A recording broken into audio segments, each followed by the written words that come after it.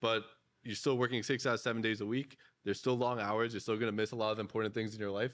And it is what it is. Anything else, Dom? I mean, it feels exactly how I felt like as a player. It's the same type of schedule. Everything is pretty similar. There's like a comfort in that. I would say like during the week is like they're saying a lot of the times where you have to be effective. You know, players are going to have issues with each other, trying to resolve those. I mean, there's times where I have to, you know, go back late at night and just have a conversation with somebody to make sure they're in the right headspace. Yeah.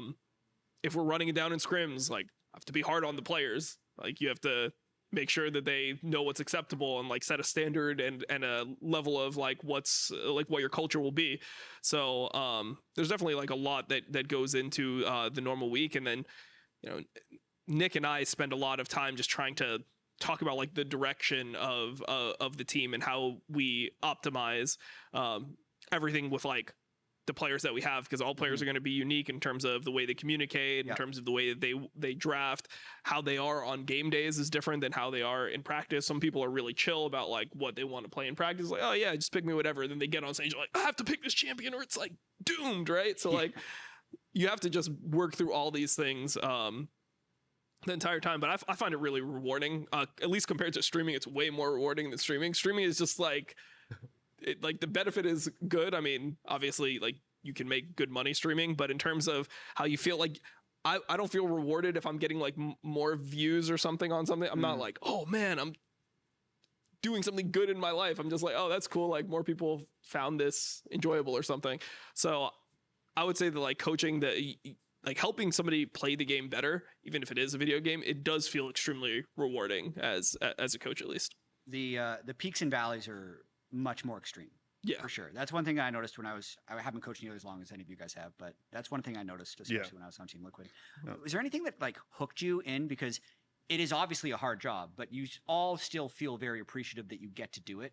So do you have any personal anecdotes? Always are the things that travel the best. Was there like a moment that were like, wow, this was really rewarding, or this is something that made me really make sure that I wanted to keep coaching? Because I think I talked to you years ago when you were going to be the head coach of 100 Thieves Academy, right? Yeah. But then, and you've obviously continued and found a lot of success. Was there a moment along that journey where like something really positive happened that made you want to keep doing it? I think definitely in the end of my first year coaching academy, we lost 2 of our players because they went to Kinvi and Tenacity went to like as subs for Worlds with the main team. And so like for the whole year, obviously we kind of like built the roster around them. And it was kind of like devastating for our year because we're going into our playoffs, and we picked up Chad Jungle and Gamsu. And I feel like I kind of had like a more impact on how the team was going to play and how the team flowed essentially. And even going into like, we ended up making the finals and we're down 0-2.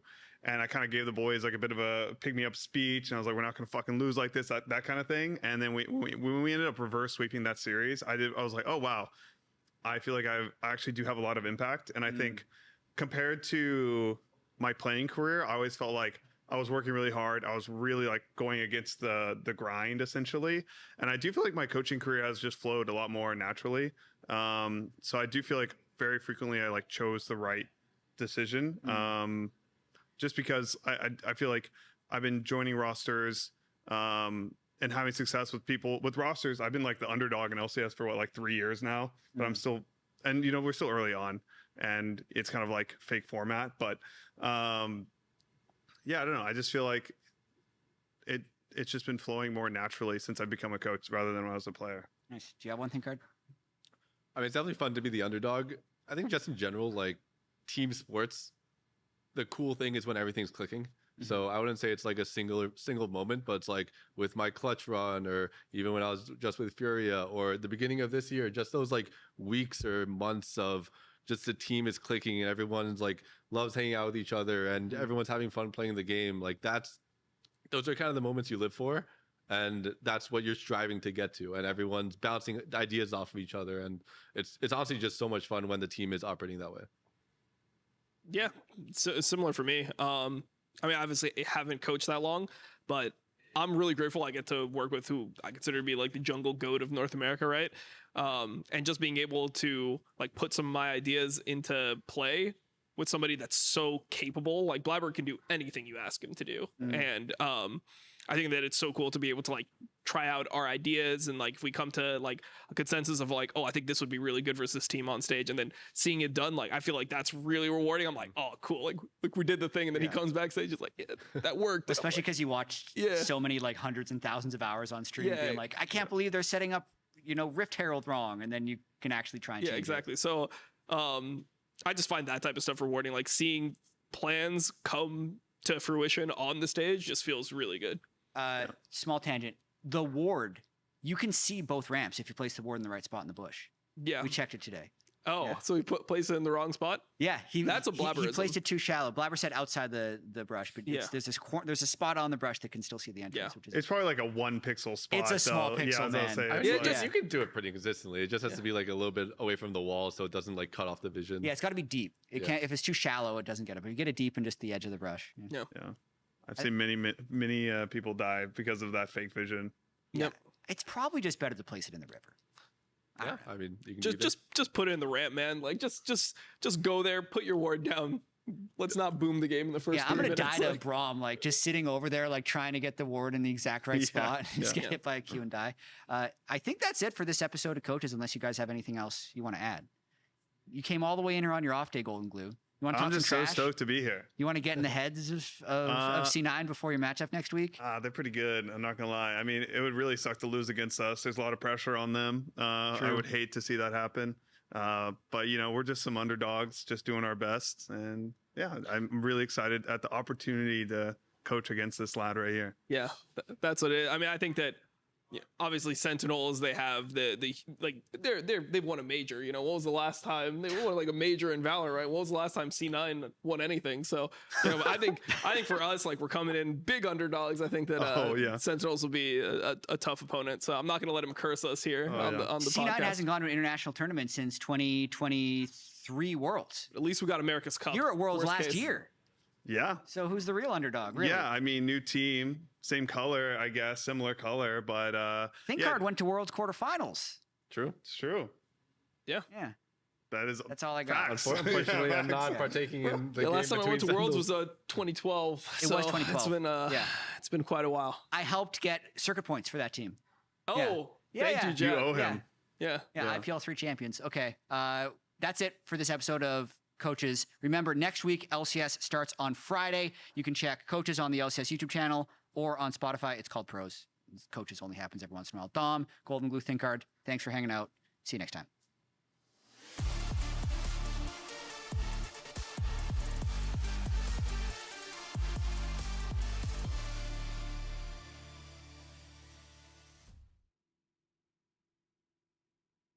I always did feel like Quid had this paradigm where like the better the game's going, the more the team's winning. Yeah. Like the worse he'd play, and the worse his team playing, the more likely he is just to absolutely 1v9 carry. The Blabber has the same thing. When Blabber's like too strong, it actually makes him weaker because I'm like, this guy is about to end. So you're gonna see something.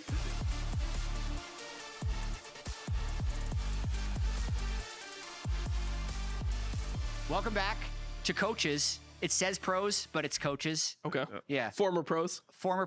Yeah. What's the highest level league you played?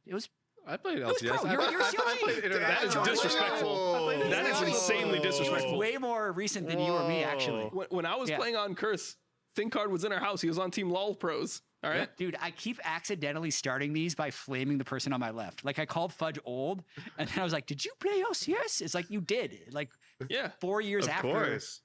I quit playing pro. Anyway, welcome to Coaches. We got I Will Dominate on, who was a streamer. People have asked him for Dom for some reason.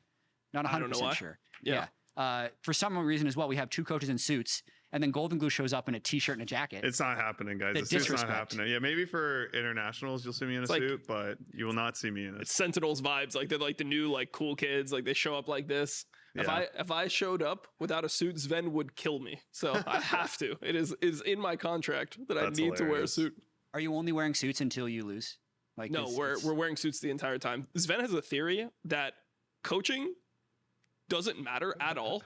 The only thing that coaching is about is trying to mog the other coaches. So you just want to wear a suit and try to look better than the other coaches because nothing you say matters. I mean, Apollo, I haven't heard from him all year. He looks good too. Yeah, he's doing great. Isn't he dressed up? Yeah, he's dressed up. Yeah. I mean, that's why we wear suits. Okay, nice. You're the only two teams to wear suits. Are we? I think so. Maybe. Yeah. I'm pretty sure. They were the two first team places in Swiss until the last week. So Yeah. maybe Makes something to sense. that. Okay, sorry. This is a huge tangent to start the episode. Cloud9 hasn't lost yet. You guys are looking exceptional, but we haven't heard that much from you. I kind of want to first ask how coaching is and then more talk about why C9 is doing well. How's it been coaching C9? I mean, coaching's been great. I think that when you coach at a team like Cloud9, it's probably like a lot easier than coaching at other teams because you have so many veterans. Like everyone just understands how to play the game already. So I think a lot of like my job is trying to get people on the same page, like trying to make sure that we're, playing for the same objectives within the game. Because obviously there's a lot of ways to play League of Legends. And, I think a lot of playing in LCS is just about figuring out what everyone wants to do and then how people fit into the plan.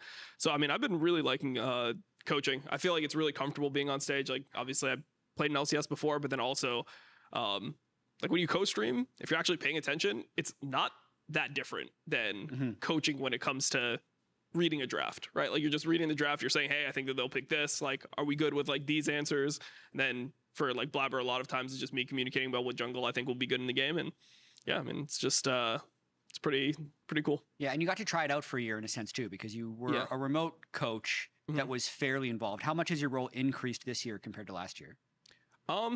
Well, obviously now I'm on stage, which is a huge difference. I put way more input into draft now compared to back then because I felt like it was weird if I'm putting a lot of input into draft, but then I'm not going to be there. So if like they do something random or something different, like I can't call an audible or anything. So like there's no point of me being really involved in that sense.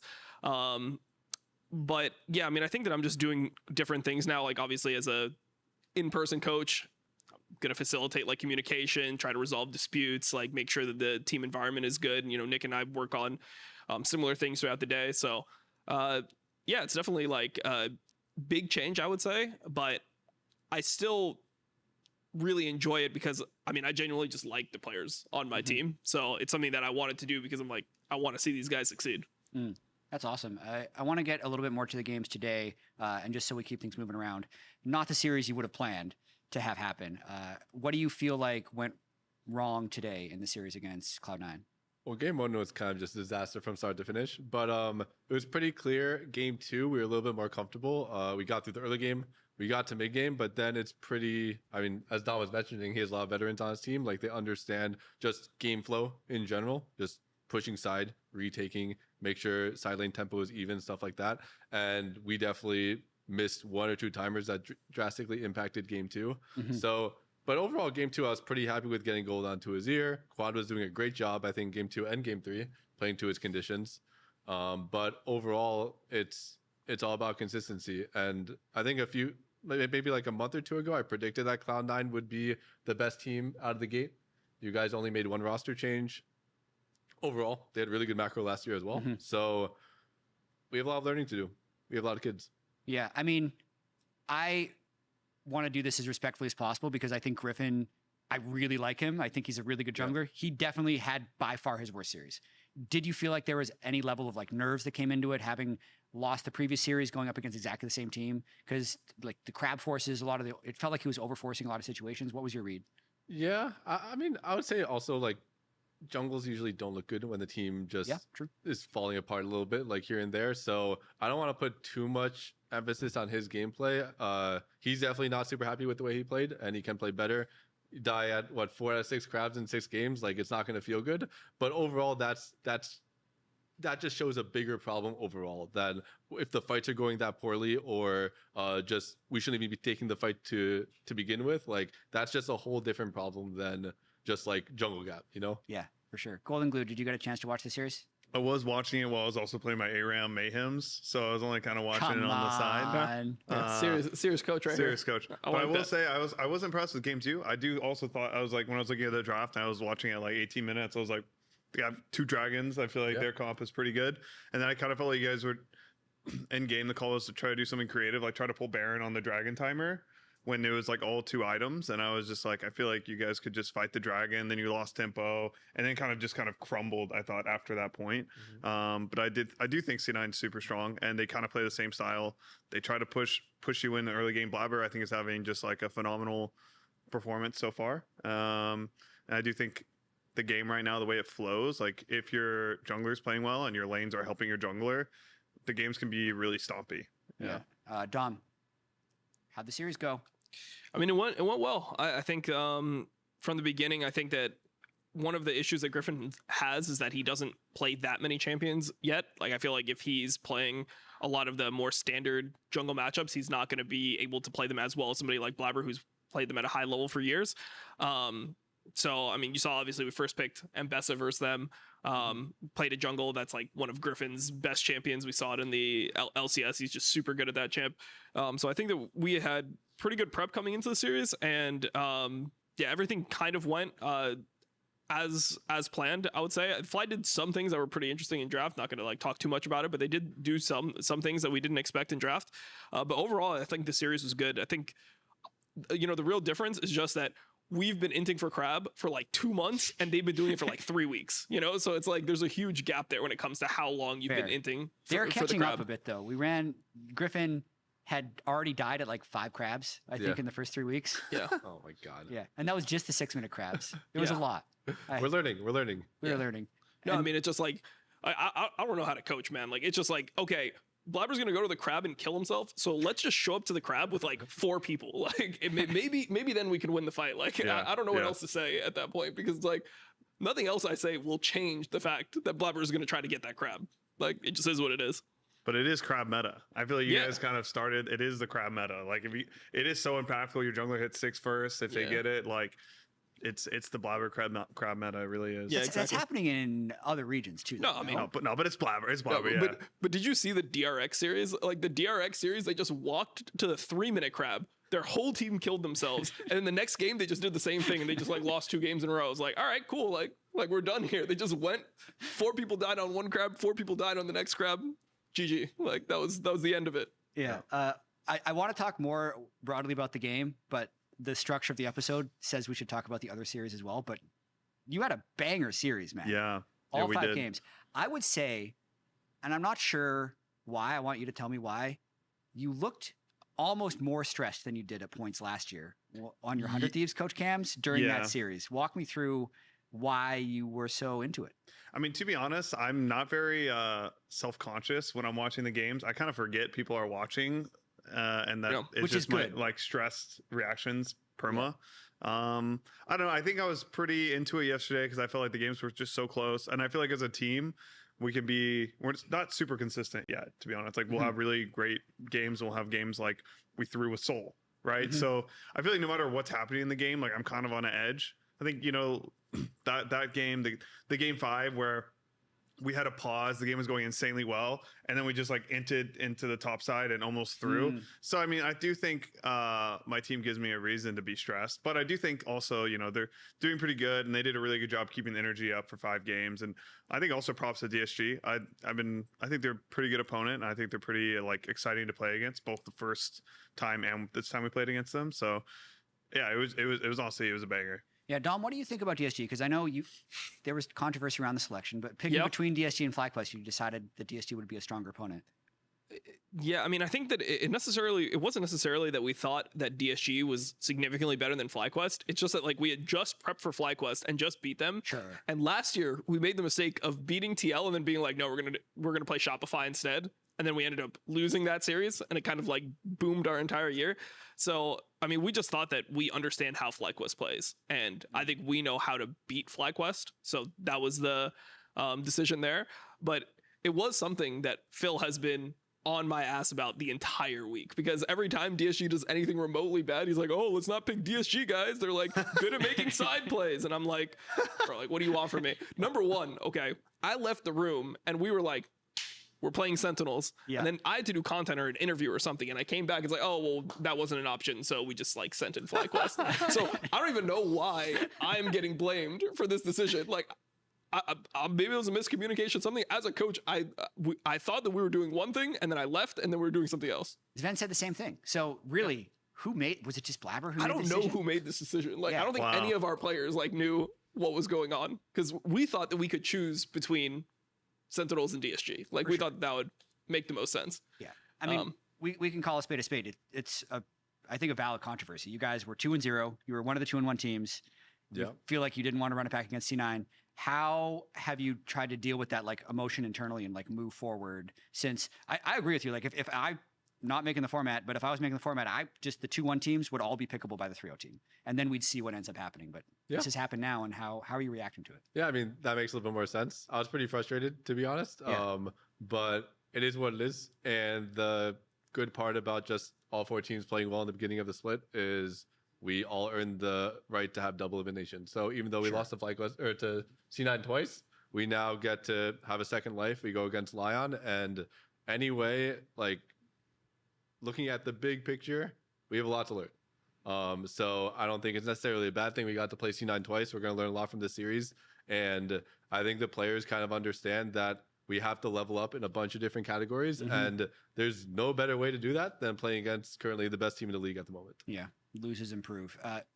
Did either of you get a chance to watch much of the series yesterday? I know you're probably prepping forward. It's bad luck. You can't do that. You can't have a series the next day and then start looking at like the previous series. You have to lock in, all right? And then were you scrimming yesterday? We're scrimming the whole day, but then also like in between games, our scrims are going pretty fast. Dignitas today, so like the games are going pretty fast. So it's like we had some time in between to watch. So we check in and be like, oh my god, Castle's playing Nasus, he's the GOAT. But we're not like watching it, we're like essentially being fans in that moment.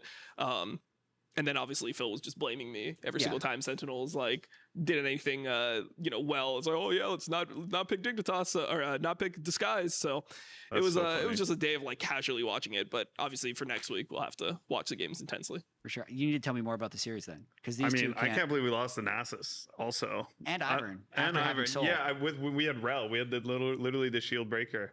Yeah. I mean, I don't know this.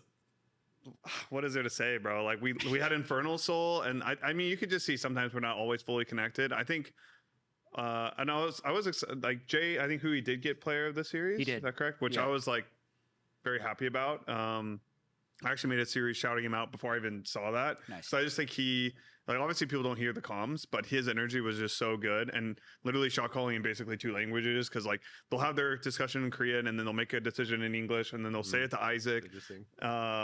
And it's just like, it's a lot of, I think, energy and stuff to keep up for him. And I think he did a great job. I'm trying to think like the highlights of yesterday. It was such a stressful day. I almost feel like I forgot about it. But I mean, I also think it was, you guys were talking about the format earlier. I just was so shocked too when we like going into that day. We're like, man, we have a chance. I hope we don't get kicked out of playoffs today. I hope we don't finish like, and then we won. I had Guardian also Aatrox. Right, because you could have lost the last day, moved to 1 and 2, then be thrown into the last chance game between the 6-7. Yeah, so I feel like I was already so pissed that like I had to play a game with my Aatrox having Guardian, that like when we figured out we got second place, to me that was like an apt reward. But I think it was just. So you int on purpose and you deserve a reward. Yeah. Okay. Yeah. Sounds good. No, it's just like playing it on hard mode, Okay. All right. Started series 0-1, but no, I was actually shocked to see that we were second place. Thankfully, the format is in my favor for once. I feel like when I went to Worlds also last split, I had to play against 5 LCK, LPL teams. Yep. So that's funny. But yeah, no, I mean, the series yesterday, it was fantastic. It was really fun to coach. I feel like I was really happy into the Game 5 draft as well. I feel like the Game 5 draft, we were able to get like full comfort for the guys. And I feel like that made a big difference. Obviously in the games where I think things are more weird, they're playing Nasus Ivern, I think we're more likely to also maybe make a mistake just because we're not used to those kinds of things. Yeah, I don't know. It was fun though. Yeah, it was an incredibly entertaining series. Like the pocket picks that came out from both teams, Ashe Seraphine, which, I mean, we saw it in LCK last night as well. I think personally Enchanters are really busted in the right situations. We're probably going to see more of that. So just, hats off to an exciting series. Before we talk about lower bracket, hopefully you guys are comfortable talking without giving away too much. The game feels a little weird for me watching because of how much gold has been injected into everything. You can have situations where late into the game, you can have two players with like same kills, same CS, and one has like 2,500 gold more than the other guy because he's taken 3 turrets worth of plates and he's gotten like 2 of his kills are worth 1,100 gold, whereas the other guy's kills are worth 200 gold. Has that changed the way you are drafting or approaching the game in any way? I think you just have to be really intentional. Well, drafting for sure, but in game you have to be really intentional with who's actually getting the resources and who's getting like the pressure on the map, because it really does make a big difference. Just like 1,000 gold onto the top or the mid when it should go on the other person. So I think you just have to be way more intentional with the way that you play. I like the change. I think it's good. I think it makes it so that the team fighting ADCs can really diff like a whole game, and we see that a lot. And then also. Yeah, just overall, it's a good change. I think it makes it so that the fights are a little bit more explosive in the mid game, and you can really see a lot of skill diff. Whereas before, the fights were slower. There weren't that many items. Yeah. Dom, what do you think? Yeah, I mean, I think that obviously the same formula arises, but it does feel kind of scary playing League right now because of like all the bounties and everything on top of that. So like if you die and you lose a full turret with the plates and you have like a bounty, the game just feels like everything's even. Like I remember our Lyon game, game 2, we were completely stomping them the whole game. Then Ian ran it down intentionally top lane, and suddenly the game was like we're in a losing position. Like the Aphelios is just stronger than Berserker everyone. got like 2,000 gold in one Yeah, he got fight. like 2,000 gold, and then the game just felt like we should have lost, honestly, at that point. But we got lucky with the vision bug, and we ended up winning the Elder fight. But yeah, it does feel like extremely strange with how much gold is in the game. And then also I just think that how you play for things is different. Like it used to be that you play for turrets, but now you can play for like hitting the crystal one time, or like getting like 3 plates off like the tier 2 turret, because the gold is distributed through the entire turret as opposed to it just being like backloaded completely. So I think that it just allows you to play like in a more finesse based way as opposed to how you played before, where it's like, okay, we're like trading sides hard, if you chunk a turret and the other team doesn't chunk a turret, it's like that's a pretty big win in and of itself. So just trying to factor in all those things changes how you play. Yeah, I mean, also there's just no Otacon anymore, so you don't have to fight at like Thank 20 God. minutes, 21 minutes anymore. We have a so chance. like there's more gold in the game, and there's not like the game deciding team fight at 20 minutes. So now it's going to go to 24, 25 minutes where people have 3 items, 4 items, and there's just more items in the game deciding team fights now. Yeah, or 3 minutes or 6 minutes, depending on like when the crab spawns and which side it's you on. throw it out at 3 minutes. It's just like the AD carry role quest, I think, makes a huge difference in competitive, because AD carries actually get their items fast, where I felt like before the game was kind of like, all right, third Drake, is the AD carry going to have 2 items or not? And now it's like, the AD carries are going to have 2 items on that Drake guaranteed. They're going to have like 3 items on the next one, 4 items on the one after that. And it's like very standardized how like the item spikes come in accordance to like what's spawning in the game. So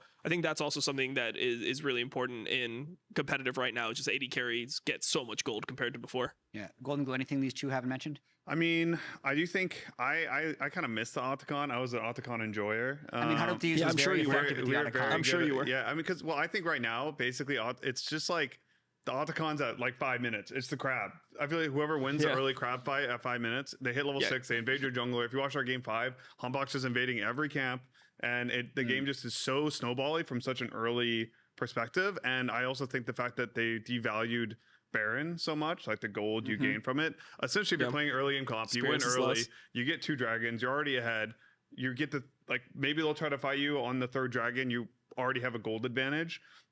I don't feel like there's a big chance to like try to out macro your opponent in the mid game. I think it's basically just you win, you snowball, and you just stack dragons. It's a very like simple win formula right now, where before I thought, you could basically just play, okay, yeah, you're winning the dragons, but we're going to out team fight you. We're going to make you come around this Otacon, because Otacon was such a game war and peak objective.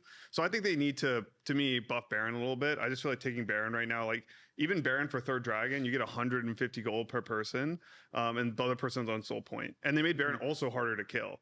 So it's like they made it harder to kill. They made the reward less. You do get Baron, which lets you get more like turret plates. So maybe there's more gold in the future you could get. But yeah, I just think they need, personally, I think they need to make like another objective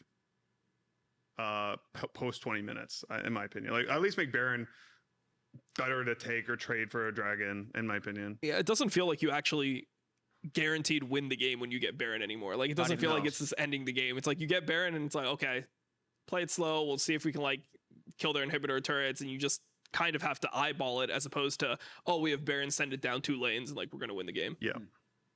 I also, I had it a second ago what I was going to say, but I've actually lost it. You were just talking about top laners. I had a stat pulled a couple weeks back about top lane kill participation. Yeah. It's lower than it's been in like 10 years. And I specifically noticed this, weirdly enough, in LCS Fantasy, because I'd like pick Thanatos one week and C9 went 2-0, and he gave me like 8 points out of like, and then you see Griffin, you hit his multiplier, he had like 42 points. I'm like, what the hell is happening? And like Thanatos especially, like you're smashing these games. He's up like what 20 CS, but he's 0-0-0 when the game already feels decided. Have you guys felt that top lane is, what is the role of top lane currently? Because to your point, since Baron's devalued, it's about the 6-minute crab, but therefore stacking dragons.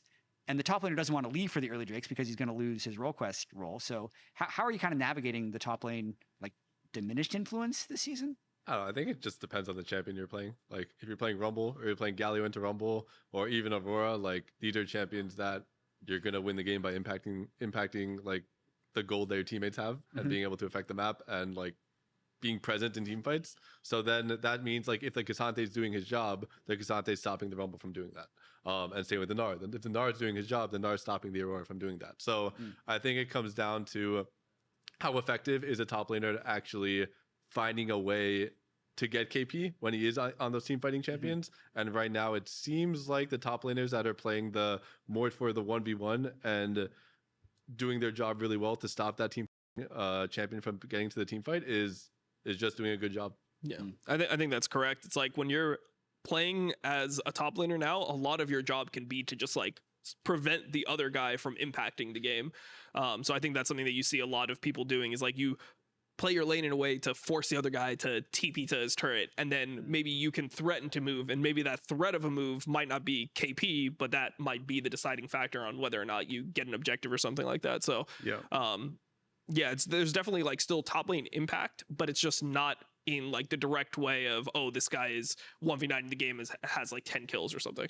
Yeah, I mean, I think they've made it a lot more punishing to do like one-time moves, right? Because you know the rocks are charging and they come up and slap your turret. So it basically, that mechanic kind of just it makes people not want, you don't want to go for plays because there's a guaranteed price to it essentially. Yeah. So they're a lot less likely if they're moving for second dragon, like you better get a bunch of kills, you better take the bot turret, something like that, because there's a bigger price associated to making a play. Yeah. There's a lot of times where top laners just can't TP. Like even if they have TP advantage, it's like if I TP, this other carry champ is going to get 600 gold and then he's going to carry the game. So like you have to be very smart about how you actually use your moves. Yeah. So still as effective in the game, but because both guys know what they're doing, it feels like they're maybe not impacting the game that much, but just the fact that they're doing their job makes it so they're impacting the game. 3 matchups next week. C9 Sentinels, FlyQuest, Lyon, and then TLDSG. Let's talk a little bit about Lyon first. You can opt out of this conversation if you want. Don't want to give away too much. But what do you guys think is going on with Lyon? A lot of people were skeptical about this team before the year, whether or not it would fit, whether or not they'd mental boom, but even just the gameplay, they do seem relatively out of sync with their current record of being 1-2. I'll start with Dom. What do you feel like have been the issues for Lyon? I mean, it's really hard to say. I think that there's been a lot of individual performance issues with the team. And then also I think that a lot of these players don't have experience being on like a super good team, right? Like Berserker does, obviously. Dokla's been on a championship winning team. Inspired does, but I think that a player like Saint, he sometimes will make like crucial mistakes that will affect the entire game. And I think that Inspired likes to play like a really structured game. And normally when you're on like a worse team, the games are more chaotic. Maybe you'll have more like windows to win. But Inspired's not the type of guy that wants to create chaos in the game. He wants to take like intelligent fight with an advantage, and like if you lose that fight, GG. He's not going to start doing things to create a lot of volatility within the game. So there's just a lot of fights where I watch Lyon play where I'm like, okay, the Inspired Xin versus Mundo top lane crab situation that ended their game. When I'm watching that, I'm like, this is a good play from Inspired, right? Yeah. and the Cassio just doesn't kill the Mundo, and then somehow they get Cassio rinsed. ults Jace instead of Mundo. And then Yeah, exactly. He like ults Jace instead of Mundo, and then Mundo lives with 100 HP, and then you're playing Xin Zhao from behind into Doko Mundo. ults the Aurora closer to the wall. So yeah, I mean, it was just a mess. Execute. So I just feel like, when you play with Inspired, there's going to be structure within the game, and he's going to do smart things within the game. Like one of the classic Inspired plays, Sven mentioned it on Pros last week, is if the Drake's not fightable, he'll just go top and like kill the top laner, take a turret. Like he's just somebody who wants to play the game in a formulaic way, and it doesn't feel like his team is, playing well in the windows that they have to actually play the game. Grayson? Yeah, I mean, I pretty much agree. I do think Inspired is obviously just like such an insane player, but I don't think there's maybe the same vision with how he plays the game and how the solo lanes play the game. I think like a good example of a team that does well is obviously like C9, right? They pick up the APA, and Blabber just obviously wants to in for Crab. I think APA is right now is the most connected to his jungler and like playing for his jungler. Where I always saw Saint as like the kind of player who's like really gonna, you pour resources into him, give him counterpick, give him Aurora, give him Yone, and he's gonna try to carry the game through like making it through lane phase, winning lane, and then playing side lane. But I think Inspired, that's not necessarily, he's not kind of like the AFK passive jungler. He's making plans, he's getting his own advantage, and he needs his laners to facilitate that. Mm-hmm. So I feel like sometimes they just struggle to share the same vision of how they want to play the game, how they want to draft around the game as well. But I still think they're like a scary team because I do think that the game is just so jungler centric right now. And if Inspired just tells everyone what to do and they do it, I think they're in a good position. Yeah. Do you have predictions? Just pretend he's not here. I mean, the best teams that we've played against have been Lyon and TL. Like, we think that those are the best teams in the LCS right now with us. So I just predict those teams to win and then play each other. Gonglu? Wait, he didn't give an like. Well, I mean, I guess he gave an answer. But give us a score. He gave an answer to both series. That's true. Lion. Give us a score. I want a score. Since the card is here, I'll go 3-1. Could be 3-0. 3-1. We'll say 3-1. Yeah, take the suit off. Be casual. A close 3-1 with a lot of, good coaching on the FlyQuest side. Yeah, good drafts. Yeah. Strong macro. FlyQuest wins that game because of Coach Cap. All right. Yeah. And then on the other side, I think TL is going to. It's hard to say because I feel like Disguise is kind of a stage team and TL is the opposite of a stage team. I would say like 3-1, 3-2 maybe in that one. So yeah, those would be my two predictions. Gonglu? I would say I think probably Lyon like 3-2. I do think they look, I think it'll be close. I think TL, DSG. Yeah, I do feel like, I mean, we played both of them on stage. I feel like DSG had way more aura on stage. And I'd probably give it like 3-1 to DSG. I just think also I actually really like the way DSG drafts and the way they play. I was pretty, some of the picks, like I didn't think the Nasus Ivern was like particularly good, even though we lost that game. But I still think a lot of the other games, the way they're drafting, it's like very clear how they want to play the game, and I think that's just a very powerful tool going forward. Okay, think hard. You can give predictions. So if we improve off what happened today and we know how to play mid game, I do think we match up very well against Lyon. I think the thing that Dom said is very important, which speaks at how good Quad and Masu actually are, which is when FlyQuest is fighting on those timers with Inspired and Quad and Masu, they'd win the fights. Right. And Lyon's not winning those fights. They're not winning those skirmishes. And we have Quad and Masu. Yeah. And I think we have the better backline against them. So if we do brush up our mid game and actually understand the flow of the game, I think we match up pretty well against them. The other series, I mean, TL should win. I do think DSG and Sentinels, I think you guys actually improved a lot in the last 2 weeks, are both good teams. It just comes down to whether TL mental booms or not. When they're playing well, they're very, very good. But there's like, the game is a lot. It's a lot of it's mental, and I could easily see them collapse if DSG wins a game, and then they are kind of on the back foot the whole series. I mean, they were one FBI being overconfident play away from not even making playoffs, which is crazy to me because, including this conversation, everyone I talked to is still saying that they might be. They're still a top team if they reach the level they have been in scrims. On stage, though, it's we haven't seen it. Like we saw it in one of their Shopify games. They beat Shopify in like 25 minutes. Everything else has been super messy. What is Grayson, to you? What has been the thing that falls apart the most for TLS? Yeah, I mean, we haven't scrimmed them that much, and especially not since we've improved. I think we scrimmed them in the first week, and that was pretty much it. But I think that like our stage games, and then into that Dignitas game, which that was just Crazy. like I thought one of the funniest North American games of League of Legends I've ever Very watched. North American. It was just like ridiculous. Entertainment maxing. Yeah, entertainment maxing. Like I just, like I also, since I have players that I worked with last year on both sides, it was just like I was seeing like bad habits everywhere that I was like coaching last year, and I was just like, give me some bad habits. You're not coaching them anymore. Just let it rip. No, I'm good on that one. How about Quid running it down with like a 4K gold lead? Like, and then is that a bad habit?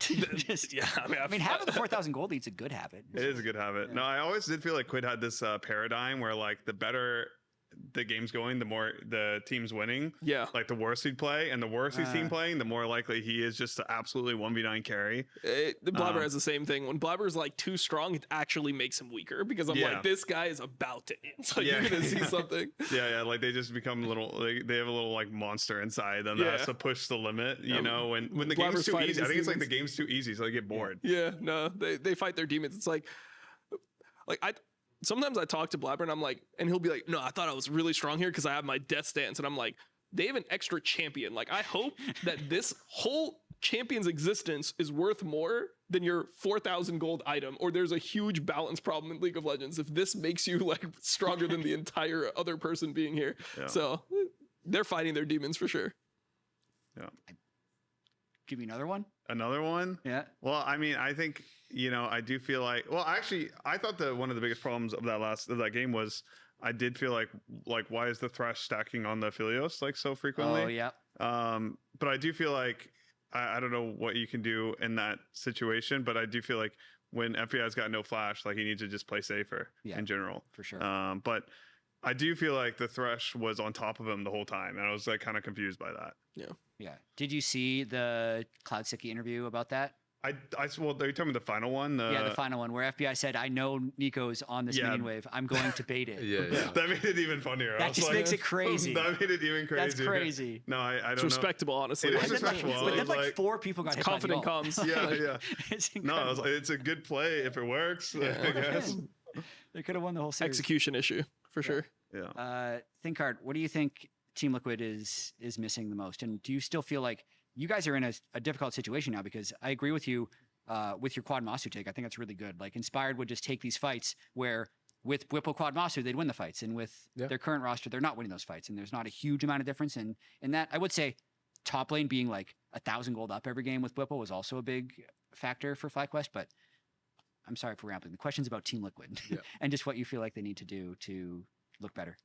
I think they like want to play the Inspired way, which is structured, fighting your good timers. I mean, I think it's a great way to play the game. Yeah.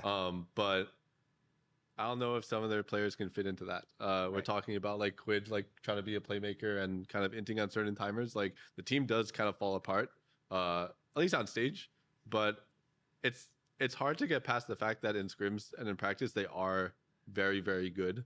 Mm-hmm. So it could be a nerf thing. It could be dealing with pressure. A lot of the time, super teams don't work is mainly because like there's so much pressure that you should be winning and you should be doing all these things, and the mistakes are just so brutal.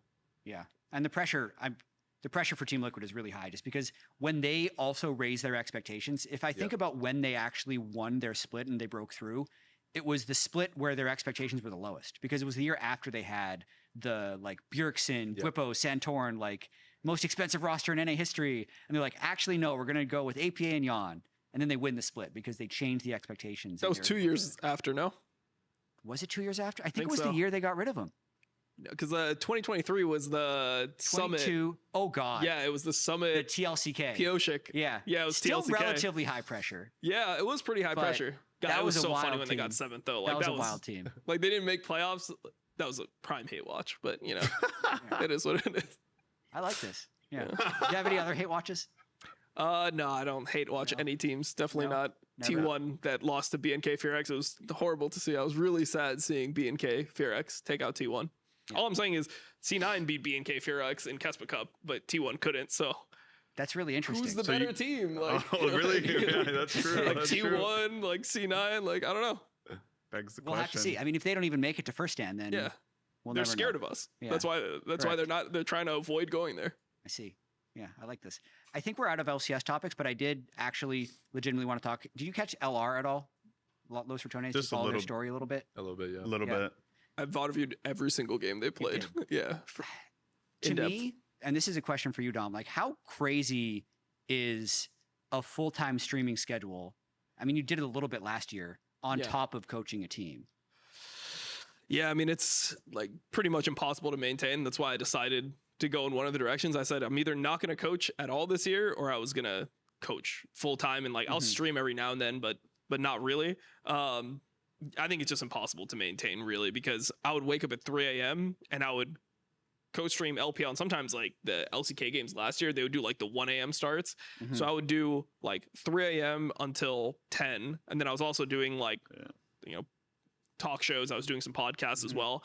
And then I was also doing Ruddy Sack. So You were also trying to run a team. I was trying to run a team. So I would sometimes do those games as well. And then scrims would start at around around 2 my time, because I was in Texas.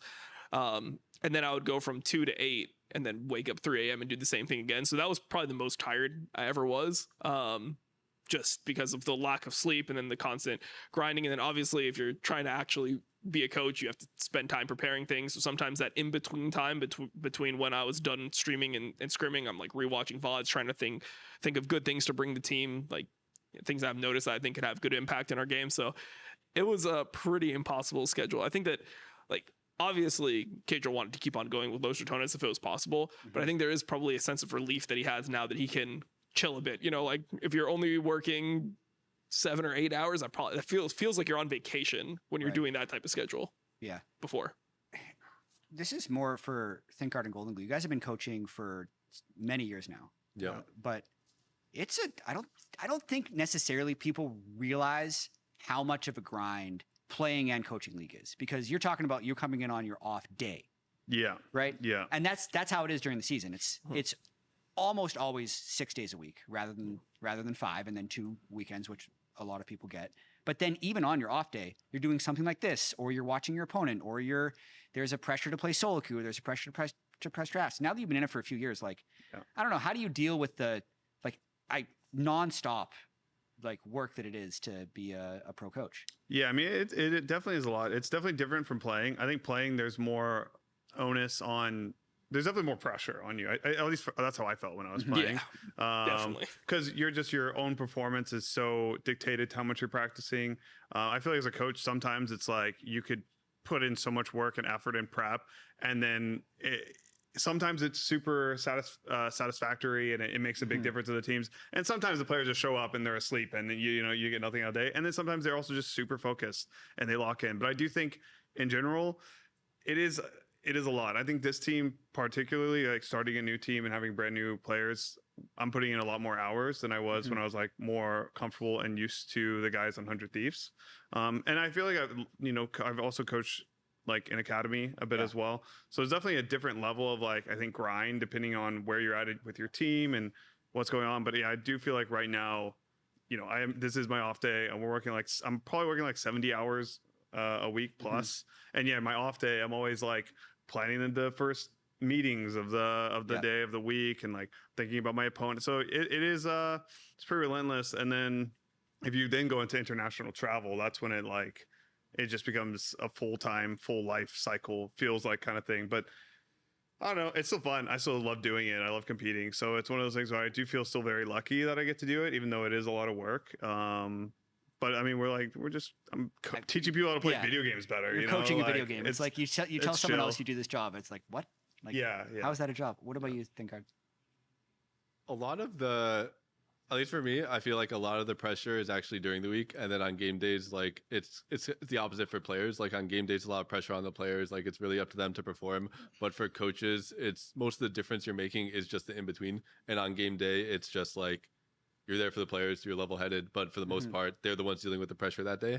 So I think it's fun. Definitely a lot of work. The main thing that I think that tier 2 players and tier 3 players don't really understand, and that they're kind of shocked by, is what a pro player's life actually is. And you sacrifice so much to be a pro player.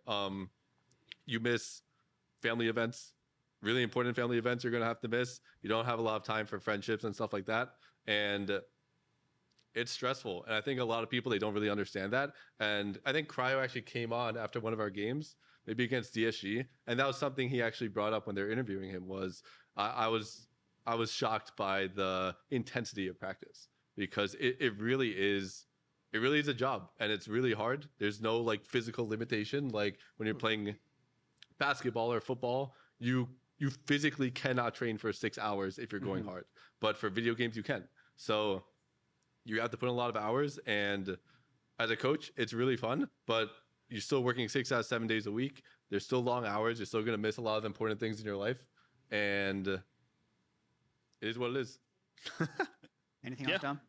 I mean, it feels exactly how I felt like as a player. It's the same type of schedule. Everything is pretty similar. There's like a comfort in that. I would say like during the week is like they're saying a lot of the times where you have to be effective. You know, players are going to have issues with each other, trying to resolve those. I mean, there's times where I have to, you know, go back late at night and just have a conversation with somebody to make sure they're in the right headspace. Yeah. If we're running it down in scrims, like I have to be hard on the players. Like you have to make sure that they know what's acceptable and like set a standard and a level of like what's like what your culture will be. So there's definitely like a lot that goes into the normal week. And then, you know, Nick and I spend a lot of time just trying to talk about like the direction of the team and how we optimize everything with like the players that we have, because all players are going to be unique in terms of the way they communicate, in terms of the way that they draft. How they are on game days is different than how they are in practice. Some people are really chill about like what they want to play in practice, like, oh yeah, just pick me whatever. Then they get on stage like, I have to pick this champion or it's like doomed, right? So like you have to just work through all these things the entire time. But I find it really rewarding, at least compared to streaming. It's way more rewarding than streaming. Streaming is just like like the benefit is good. I mean, obviously, like you can make good money streaming, but in terms of how you feel, like I don't feel rewarded if I'm getting like more views or something on something. I'm not like, oh man, I'm doing something good in my life. I'm just like, oh, that's cool. Like more people found this enjoyable or something. So I would say that like coaching, like helping somebody play the game better, even if it is a video game, it does feel extremely rewarding as a coach, at least. The peaks and valleys are much more extreme. Yeah, for sure. That's one thing I noticed when I haven't coached nearly as long as any of you guys have, but that's one thing I noticed, especially when I was on Team Liquid. Was there anything that like hooked you in? Because it is obviously a hard job, but you all still feel very appreciative that you get to do it.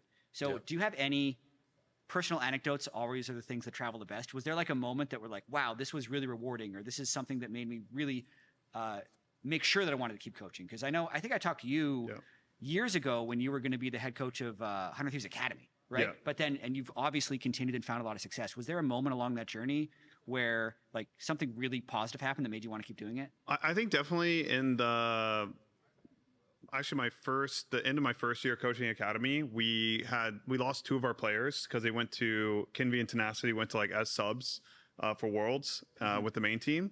And so like for the whole year, obviously we kind of like built the roster around them. And it was kind of like devastating for our year because we're going into our playoffs.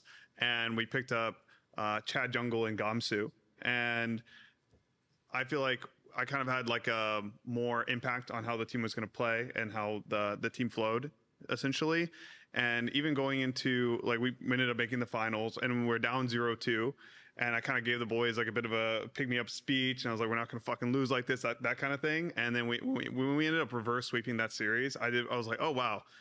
I feel like I actually do have a lot of impact. And I think compared to my playing career, I always felt like I was working really hard. I was really like going against the grind, essentially. And I do feel like my coaching career has just flowed a lot more naturally. So I do feel like very frequently I like chose the right decision. Just because I feel like I've been joining rosters and having success with rosters. I've been like the underdog in LCS for like 3 years now, but I'm still, and we're still early on and it's kind of like fake format, but yeah, I don't know. I just feel like it's just been flowing more naturally since I've become a coach rather than when I was a player. Nice. Do you have one thing, Card? I mean, it's definitely fun to be the underdog. I think just in general, like team sports, the cool thing is when everything's clicking. So I wouldn't say it's like a single moment, but it's like with my clutch run, or even when I was just with Furia, or the beginning of this year, just those like weeks or months of just the team is clicking and everyone's like loves hanging out with each other and everyone's having fun playing the game. Like those are kind of the moments you live for, and that's what you're striving to get to. And everyone's bouncing ideas off of each other, and it's honestly just so much fun when the team is operating that way. Yeah, so similar for me. I mean, obviously, I haven't coached that long, but I'm really grateful I get to work with who I consider to be like the jungle goat of North America, right? And just being able to like put some of my ideas into play with somebody that's so capable. Like Blabber can do anything you ask him to do, and I think that it's so cool to be able to like try out our ideas, and like if we come to like a consensus of like, oh, I think this would be really good versus this team on stage, and then seeing it done, like I feel like that's really rewarding. I'm like, oh, cool, like we did the thing, and then he comes backstage, it's like, yeah, that worked. Especially because you watched so many like hundreds and thousands of hours on stream, being like, I can't believe they're setting up, Rift Herald wrong, and then you can actually try and change exactly. it. So I just find that type of stuff rewarding. Like seeing plans come to fruition on the stage just feels really good. Small tangent. The ward, you can see both ramps if you place the ward in the right spot in the bush. Yeah. We checked it today. Oh, so he placed it in the wrong spot? Yeah. That's a blabberism. He placed it too shallow. Blabber said outside the brush, but there's a spot on the brush that can still see the entrance. Yeah. Which is It's probably like a 1 pixel spot. It's a small pixel, man. I mean, you can do it pretty consistently. It just has to be like a little bit away from the wall so it doesn't like cut off the vision. Yeah, it's got to be deep. It can't. If it's too shallow, it doesn't get it. But you get it deep in just the edge of the brush. Yeah. I've seen many people die because of that fake vision. Yep. It's probably just better to place it in the river. Yeah, I mean, you can just put it in the ramp, man. Like just go there, put your ward down. Let's not boom the game in the first. Yeah, I'm gonna minutes. die to Braum, like just sitting over there, like trying to get the ward in the exact right spot, and just get hit by a Q and die. I think that's it for this episode of Coaches. Unless you guys have anything else you want to add. You came all the way in here on your off day, Golden Glue. You want to talk I'm just some trash? so stoked to be here. You want to get in the heads of C9 before your matchup next week? They're pretty good. I'm not going to lie. I mean, it would really suck to lose against us. There's a lot of pressure on them. I would hate to see that happen. But, we're just some underdogs just doing our best. And, yeah, I'm really excited at the opportunity to coach against this lad right here. Yeah, that's what it is. I mean, I think that obviously Sentinels, they have they've won a major. What was the last time they won like a major in Valor, right? What was the last time C9 won anything? So I think for us, like we're coming in big underdogs. I think that Sentinels will be a tough opponent. So I'm not going to let him curse us here on the C9 podcast. hasn't gone to an international tournament since 2023 Worlds. At least we got America's Cup. You're at Worlds last year. Yeah. So who's the real underdog? Really? Yeah, I mean, new team, same color, I guess, similar color, but ThinkCard went to Worlds quarterfinals. True. It's true. Yeah. Yeah. That's all I got. Unfortunately, I'm not partaking in the game last time I went to Worlds was 2012. It was 2012. It's been quite a while. I helped get circuit points for that team. Oh, thank you, Jeff. You owe him. Yeah. IPL 3 champions. Okay. That's it for this episode of Coaches. Remember, next week, LCS starts on Friday. You can check Coaches on the LCS YouTube channel or on Spotify. It's called Pros. Coaches only happens every once in a while. Dom, Golden Glue, ThinkCard, thanks for hanging out. See you next time.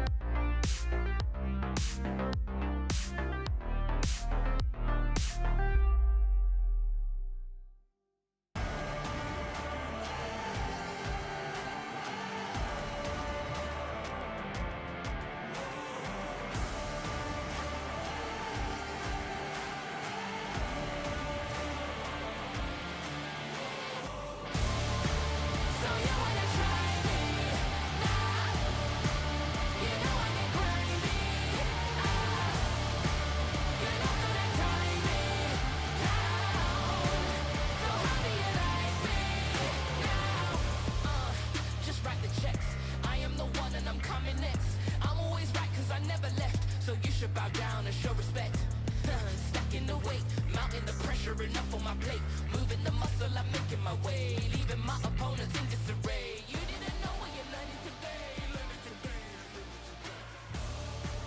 So you wanna try me?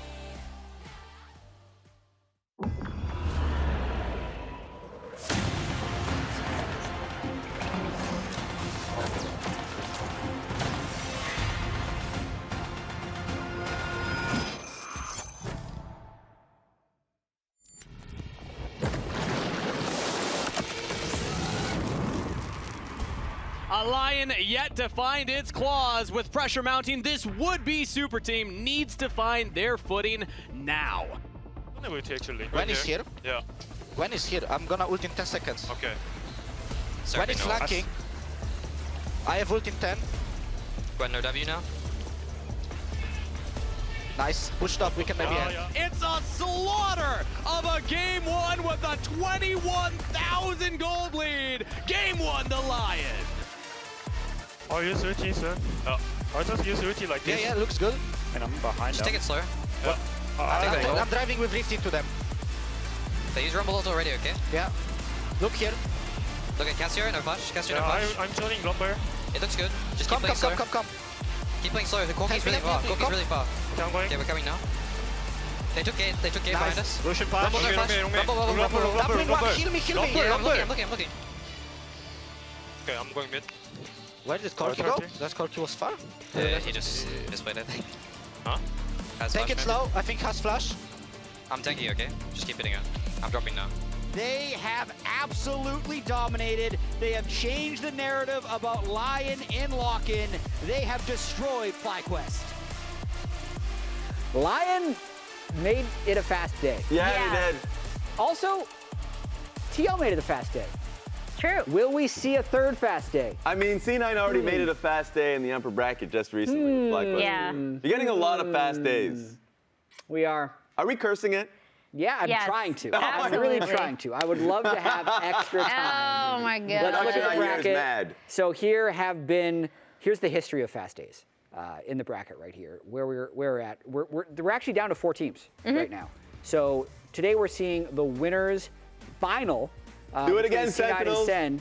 Do it again. The winner will go straight to the grand finals. Loser will drop into that lower final, which will be the second matchup of next weekend. So we'll have 4 teams battling next weekend to try and get our first stand representative. C9 Sentinels, obviously the game today. Yep. With C9 having a bit more fan support, I'd say. A bit more. bit. Just a little. Yeah? I'd say it's like very, very C9 in favor. It's an army. Yeah. They're just they're decimating people and they're getting a fandom behind it. Yeah. They've looked incredibly good. Yeah. This player of the game leaders for APA, like dominating player of the series, dominating as player of the week specifically, of course. That's what I mean. Yeah, But as I foolishly brought up on my podcast, they've only beaten Lion and Team Liquid to get here. And FlyQuest. They only beat like the best teams to get here, so it's not that impressive. Exactly. Yeah. We have fan questions though. We do. We have a lot of fan takes. I'm interested in hearing what we have from the community that are here today. Hello, my name is Giovanni. My hot take is that jungle is actually easy. You have jungle timers now, Smite's 1400 with a higher armor and defense. If you're scared of jungle, just play it. Okay, I disagree with that, but his reasoning, if his take was jungle is easier now than it used to be, that's the argument he gave. I would full agree. But jungle is easy? No, it's not. When you're learning jungle, you get absolutely ran so many times before you will be able to like really understand. I think the nebulous nature of jungle scares people because you don't have a clear metric of success. Like lanes, I just have to CS well, I have to kill my laner, I'm doing well. Jungle, I'm like, I'm clearing well, but what is that man doing? No, I think Giovanni's correct if he added one more take. That you now have a very easy way of muting the whole team. Because that's the metric of success is am I getting flamed, which always happens. So you'll always feel like a failure. If you're jungling. You'll be 3-0 and your team will feel like you're doing it or you'll be up like 60 CS and the other guy's ganked like 4 times in a failed fashion, but your top laner tilts off the face of the earth and it's over. Because to his point, like, if you just do inspired jungling, full the clear, and then either you take the crab or you take the other crab, that's like the first 4 minutes. That's the easiest first 4 minutes of any role in the game. Yes. Absolutely. I'm pretty sure it was Bengi who, when he went back to give a talk at his school, this was back in 2014. He was like, yeah, you just need to block everyone out. It's very funny because right now I'm like helping coach like a Rumble team, which is like a really low level team. And my jungler is new at jungling and new at the game a lot of the times. So there is that external pressure of like, I have to be here for a gank. Yeah. Like I have to, like, nope. You don't. Clear. Ignore them. Clear, skull crab, clear. Like maybe there's an angle, but for the most part, just learn how to clear your camps efficiently. Get strong. Okay, second fan take. Let's hear it.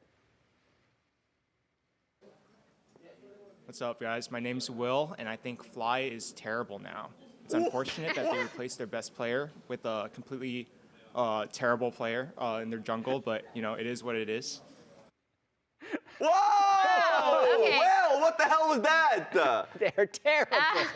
Now they're terrible? It's terrible. Did Will have this take in the first 3 weeks? Yeah, so I'll say, talking to FlyQuest before the season, they themselves were like, I don't know, guys. Like, I don't know if we're going to be good. Like, I remember Masu in the draw show was like, don't look at us to be beating you, essentially, right? And I think the surprising thing was that they all got along so well and they were all on the same page ahead of a lot of other teams. I don't think they're terrible now. The worst thing is, like, when you talk about someone being bad or terrible, it is relative. So, like, what are you talking about? In the grand scale of the LCS? Hell no. They're like, in the LCS, absolutely not. Shopify was worse. Like, we can talk about Dignitas, we can talk about DSG. Like, no. Specifically, FlyQuest did perform really well, and Griffin, for the first 3 weeks, performed incredible. And then we're now rating him against Blabber and Inspired, the two best junglers for the past couple years that have dominating the league. So I think the next week and a half, the next 8 days actually, are going to decide whether or not Will is correct. Because, right, if we see Lyon just flail out next week and get slammed by TL, well then FlyQuest will be bad. But if it turns into like a Lion C9 final and they've lost 3 weeks in a row, they've gotten slammed 3 weeks in a row. But if it turns out they've lost to the two best teams in the LCS, then they're not terrible. Yeah. But Will, that was a hot take. We appreciate that. And you have a great jacket. That's a great jacket. That's a dub. All right, Jaden, what do you got? Hi, my name is Jaden. My hot take is that Ezreal is a troll pick, and no one should ever pick it over something like Corki. Don't do it. That is so funny. No. I disagree. No. Ezreal Karma is one of the strongest lanes right now. It's just, and it's a really safe pick.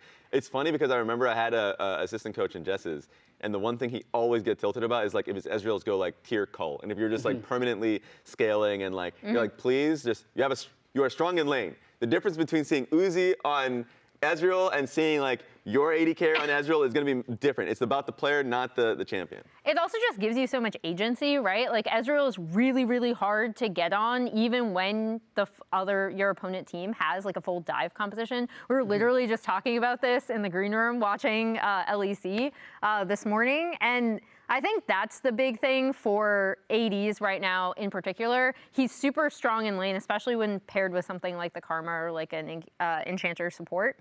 He has push. And whenever you see like the constant insane damage numbers, I feel like 9 times out of 10, that's always an Ezreal putting up like over 1k damage per minute. And just I can't stress enough how much agency means to an AD. Yeah. I'm going to have one. You go first. I need to steelman this guy because you're disagreeing with him. He probably watched Ezreal play into like Sion Cassante or Sion Ambessa or something. Something like that, yeah.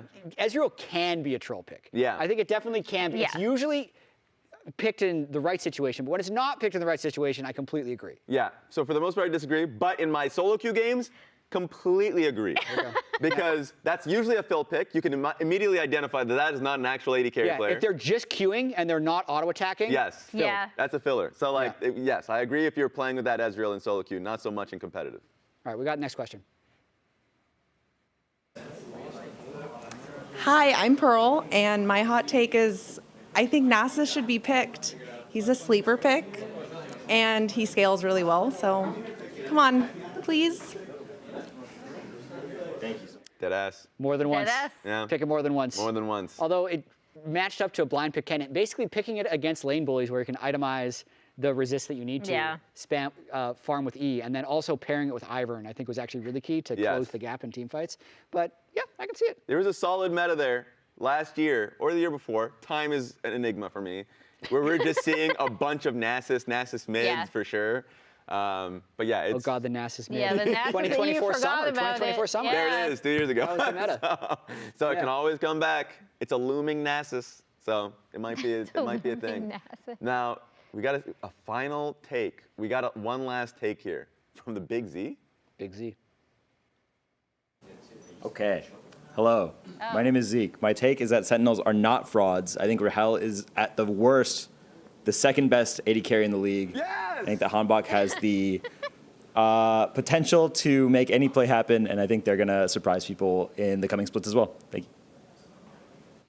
That's my brother right there. We need this. Yeah. We're too C9 biased right here. Yes. Yeah, so social media steps in. Zeke is like, don't worry, I've got you covered. And he knows how to, like, just pull at my heartstrings talking about Rahel. You're a big Rahel fan. Talk about it. Rahel, for the time that he's been in the LCS, has been a big boon for the two teams that he's been on. In DSG, he was an incredible player, lane kingdoming some of the best teams, especially C9.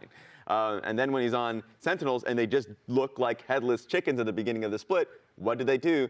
Pick a simple front-to-back team composition to protect Rahel. Rahel is what makes them succeed, and I feel like that is going to be a player that we look towards right now in this series. Full agree.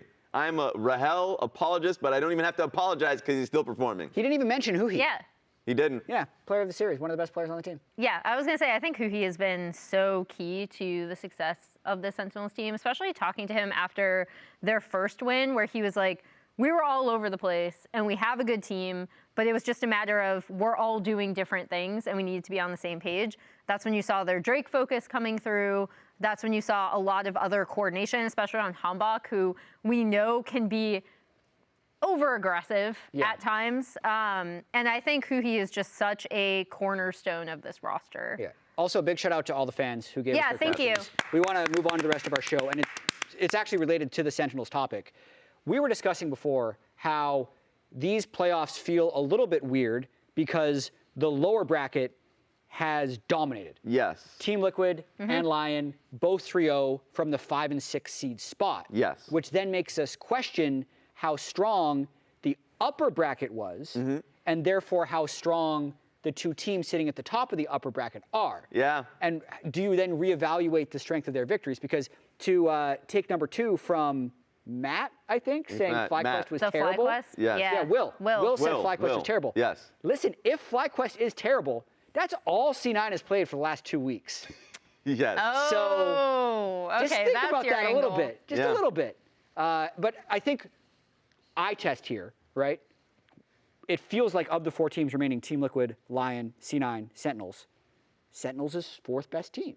But they're in the position right here as the top 2 teams. So where do you make sense of that? I think it always comes to being you're at your best on the day. So like for a good example of it, during Swiss Stage, a lot of weight is being put on. You may have a great opponent, you may have a weaker opponent.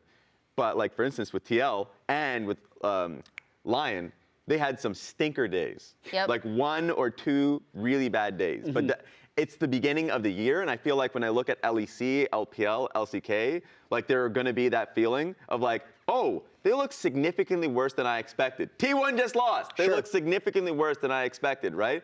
But do I think that means that they're not gonna get there? I for sure still believe Sentinels of the 4 teams are the worst of those 4 teams. Okay. But like, because they clicked much sooner than the other team. So that's what it comes down for me, and it's up to Sentinels, who I feel like really leveled up since week 1 till now, to be able to maintain that level in a really competitive environment. Yeah, I mean, I think the Swiss stage really rewarded teams that got on the same page quickly.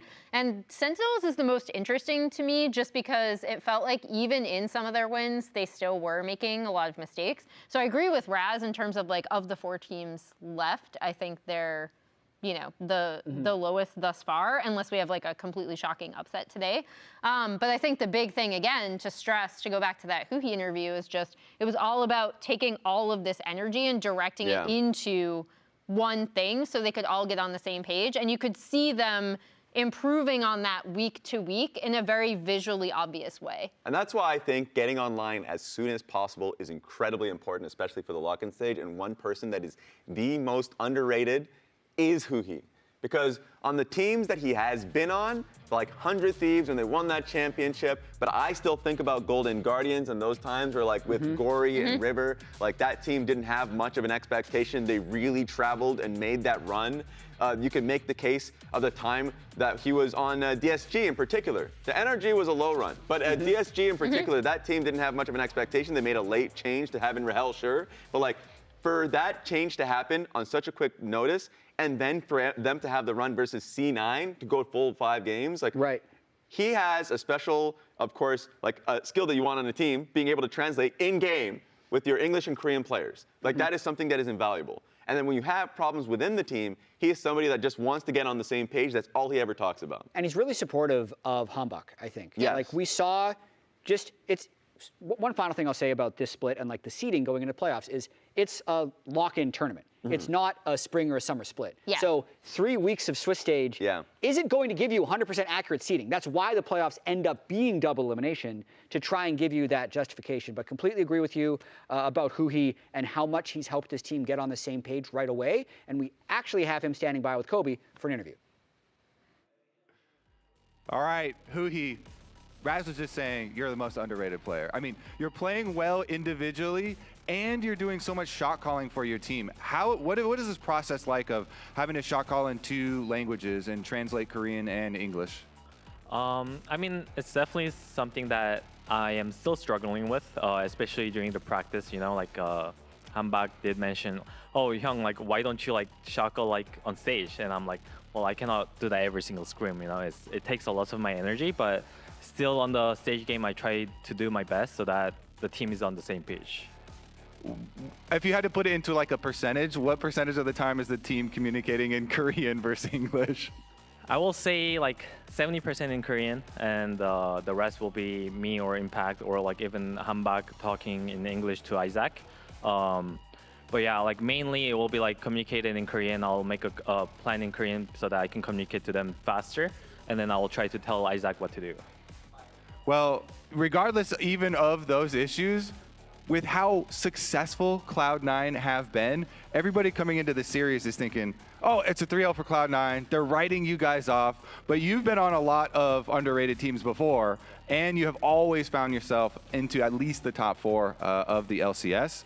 Have you guys identified any weaknesses on Cloud9 throughout their successful run here that maybe you have been able to practice for this last weekend? I mean, for sure, I think we watched a lot of their games, and they are definitely the most coordinated team in the LCS. We kind of joked how like they are using science and we're kind of fist fighting, and they're kind of using weapons, you know. But I think we're getting to the point that we're also making some weapons. So as long as we can match their knowledge, like I think it will be easy. But obviously they definitely do have the edge, but I think we definitely have a good chance to beat them. All right. Time to hit the scientists with your fist. Good luck with that one. We'll send it back to the analysts.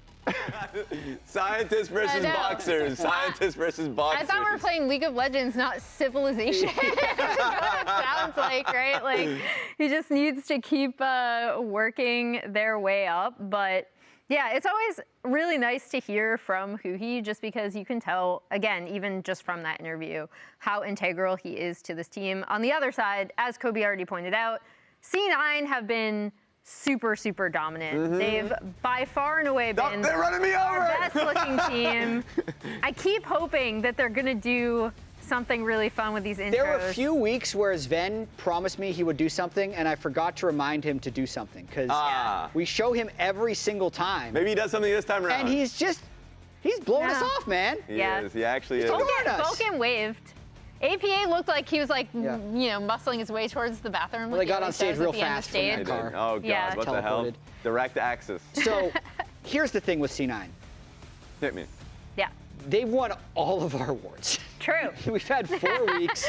We have decided that a C9 player is deserving of Player of the Week in all 4 weeks. Yeah, yeah. They also have won, because they won a lot of games, they've won a lot of Player of the Games. Well, hey, yeah, that's true, that's true, that's true. Yeah. But Only 3 of the players have won Player of the Games, Raz. Oh my God, the bias is real. I'm actually kind of surprised to see that Vulcan didn't sneak one in there because I thought he had some really, really great performances in their last series. But I also know that Thanatos is now on his campaign box. He's on Pog Watch. Yeah, will Thanatos finally get his Pog? If you listen to the C9 podcast, he was talking about how if the Gnar game goes a little bit later, he wins it. And I did think his Gnar was really good that game, in fairness. Jad, I want to ask you, what does he have to do to take it? Because, and I'm going to ask the chat too. You know what? Yeah. Chat, get in on this as well. What does Thanatos have to do to win Player of the Game? Because you've been on the real train about top play not mattering. It's so weird watching Pro this year in top lane because Thanatos and Morgan, I think, are the 2 biggest examples of this. We'll be 25 minutes into the game. Oh, no. He'll have 300 CS. Yeah. And he'll be 0, 0, and 0. Yeah. True. And the game just feels decided, even though he's been doing everything he can. There's just incentives within the game to stay in top lane and to stay matched against the other top laner. So the way that you get Player of the Game is Sentinels has to be really good. Yeah. I feel like if the game is actually close, then the top laner gets to be the tiebreaker. I've seen this in the closer games for sure, but Cloud9 has just been beating people too well. Yes, it's surging up. Wait a minute. He might get to 30%. The Sentinels fans yeah, would there we actually go. want to vote yes. I think he will get it if these games go long because he and Morgan actually have been the 2 best laners in the LCS by a long shot. Yeah. And I think they are poised to carry games, but they just haven't been able to get involved. I think his kill participation is like 40% this year. It's just incredibly low, but it's because the games have been won and lost on crabs. Yeah. Pretty much the whole time. And it's always like crabs and drakes. Yeah, and Thanatos is not allowed to participate in those fights. If the crabs spawn topside, we have hope. Maybe. Perhaps. Yeah. But speaking of crabs, I want to talk about Blabber because this is the Blabberfish 2 redemption arc from everyone who was talking about how he was washed last year. I'm surprised they let me leave that up. I'm gonna go through some of his early pathing from the FlyQuest game. We've kind of covered it from Griffin's side. Now we're gonna kind of cover it from Blabber's. So going into this, he's kind of done the standard top to bot start. And the more important thing here is that he actually, during this, is able to spot out Griffin at Gromp prior to this. So he is just going to be sitting here waiting for Griffin to try to contest this crab. And this is first crab, mind you, not second. The other important thing that I do also want to point out is that bot lane is pushed up really, really far, which is actually going to allow the bot lane of C9 to come up and help Blabber in his quest to destroy Griffin early. We see APA rotating in here too, but primarily Vulcan landing that. Then all of C9 kind of coming to back him up. I know he already mentioned this in his interview, but it does seem like C9 is so on the same page with all these plays they make. And this actually allows Blabber to get both crabs in this. Free win. Yep, this is now game 2. And this was a really sneaky play that I absolutely loved from Blabber, where it's later in the game, right? So second crab is going to be coming up soon. However, Griffin is here. They're both level 5. Griffin is here seeing if he can make a play here. But more importantly, Blabber is just going to go off this wall, get Drake, and it's going to completely nullify the power of this crab, which is spawning on the bot side. And we've talked about how important it is when that crab spawns on the bot side because you get level 6. Well, guess what? Blabber is going to tick over to level 6 from getting this Drake here.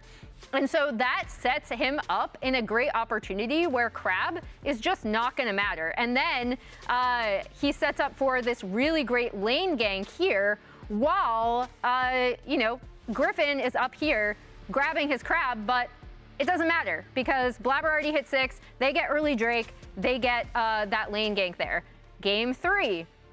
Again, it's early. This is still first crab. Blabber is waiting here. We kind of know that there is going to be this contest. And the thing I want to highlight here, in the game 1, I highlighted how bot lane was going to have an easy rotation. APA is already rotating in prep for this.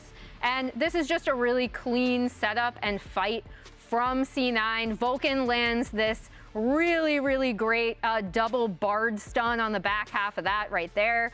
And I just really loved how, as you can see, poor ThinkCard is having to watch his team get massacred.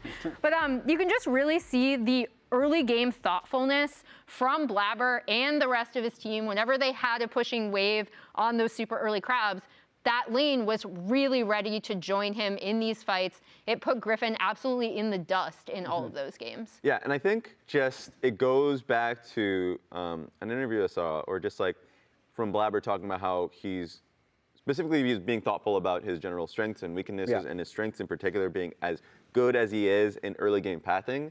That has really shown itself. Yeah, I saw that on Sheep Esports. Yes, Sheep Esports. And so the fact that he's able to do this on top of his coordinating with his lanes, bot lane getting pushed out like you mentioned, or how APA is more than willing to drop a wave to be able to play to him, and the meta being heavily, I think, influenced by jungle more than ever, it has allowed that to be really good for Blabber within this meta. Yeah. And I would also, inject a tiny little bit of doubt. Do it. Griffin also died a bunch against Lyon, too. So was it Blabber genius, or was it Griffin being a little bit young and a little bit tunnel visioned? I think it's both. Yep. It's both. But the thing I really wanted to point out, especially from all of those games, is you just see how well he's coordinating with his lanes as well. And I think that's important. Yeah, and I also hear we have a little bit of cross-team banter we're going to check out right now. 그럼 못 올라가게 해야 되는 거 아니야?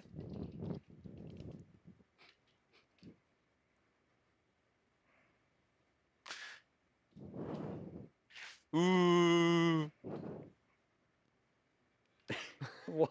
That's it? That's it? APA didn't say anything. I mean, he did something off camera. He did. Yeah. All right. We can speculate what it was. Okay, Raz. Yes.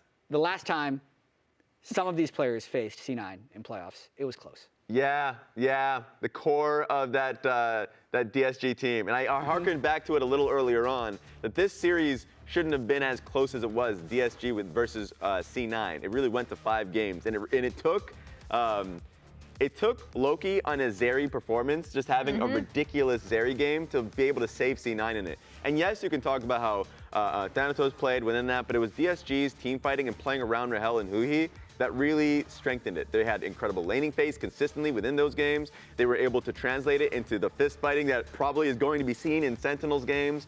Darkwings had really good moments. I felt like the drafts with him and Exu were very strong, like that Anivia and Poppy game that was there, like basically slamming into the Anivia wall. Like there were smart draft elements that Darkwings was able to show even just last week, or like earlier on with his Veigar. So like he has a champion pool that he can dip into at any point, and bot lane has the strength that we just know and love. I feel like you're trying to inject some doubt into the C9 3-0. Just a little bit. I'm trying to inject that doubt. It exists. Okay. Yeah. Okay, I actually have some more doubt.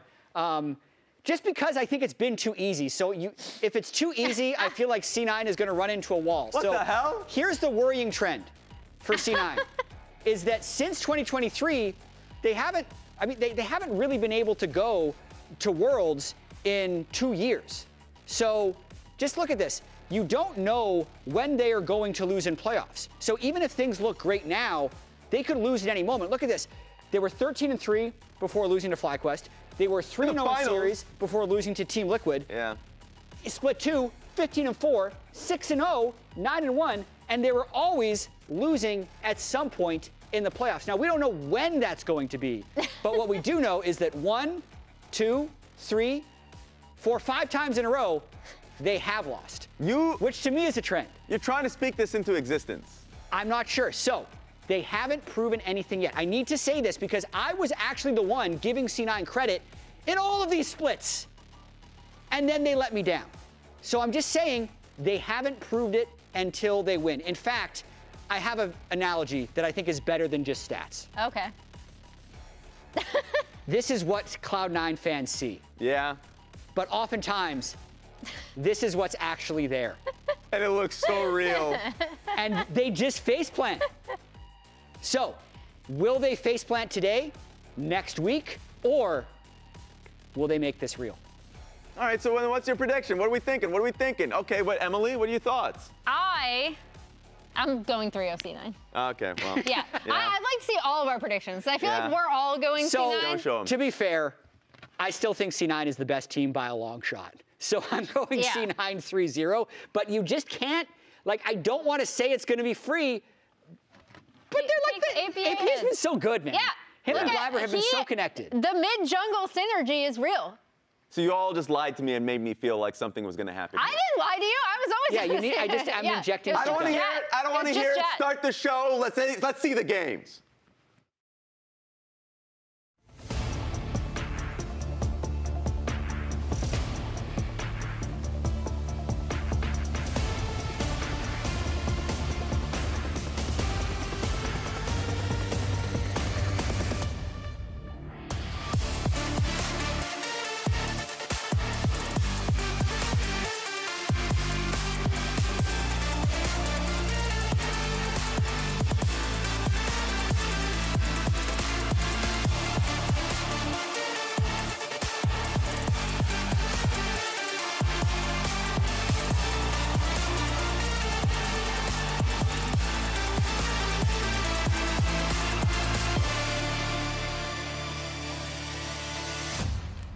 Welcome back to the LCS. It's the upper bracket finals today at the Riot Games Arena, and the winner will earn themselves a spot in next Sunday's finals. First up, they've been in the spotlight all through lock-in, from being at the top of preseason power rankings to immediately showing why on the Rift. Now, they're potentially just 2 series away from first stand. Please welcome Cloud9.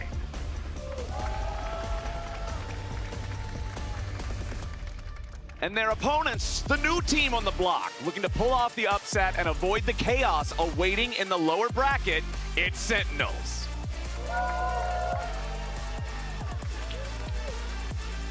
Will the favorites continue their winning ways, or will the underdogs pull off some upper bracket magic? The LCS starts right now as we are about to jump into this best of 5 to see who gets the fast pass, avoiding that long gauntlet, that drawn-out battle next weekend. It feels like so far this tournament, Cloud9 have had a fast pass. They're going to the front of the line. They don't wait in any lines. They're instantly on the ride. They're winning. They're smashing people. Pushing all the little kids out of the way. Exactly. Like, they definitely paid for the fast pass. And I also saw, during your very good and dramatic intro, APA's giggling and like typing already and stuff. How rude. How could he? Like, come on, man. Have some respect. Flowers trying to hype you guys Decorum, up. please. Come on. But it is good to see. They're definitely in good spirits. And there's been some back and forth, especially Impact with a lot of these players as well, with some light banter. So we'll see. I talked to Huhi right before, and he's like, yeah, Cloud9, they are at the top. They deserve to be at the top, but we have cooked up some of our own secret weapons, maybe. That's going to be exciting to see. See if they can upset everyone's predictions, because, across the board in the lounge, all 3 zeros. Pretty much everyone I'm seeing talking about this online is thinking, Cloud9, they're going to be guaranteed to win, and then we'll have to see what happens after that. But there almost always are some upsets in playoffs, almost always. So it'll be exciting to see if Sentinels can throw a wrench in the gears of Cloud9's plans today. I think if all of the analysts agree on the same prediction and it's wrong, then we should have some sort of punishment.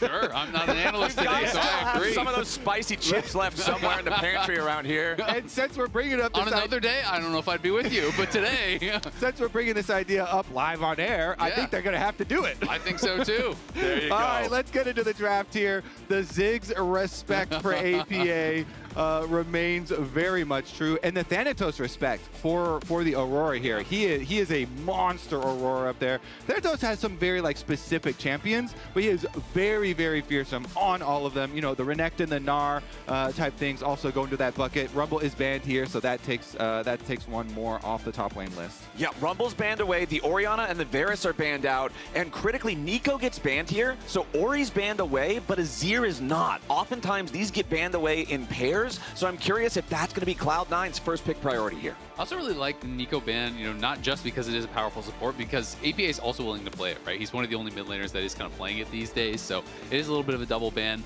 But Taliyah plus Pantheon, prime combo. Taliyah, I think, is APA's best champ these days, at least that we're seeing him actually be allowed to play.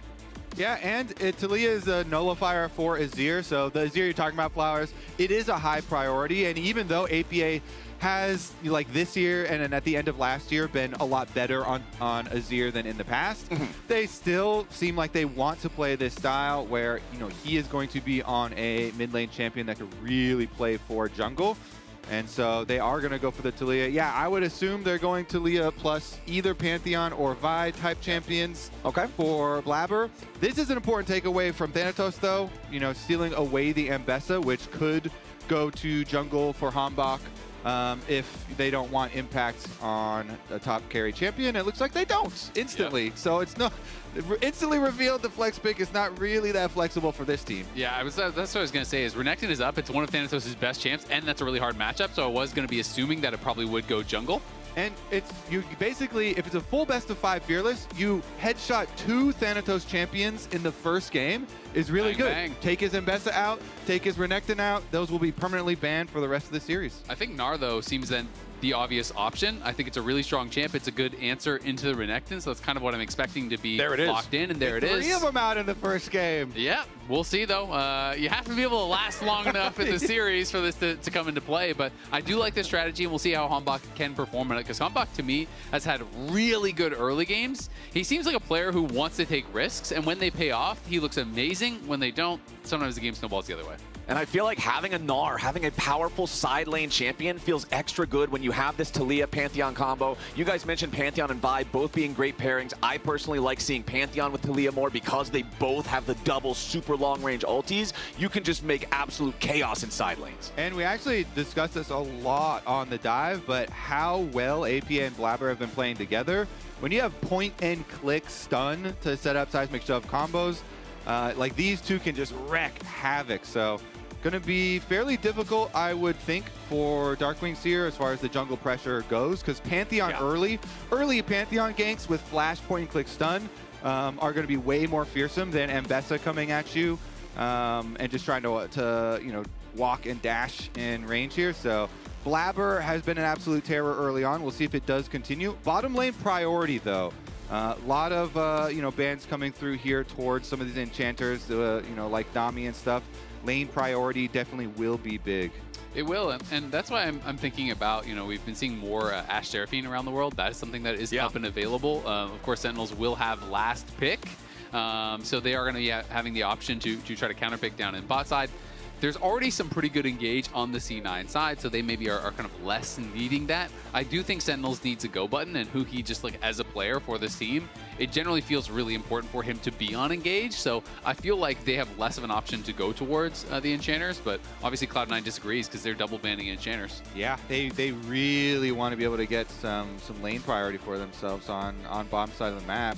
And it really does make a lot of sense, because like Flowers is saying, if you're running Talia and Pantheon for later in the game, you can make a lot of side lane plays, and you're assuming that Gnar is going to scale into being a good side lane threat as well in the hands of Thanatos. Seems like a safe bet there. But Bard is a really good one at kind of stuffing some of those plays. It covers a lot of these like side lane bases, and some defensive Bard ults could go a long way. Yeah, and it gives you a little bit more engage, right? You can set up then. You throw down the Bard ult on Talia or whoever, then the Renekton and whatnot come in to follow up on that. Plus, it's a great denial from Vulcan. So I actually really like Sentinels' draft priorities in this first game. You talked about it with Thanatos. I think they're doing the same thing with Vulcan. They're trying to target picks that are both good for them and denials from their opponents.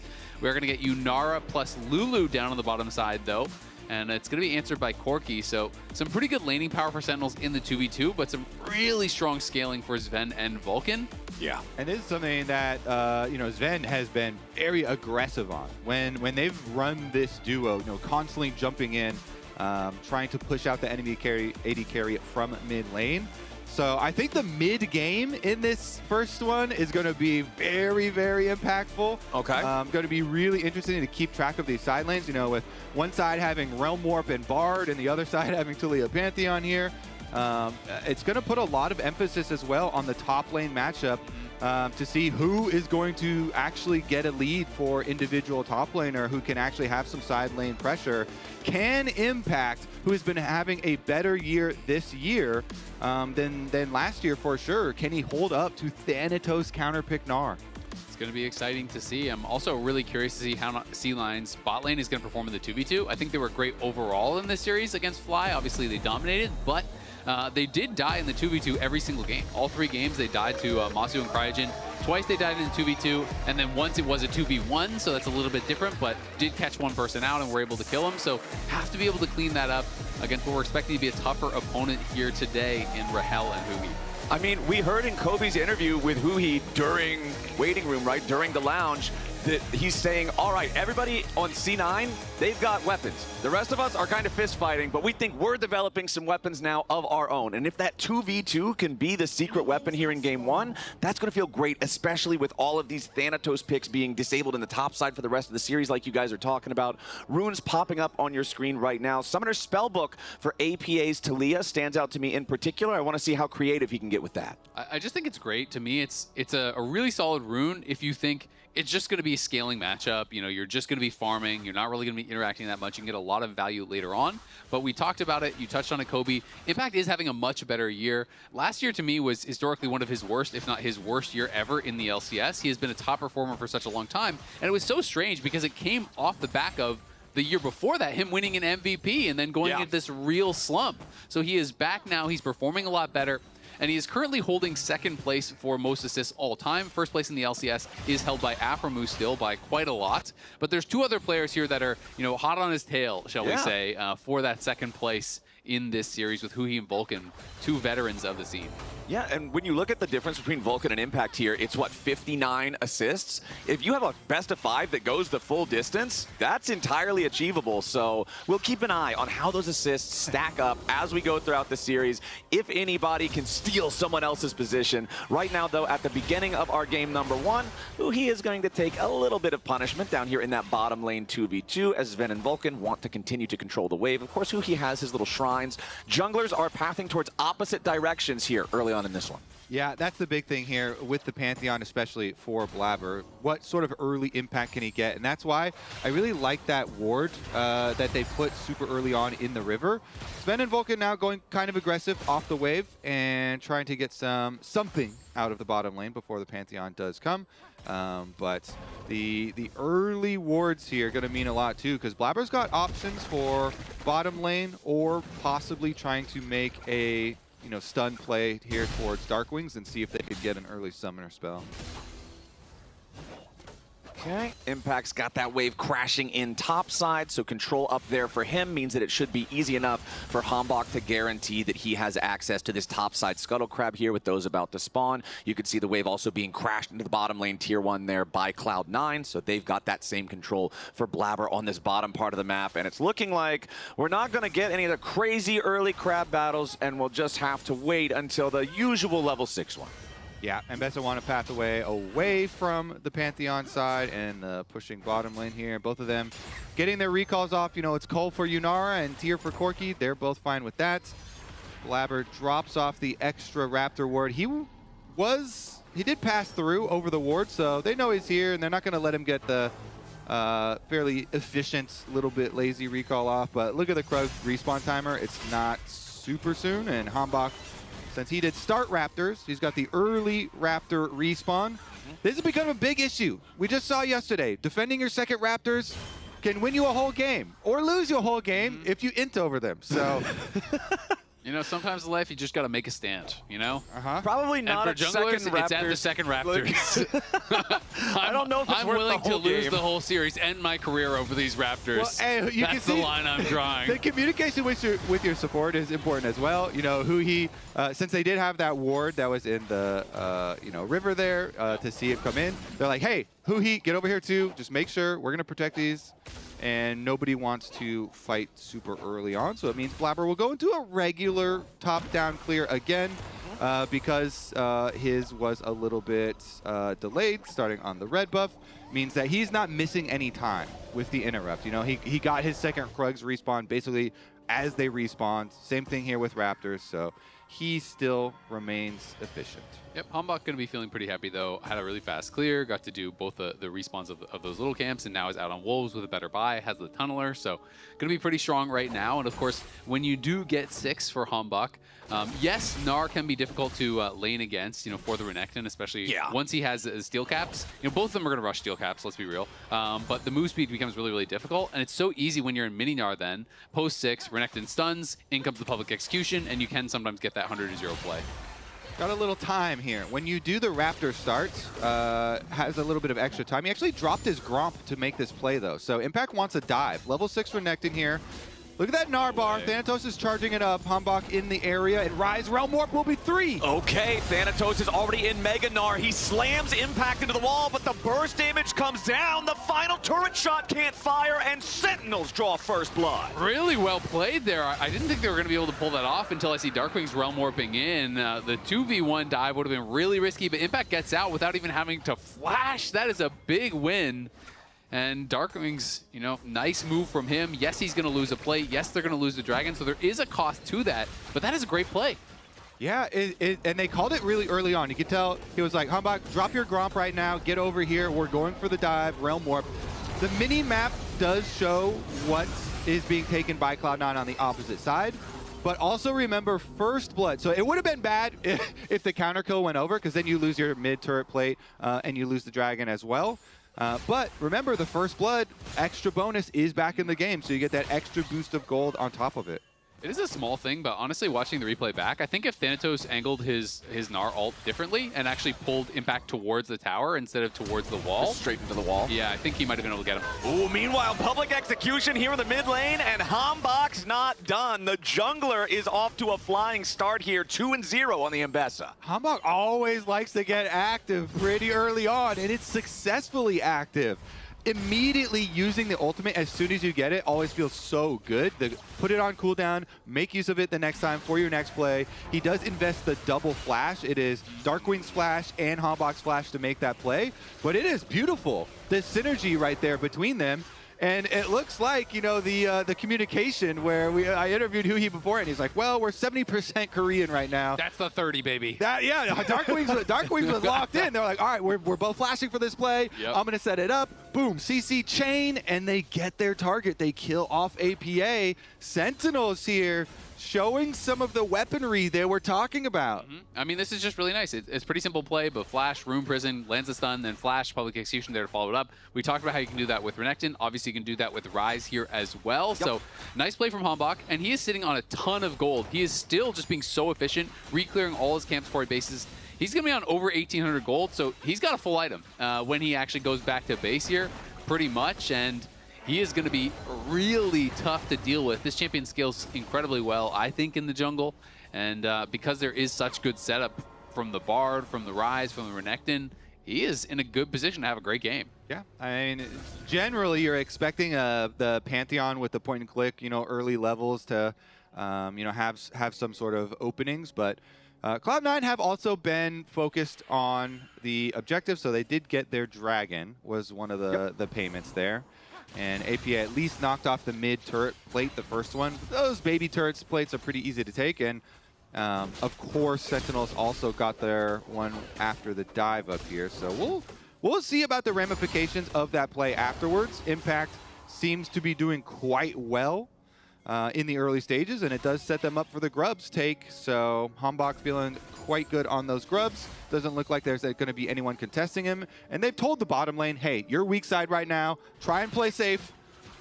Okay, you can see APA and Blabber moving into the enemy jungle, though, thinking about using that Talia and Pantheon combo to make something happen.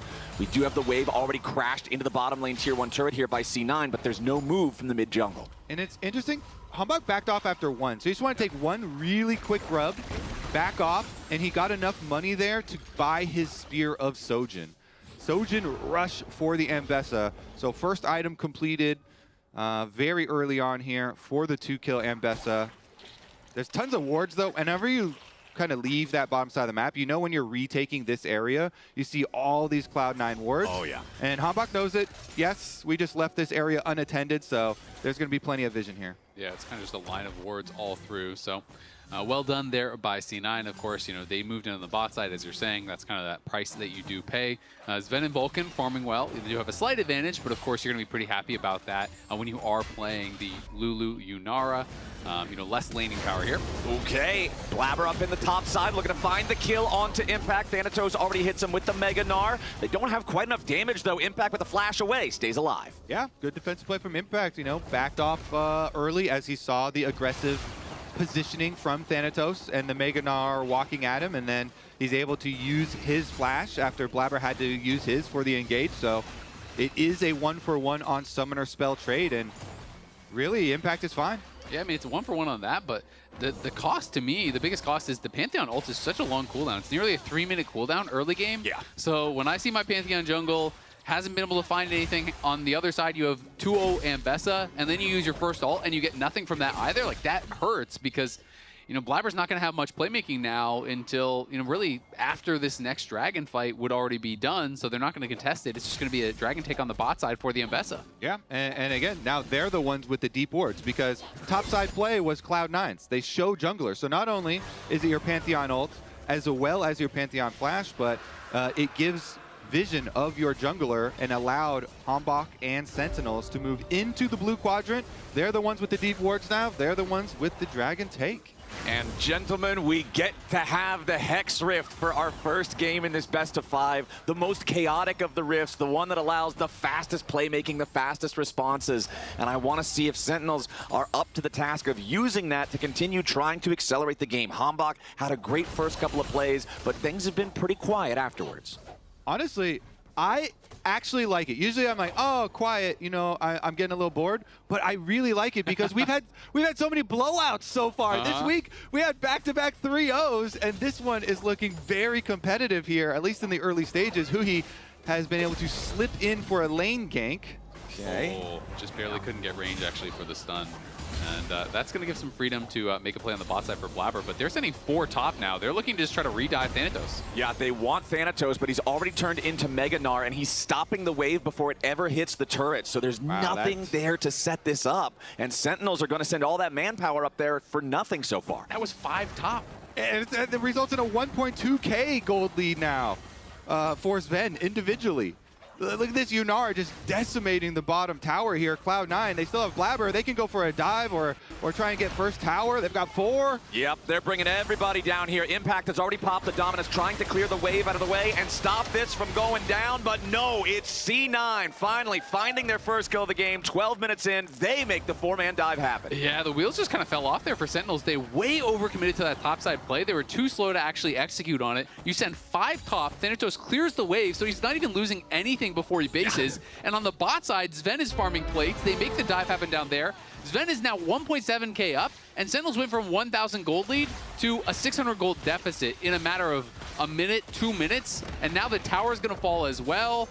This game is already getting out of hand. Sven is going to be such a problem. He's going to base with, let's see, 2,500 gold in pocket. Yeah, first tower bonus feels really good for the bottom lane. Even though it's answered on top side, it's being that much slower really does have a huge effect. And the extra kill into Sven's pockets as well.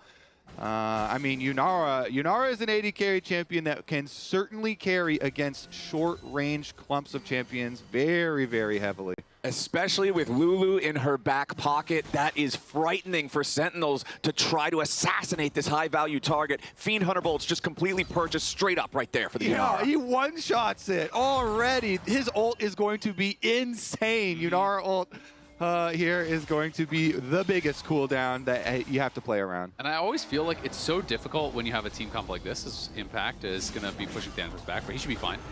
Because clearly now, Yunara is so fed that Sentinels basically can't win fights unless you kill Yunara first, right? So that is now your goal. But then you look around him, and you're having to go through Pantheon, through the Unraveled Earth of the Talia with all these champions that want to dash in and get on top of him, and then through the Lulu shields and the Polymorph and the Barrier, and like there's so many tools that it is really, really rough now for Sentinels to have allowed Sven to get this fed because there's a lot of tools that you're going to have to deal with to even try to get access to him.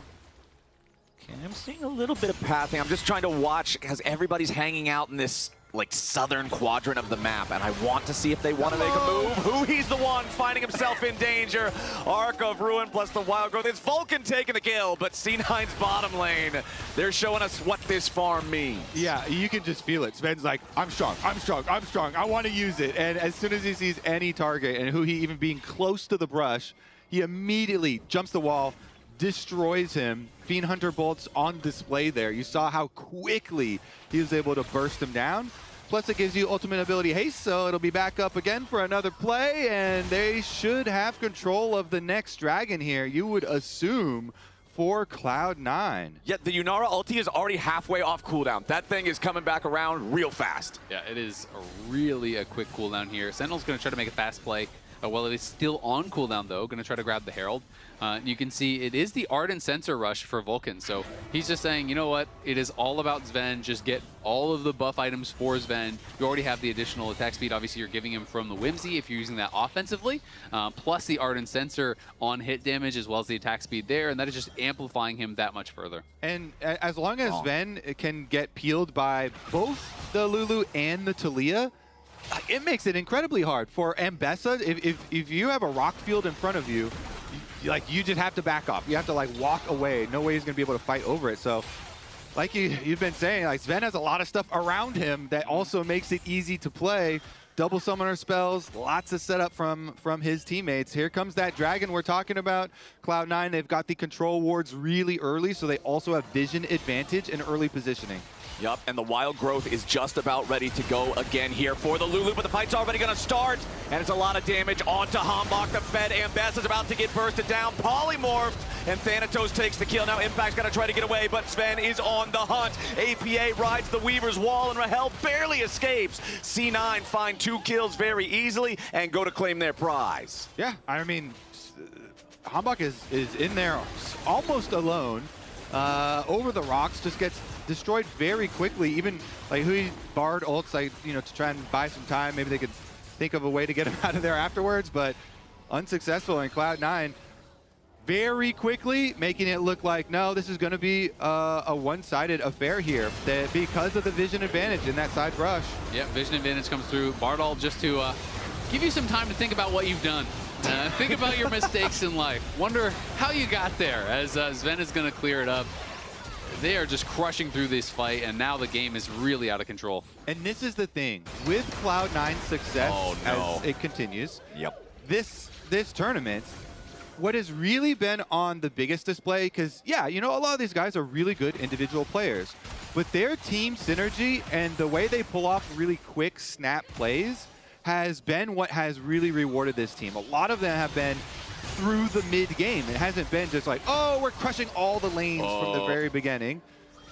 Okay, sorry. Thought we almost had another Hambach kill there underneath the tier 1 turret. A healthy amount of worry, and Thanatos now trying to get away as Mininar will have to flash, but Cloud9's synergy has been on display, and this is one of the things that people thought as we take a look at the Pantheon ult. Started it all. Pretty simple Pantheon ult. They knew that Corki had no flash, so he gets in behind him. Yeah. Okay, let's see now.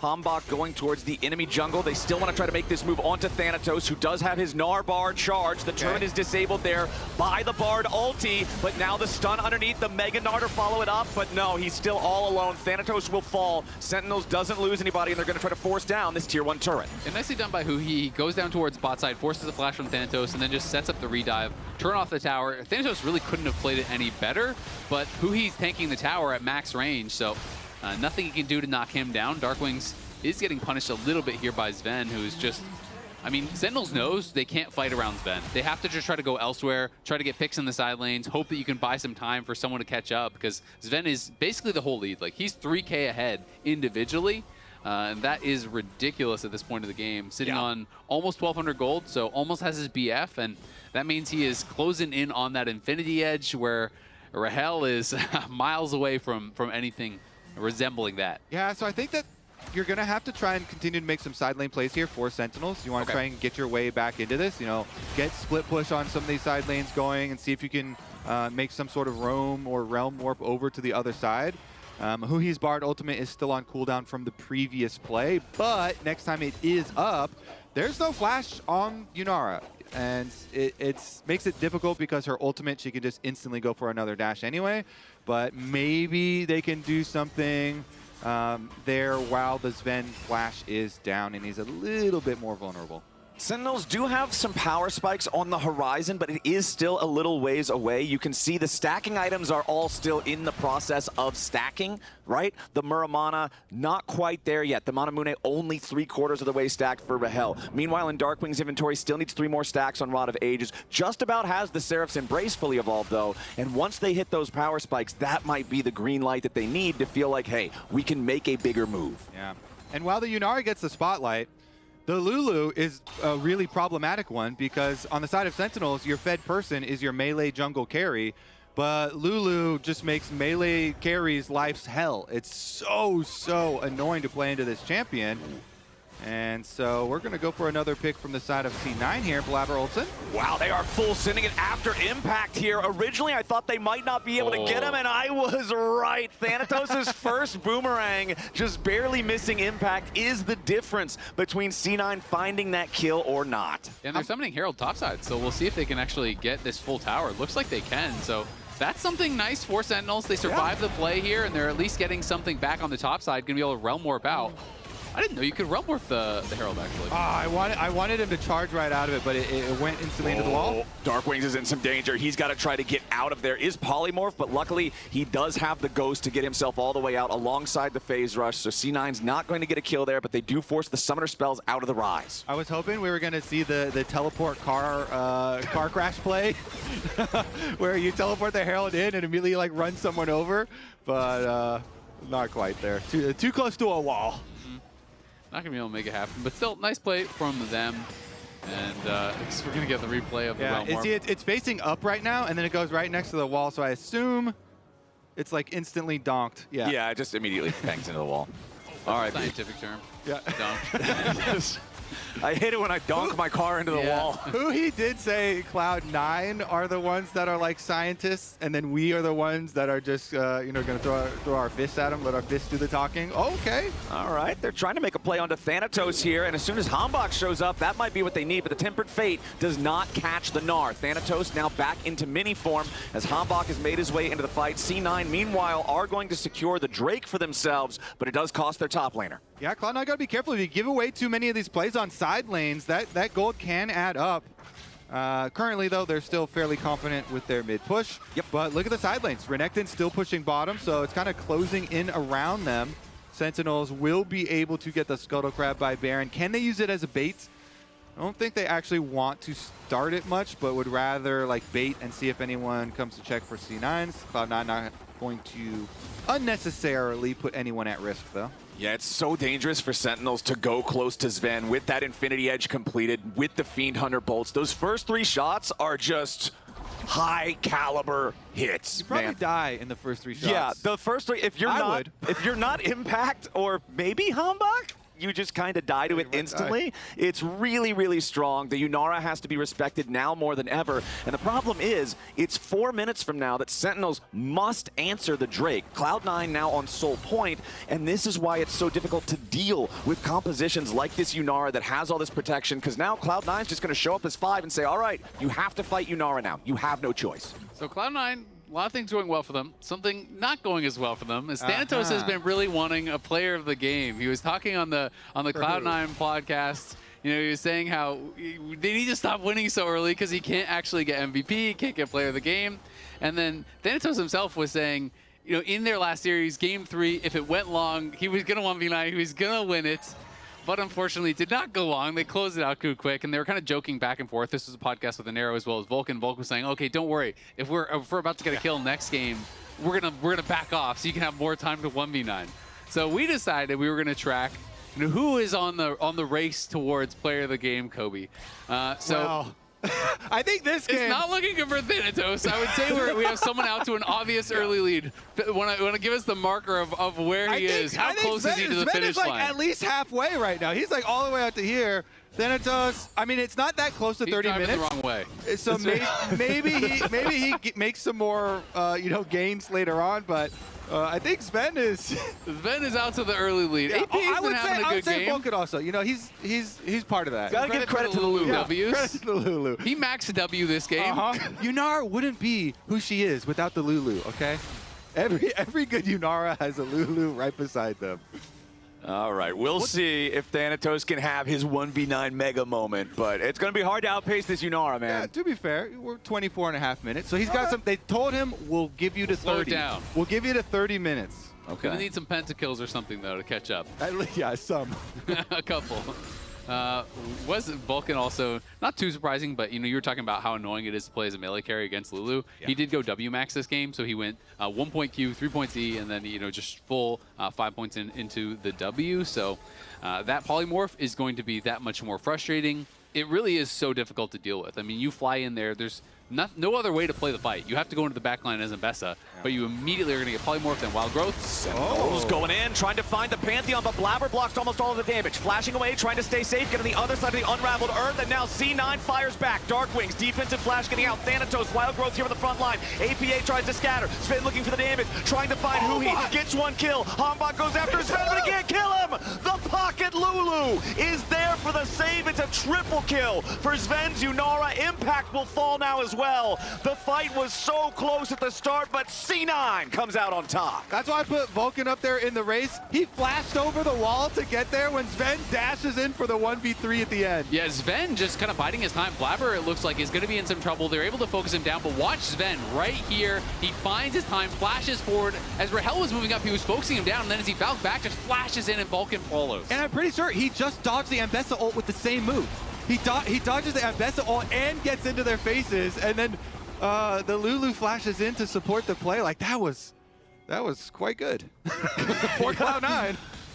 C9 looking strong after that one. 5,000 gold lead after they take the fight. Hambach is still the only one on the Sentinel side with an individual lead for himself, but Sven is up 5,000 gold on Rahel.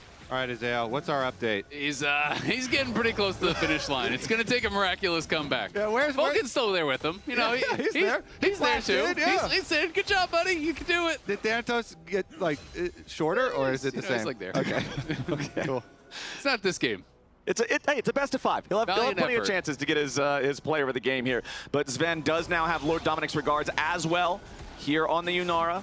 Sentinels thinking about how they're going to try to position and play this. Remember, the Drake is now alive. This is the Hextech Soul if C9 can secure it. So Sentinels are trying to make a gambit for the Baron instead. C9 trying to answer as Thanatos zones impact away. APA and Vulcan on the approach. It's all about Sven. Huhi wrapping around the back of the pit, just trying to keep an eye on how C9 are positioning. Hambach has lost half his HP, and Darkwings has nearly done the same.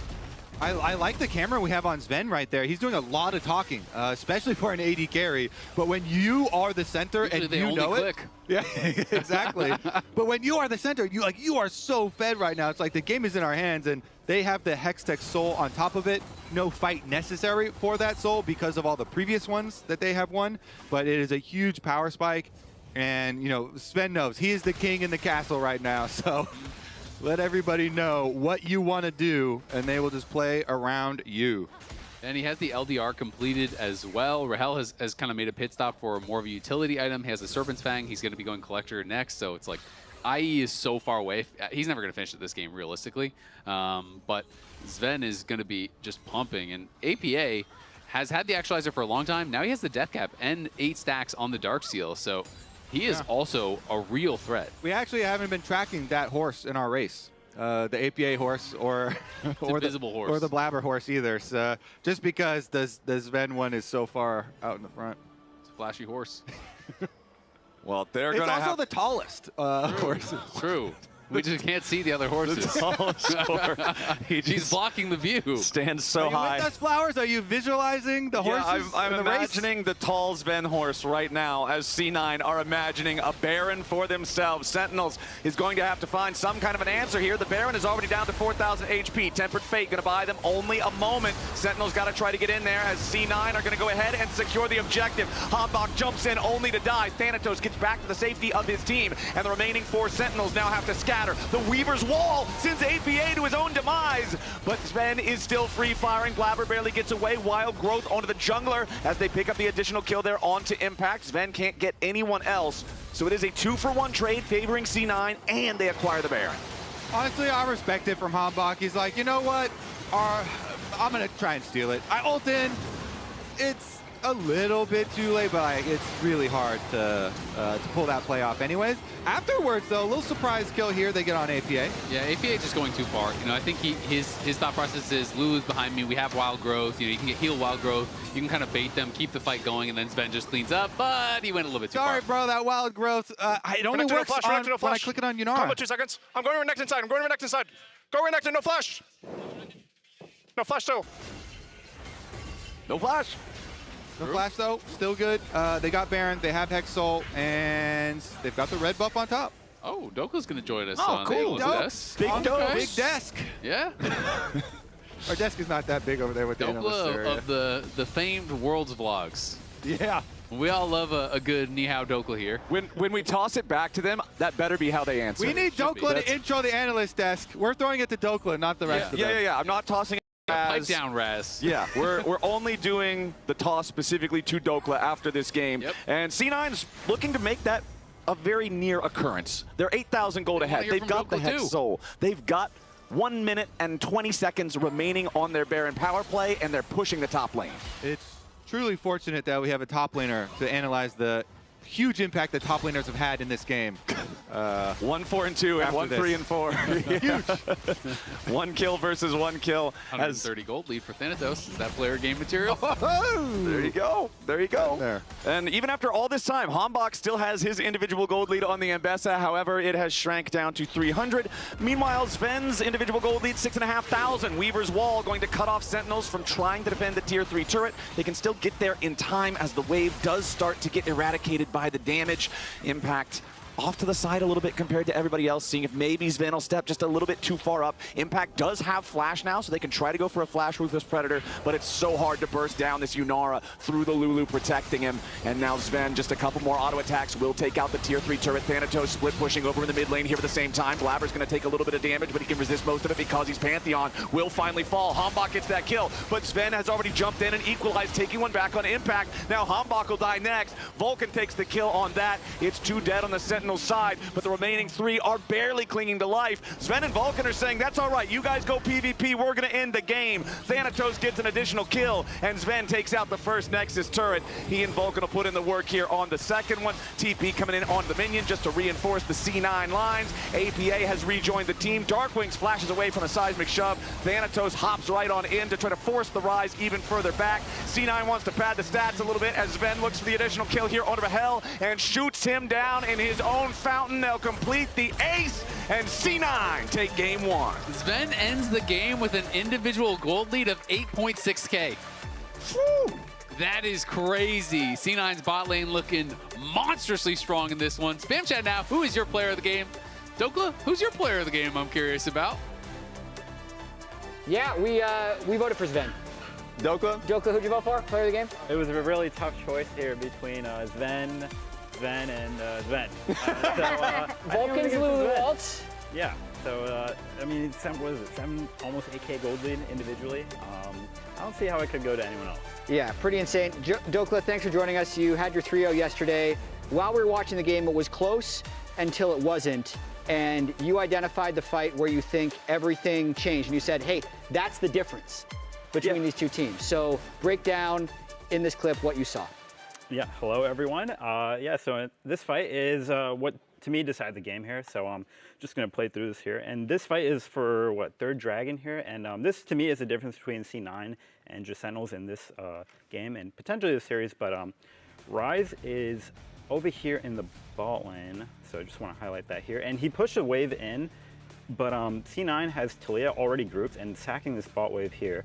And Thanatos is TPing in, so he gets a TP shield as well. But just the communication gap between Sentinels and C9 here, it's like Rise is clearly pushes this wave in, doesn't see Talia, and this is just not the mid wave for Sentinels to contest or walk in here because they just don't see Talia, and it's a numbers advantage for C9, and they just pounce on this opportunity, and they just look completely like they don't know what's happening in the game or something, and they just die. I mean, not much to it. It's just a small miscommunication of, yeah, Talia's not on this bot wave. We can't walk where we want to walk, and this fight just looks completely lost because the setup is just not there for Sentinels. And to me, that's the difference between C9 and Sentinels. You know, they have a close early game. They're actually doing pretty good in the early game, but these plays where it comes down to the objectives, C9 is just more coordinated on. All right. Yeah, I mean, I pretty much fully agree. Yeah, come on over because that is definitely the case. I think for Sentinels, at least they had angles within the game where they were trading sides. Like the top dive that happened once. Yeah, we have these clips as well. It did look good early on for Sentinels. Yeah. Nice clean dive top lane. I thought you would actually properly curse them, C9. I thought you properly cursed them. It almost seemed like that they were going to fall short. It looked like top lane was going to matter, and then just in the end it didn't. What a surprise. No, but this was a good play. They're trading Dragon here for a top dive. Rise has a move and looks for an ult top. Thanatos just doing his best to clear the wave, but I mean a 3v1 dive execution, you know, pretty well done here by Sentinels. And from this point, they're in the driver's seat, and they also make this good play too here. I didn't think it was going to work, but the timing worked out perfectly here. Flash ult by the Mbessa was really nice to close that gap there. No window to flash. Yeah. So from that point, I thought they, you know, they should be able to progress a game with the Mbessa being 2-0, have them first time advantage. But yeah, just that Dragon setup fight where they just couldn't close. Yeah. And yeah, that was tough after that. And no surprise, player of the game in this one is Sven. I think the 8,000 gold lead might have had something to do with it. Maybe. But it's more about the friends we made along the way to the 8,000 gold lead. Sure. Yeah, sure. I mean, I just love, like, again, when you have an enchanter meta and you're an AD carry, playing as far forward with the amount of confidence that Sven is able to play in a lot of these team fights, it speaks to C9's team play. It also speaks to how much he's being supported in so many of these fights. And I always like when AD carries can play that far forward and not get punished for it like they might in a different meta. So it's been really, really fun to see that happening in the LCS. And Sven is one of those carries who's been playing really far forward in team fights. Joker, are those pity votes for Thanatos? They were saying he hasn't won a player of the game yet. Yeah, I feel some pity votes going that way. But I mean, it wasn't his game to carry, so honestly, you know, if they draft him something different and he doesn't get 3-man, you know, I think he'll get it. All right, well, at least one. Maybe he can get his first one in game 2 or 3. We got game 2 coming up next after the break. Best of 6. Copy that. Heard. Button miss. Mid one. Shit.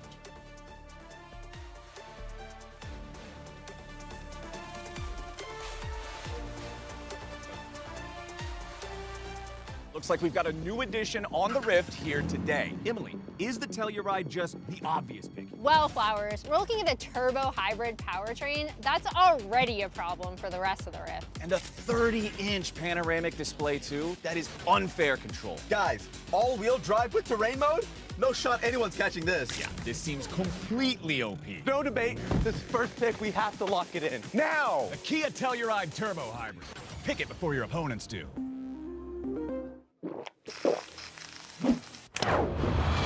Red Bull gives you wings. Rich in the ground before Dove can even get there. In time to try to knock out as Impact gets bursted. Don't feed.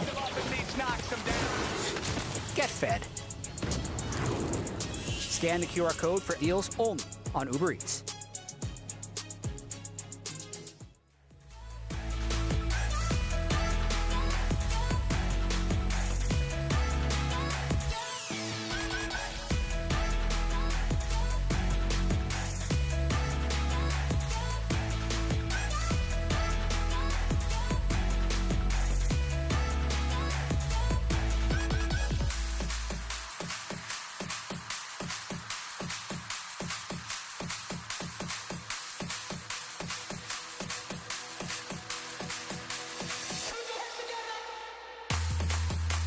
Watching that. I am TP. I'm looking. Yeah. I'm TP. I'm TP. Yeah. I flash. Yeah, I'm TP. Watch rise. Look rise. Yeah, look rise. Slowly. Carry the choke. I'm corking. Rex behind. Yeah, look there. I follow your neck. No flash. Explodes in 3 seconds. I'm dead. He's dash. Camel's in. Can you guys go bearing? It's only rise. No. The fight was so close at the start, but C9 comes out on top.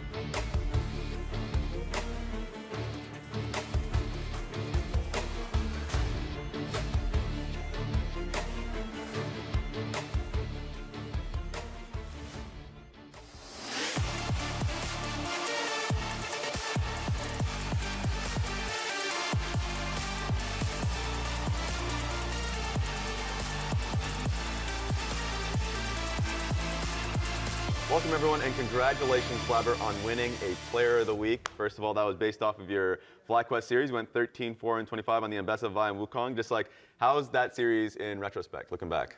Yeah, I mean, I think the series was not the cleanest. I think that we had like some good moments, but I also think that we, kind of threw, like in the Vi game, we threw after the first kill we got on the bot lane. And then I think game 3, like I died as Wukong to Akali, gave him a double kill and made the game kind of hard. So even though I felt like the games were like pretty quick, there are definitely moments that I felt like we could have played better in that series. But like overall, I was happy with our performance and that we were able to win. Generally, really self-critical. Like, I feel like you've been on fire this split. Have you felt the same about your performance? I definitely feel like I'm playing better this split than last split. I feel like I'm making a lot less of the later game mistakes. I'm still like sometimes, dying early game, like in my Nilly game versus TL, but I think that's just sometimes how it goes. Like you go to these skirmishes and, your team loses them, or like you lose it, you make a mechanical mistake. But overall, like I feel like I'm playing a lot better. All right. So for the Player Week interviews, we do rapid fire questions, 90 seconds on the clock. You ready? I'm ready. All right, sweet. 3, 2, 1. Who made the decision of choosing Fly over DSG? Because there was some confusion about that. I think it was the C9, like together, we all made it, but we didn't really want to pick Fly in the first place. And then we were told we couldn't pick Sentinels. So then we didn't have much time, and I think it was just a snap decision. I think it was probably like me, Nick, and a couple other players. Okay. I don't think Dom was there, but. Yeah, fair.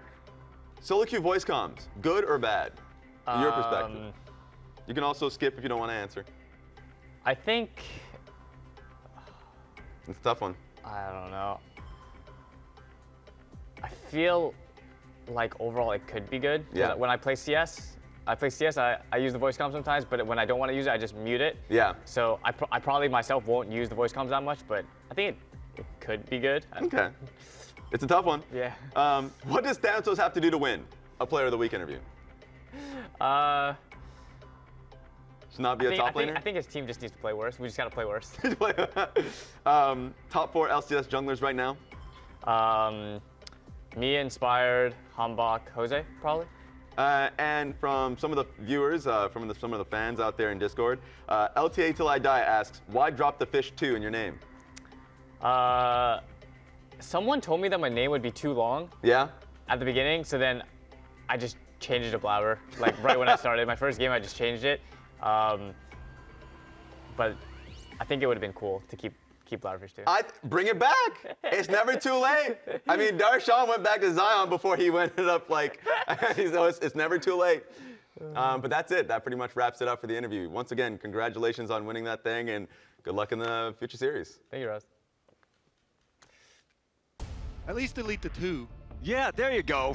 Be the true Blabberfish. Then everyone's gonna wonder who's the original. Yeah. Do you want to be the true Blabberfish or the true Blabberfish? He keeps the people guessing. All right, all right. Welcome back, everybody, to the LCS. It is our upper bracket final between C9 and Sentinels. Game 1, honestly, started pretty close for quite a while. The first 2 kills went over to Sentinels. Hambach was active early in the solo lanes on his jungle Ambessa, but then I think it really just all came crashing down at the failed 5-man play top from Sentinels that opened up the opportunity for Sven to balloon his individual gold lead, and the Nara was never again approachable by Sentinels. Yeah, and then really nice from Cloud9 after that to utilize their power to set up before the objectives, gain their small advantages first, and blow the game open, steamrolling it from there. I did like in that interview how Blabber gave a lot of respect to Hambach and mentioning Hambach in the top 4 junglers, the best junglers in the LCS at the moment.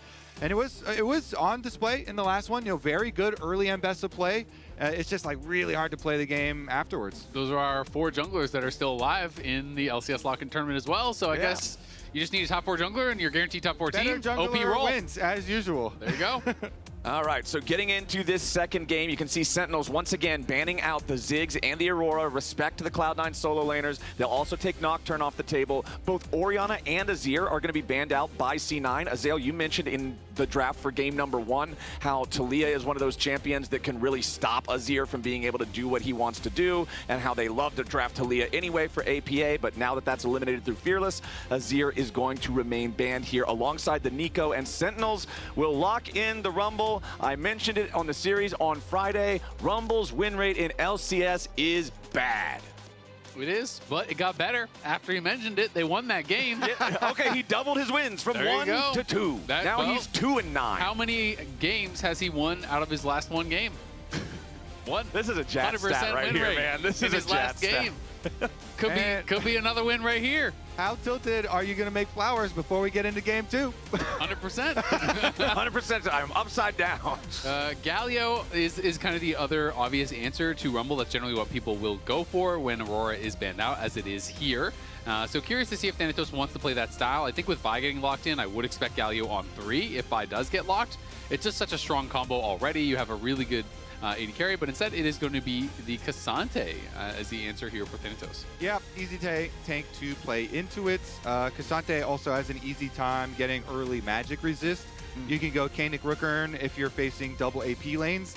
The only situation usually now where you don't face double AP lanes if the enemy is a Rumble is if they have Yone. So Sentinels could make this a Yone comp, but it's Darkwings. So I don't think it's going to happen. So I think it's going to be a double AP comp. So I think you just go Kanik Rooker. Yeah, I mean, that's the reality of basically every team right now.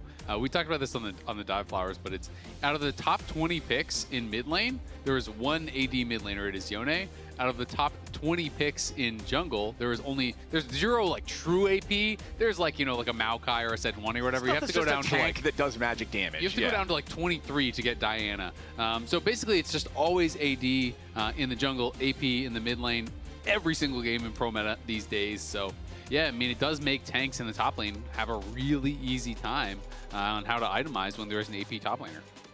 So we have mirrored picks here in the first half of the draft. I think we all do. I saw him at a Magic tournament recently, actually. How do you? He's doing well. Bjergsen or the guy with the sign? I mean, well, both. They were both there. Okay.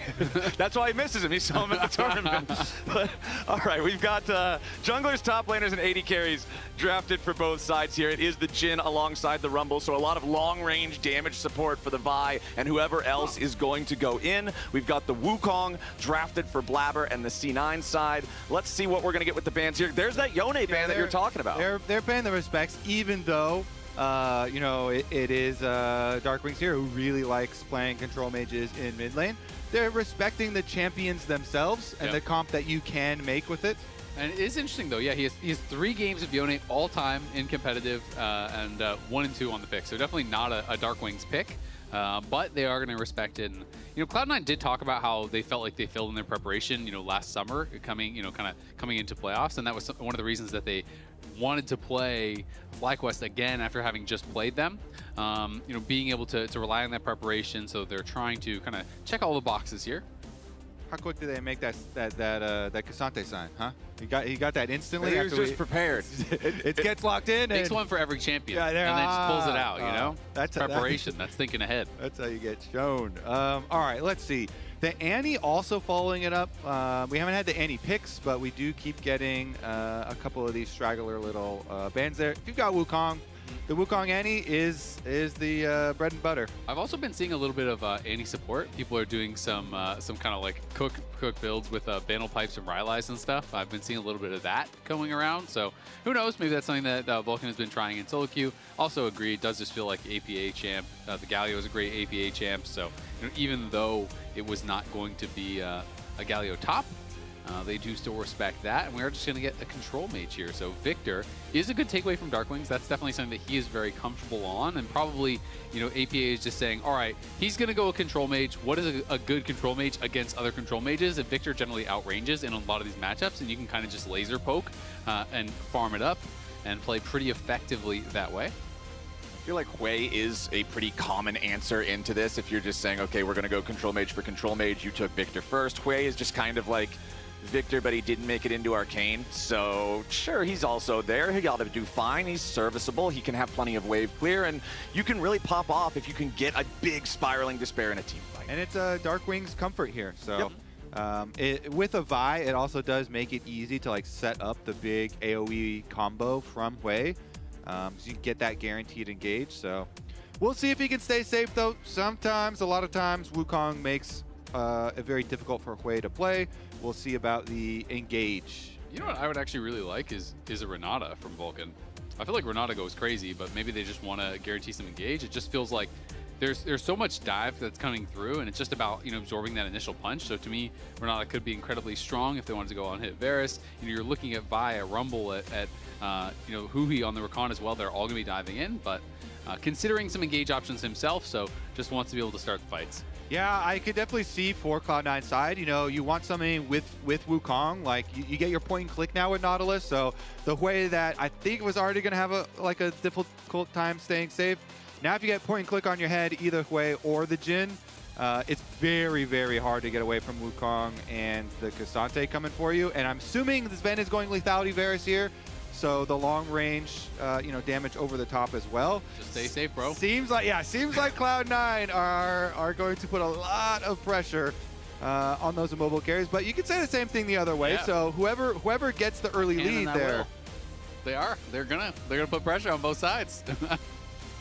Well, the last game, remember, was decided largely by AD carry gap, right? C9 played around Sven. They enabled Sven. He was up to, what did you say it was, Azael? 8.6K. 8.6 thousand gold individual lead by the time the Nexus fell, and there was just no answer that Sentinels had for him. Now, of course, if you're playing Lethality Varus, it's a very different champion. It plays a very different role in the team as a poke champion instead of just being that hyper carry. So I don't think it's going to be that again, but I also think for Sentinels, you want to see your bot lane bounce back a little in this one. Yeah, you really do, and I think they're going to have a good series from the bot lane if they want to make this competitive. Rahel has been a standout player. I think he has been very, very strong for Sentinels. He to me is their primary carry. When you're thinking about how this team is going to be able to win a series, that's the guy that generally does take over. Going to be interested to see how Impact plays this out. He's going first strike, so just thinking about it, less about dominating the lane and more about just kind of farming gold off of Thanatos, being able to get to those item power spikes faster. And then, of course, first strike does scale really well as a damage rune into the late game because it is that percentage damage amp. Yeah. And it is going to be Lethality Varus as he's playing Comet. That is crazy. Hui now passes Bjergsen for third all-time in North America for games played at 612. They're just rubbing it into that guy with the fan sign. Oh, no, yeah, sign guy. Oh, yeah, you missed Bjergsen? Well, guess what? He just lost a record. Oh, no. Kind of messed up, production team. The update on our battle for the most assists here, you can see it is still Impact, comfortably sitting with that silver medal. Like Azael mentioned at the start of game number 1, Aframu is way out in front of everybody else, so they're not really competing for the gold here just yet. The bottom lane, Sven and Vulcan getting the slightly better trade over Rahel and Hui here nice and early. Both junglers this time are starting on the top side of the map, pathing towards this bottom lane compared to the crisscross starts of last game. and I think that's more about the repeat clears for these junglers, both Wukong and Vi ultimate reliant. And you just want to set up your camp respawns in a way that you're going to be pathing towards how you think you're going to win the game. And so they don't want to pay as much attention to top lane, to Cassante lane up there. So try and get down. And again, like you're both saying, the bottom lane, incredibly important here. And junglers are also saying that. So game 1, pretty one-sided, but last time we saw C9 in the best of 5, it was one of the fastest in LCS history, 5th fastest, in fact, against FlyQuest. 80 minutes, just a hair over of total game time. So we'll see if they can continue a race towards that, try to get close to that, or maybe even one-up themselves. I've cast an LCS game, a single game that was longer than that. So that was a fast series. Hui's on a fast roam towards mid lane here, though. You can get an early flash out of Victor. That could be... Yeah. Ooh, or APA will just step in front of him casually and not even worry about the roam. I like it, and the crowd clapping here for some of the footwork from APA. Dodged out on the damage afterwards too, so he doesn't even, go too negative on the trade there. Yeah, really well done there by APA. He was already winning the lane against Darkwings, and even with that pressure coming through from Hui, he's in a great spot. Hui's still hanging around though, looking to try to see if there's anything he can get done here. He is invested in this. Meanwhile, you can see Hambach has made his way onto the top side. Scuttle Crab, considering the enemy support is now roaming, C9 knows they have total control over the bottom lane in terms of the push, in terms of the priority, so that's very easy for Wukong to pick up that crab too. And APA getting active in chat, hits him with a good gank XD. It's the XD that's the diabolical classic, letting them know you absolutely do not respect what they are trying to do here in the mid lane. We still have not seen either of our junglers get active, so Kobe's initial prediction is, oh, we've got the yap cam. I like how he still bothers to capitalize both the X and the D. But look what you can see. That top line that was up there, that was half cut off, it said good luck, have fun at the beginning of the game. So he starts it out on good terms, you know. Raises you up so he can slam you down. Yeah, the good terms last about 3.5 minutes. Good luck, have fun, idiot. All right, our junglers are doing exactly what you predicted, Kobe. We're just farming till 6. We're trying to unlock those ultis, making sure that they can play around what is expected to be the win conditions down here around the bottom side. The first Drake this time around is going to be Ocean Drake. We know that those also feel really good if you can get them while the laning phase is still, you know, active.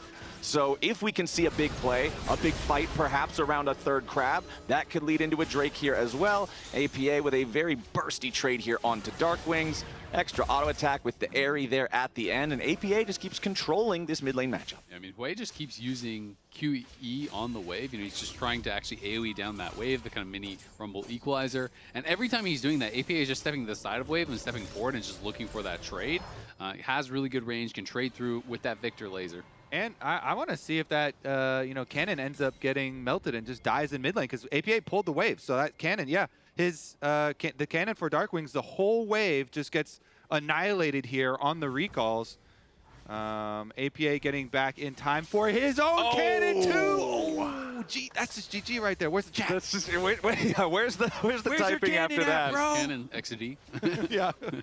He is controlling the wave very nicely here so far as Darkwings and Huhi again going to step into that bottom side river, try to get some vision control. And it gets him level 6 advantage here over Darkwings. So, you know, walks back in, he'll soak up some experience, but it's gonna remain an experience lead for him. Bot lane pushing in, mid wave control as well. That's why Sentinels were trying to set up the vision down here, but it's C9 first to the crab, and Blabber and the Crabbers do what they do best. Crab secured, Wukong level 6 secured, Hambach still only level 5 on the Vi, so if they want to try to take any sort of a fight, it will be tough. Winning lanes, really nice for junglers, especially with the plan on everybody's minds now of this next crab that spawns in front of Dragon, bottom side for the spawn of crab, also just means, you know, in the words of Blabber, game is over. You know, we got the bottom crab into the Dragon. That's going to guarantee our first and second Dragon. So let's see if that comes true. I mean, it's kind of the lotto too, having the crab spawn on that side with the winning lanes, and the Dragon is right there, and it's an Ocean Dragon. Right? Yep. And Ocean Dragon this early on actually affects the lanes quite a bit, especially when you are playing some of these matchups like Thanatos is playing on the top side against Impact, where your regen is going to matter a lot. And now we're seeing Hambach try to look for a potential play here.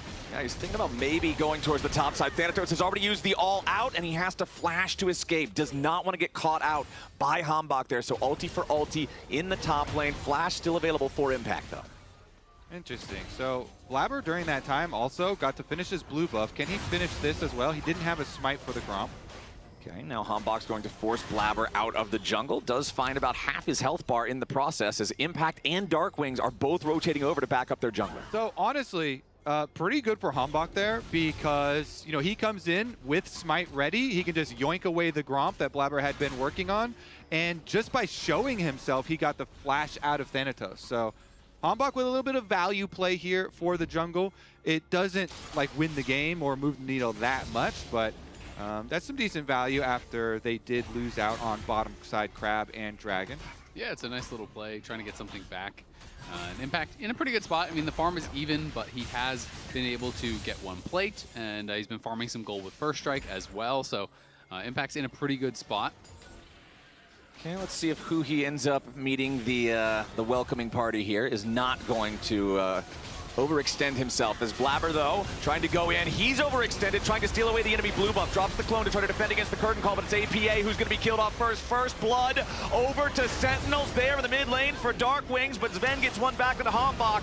Nice damage from the piercing arrow, but it's a double kill for Dark Wings. They pull the trap on the invade. Hambach is not going to let you get away with that, Blabber. The bump onto the blue buff into the Jhin root, really nice, and so they forced out the flash for Blabber early on, so they knew they wanted to follow the play. Here's another look at it. It's Q from Hambach onto Blabber on this side, but on the other side, APA, right in their faces, goes down first. Well, the biggest difference is Impact made the roam, right? Impact actually just walked down there with no TP, so I think that is the real surprise here for C9, is Rumble shows up, immediately flashes in as soon as the fight starts, and they're like, oh crap, like we don't have TP on either top laner. We thought it was going to be a 4v4, so as soon as he's there, the fight is looking really bad for Cloud9. Yep. That being said, that couple hundred gold lead for Impact did vanish because Thanatos took 2 plates on top side, and there was some CS lost for Impact as well because of that roam. So whether or not that was worth it remains to be seen. Yes, they won the fight, but the gold really didn't move at all in their favor because of it.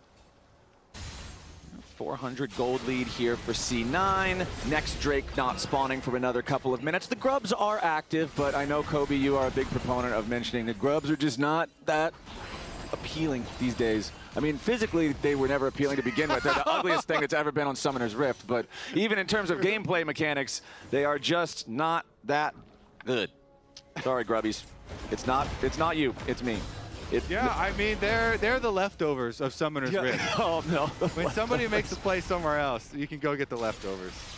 Okay, APA is going to continue clearing out this wave here. Still about a 600 gold lead, though, for Dark Wings. And we were talking about how good APA was doing in the lane earlier, how well he was sidestepping Huhi's additional pressure, how well he was farming, how well he was controlling the waves, and Dark Wings was kind of just trying to respond to that. But now those couple of kills have really got Dark Wings right back in the game. Yeah, Darkwing's back in the game, but it's once again a very big early gold lead for Sven. Last time around, Sven, of course, on the Yunara hyper carry, able to win the entire game for Cloud9. This time around, Sven on the Lethality Varus is going to be super annoying on top of it. You know, the poke damage from Lethality Varus in this game can get you so much. As far as the leftovers of Summoner's Rifto Flowers, Hambach will go over and grab those by easy time, jumping in the back of the pit and jumping right back out. And Sven's hit a couple of good piercing arrows so far this game here, too. You just saw that take about 1/3 of Rahel's HP as he nails him with the full charge there underneath the turret. So Lethality Varus doing some good work here so far. Does have his Yumu's Ghostblade, is stacking the tier. He's going to hurt a lot if C9 can do what they did last game and set up around the objectives and make Sentinels have to dodge those bullet hells. And you can see the MasterCard Power Spike for Thanatos has been completed. The Kanik Rookern that you guys were talking about, you build it against double AP solo laners. This is where Cassante starts to feel comfortable against the Rumble. Yeah. Yeah, he's looking really comfortable now. And I mean, Rahel had to take a pretty rough base timing there, so even more damage being dealt to the tower. Also, shout out to Cadril and Tarek tuning in, and hopefully we'll give you guys a competitive series here. We have had a lot of 3-0s this weekend, just early warning. And Cloud9 handily won the first game. Currently, though, setting up on Dragon. See if Sentinels are going to go for the engage. Hambach charging up. Okay, Hambach wants to jump in. APA is going to be your target yet again. The curtain call opens up. APA is already down. A lot of damage coming out, though, the other way around, and that's 2 Sentinels dead. 2 dead on the C9 side as well. Sven back into the Dragon Pit as the Equalizer drops on top of the objective, and Thanatos is still looking for his angle. C9 have lost 3. Sentinels have lost 2. Junglers are out of the picture on both sides. Thanatos still trying to fight here. Open up a little bit of space for Sven, who wants to steal it away, but no, the Jhin, Rahel, secures the objective. Yeah, I'm pretty sure he had a 4th shot there, and he loaded, and he was just waiting to get it low. So Dark Wings gets it low enough. Boom, 4th shot, even with a Varus, not able to steal it away. With both junglers down there, Sentinels make a big play, and Hambach in the brush onto APA. Look at right out of here, he goes straight for APA, gets the bump into the Jhin route, and they immediately assassinate him with the follow-up. I mean, it's just really nicely done. Huhi is there for the follow-up. The Jhin all over the wall is landing the damage. And Sven was kind of just trapped in the pit here, awkwardly tanking the Dragon. The Equalizer doesn't actually connect on anything, but it does push Sven out the back. He has to flash over the wall. And then Sven is just staying around, trying to see, all right, can I actually steal this? He's hanging out the bottom side, looking for that. And Rahel's sitting on the 4th shot. It did go down to about 289, it was so close. Was an opportunity to steal it.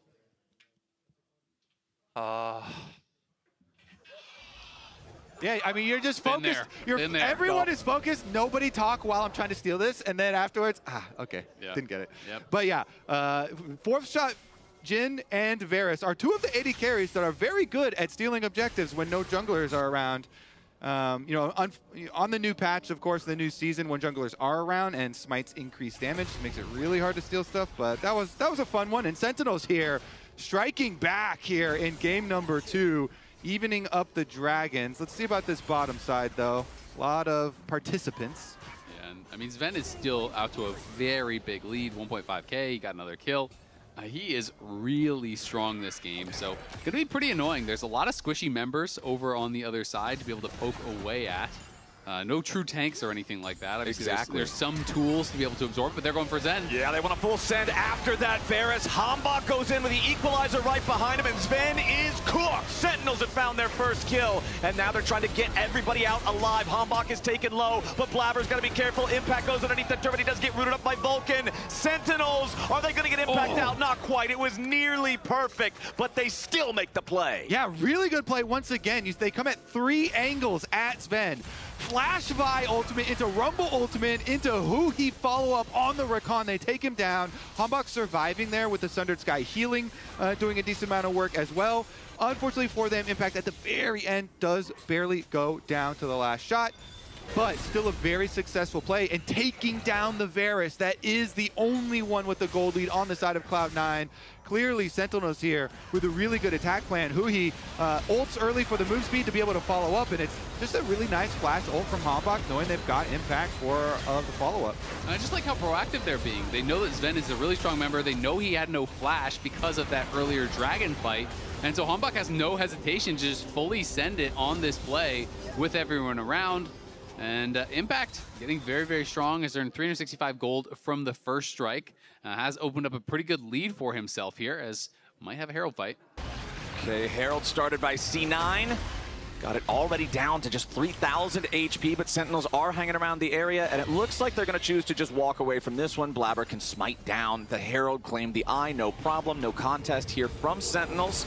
But C9 are now behind. That shutdown on Sven, that's stopping him from farming and becoming the monster that he was in game number 1. Very important for the Sentinels comp. What is the play that they need to do now? Like, what's the game plan to continue keeping this one close and trying to bring us our first not 3-0 series of the weekend? What Sentinels need to keep doing? What do they need to do to keep this going strong? Keep on pressuring these lanes here. They have opportunities. You saw Rumble waiting in brush.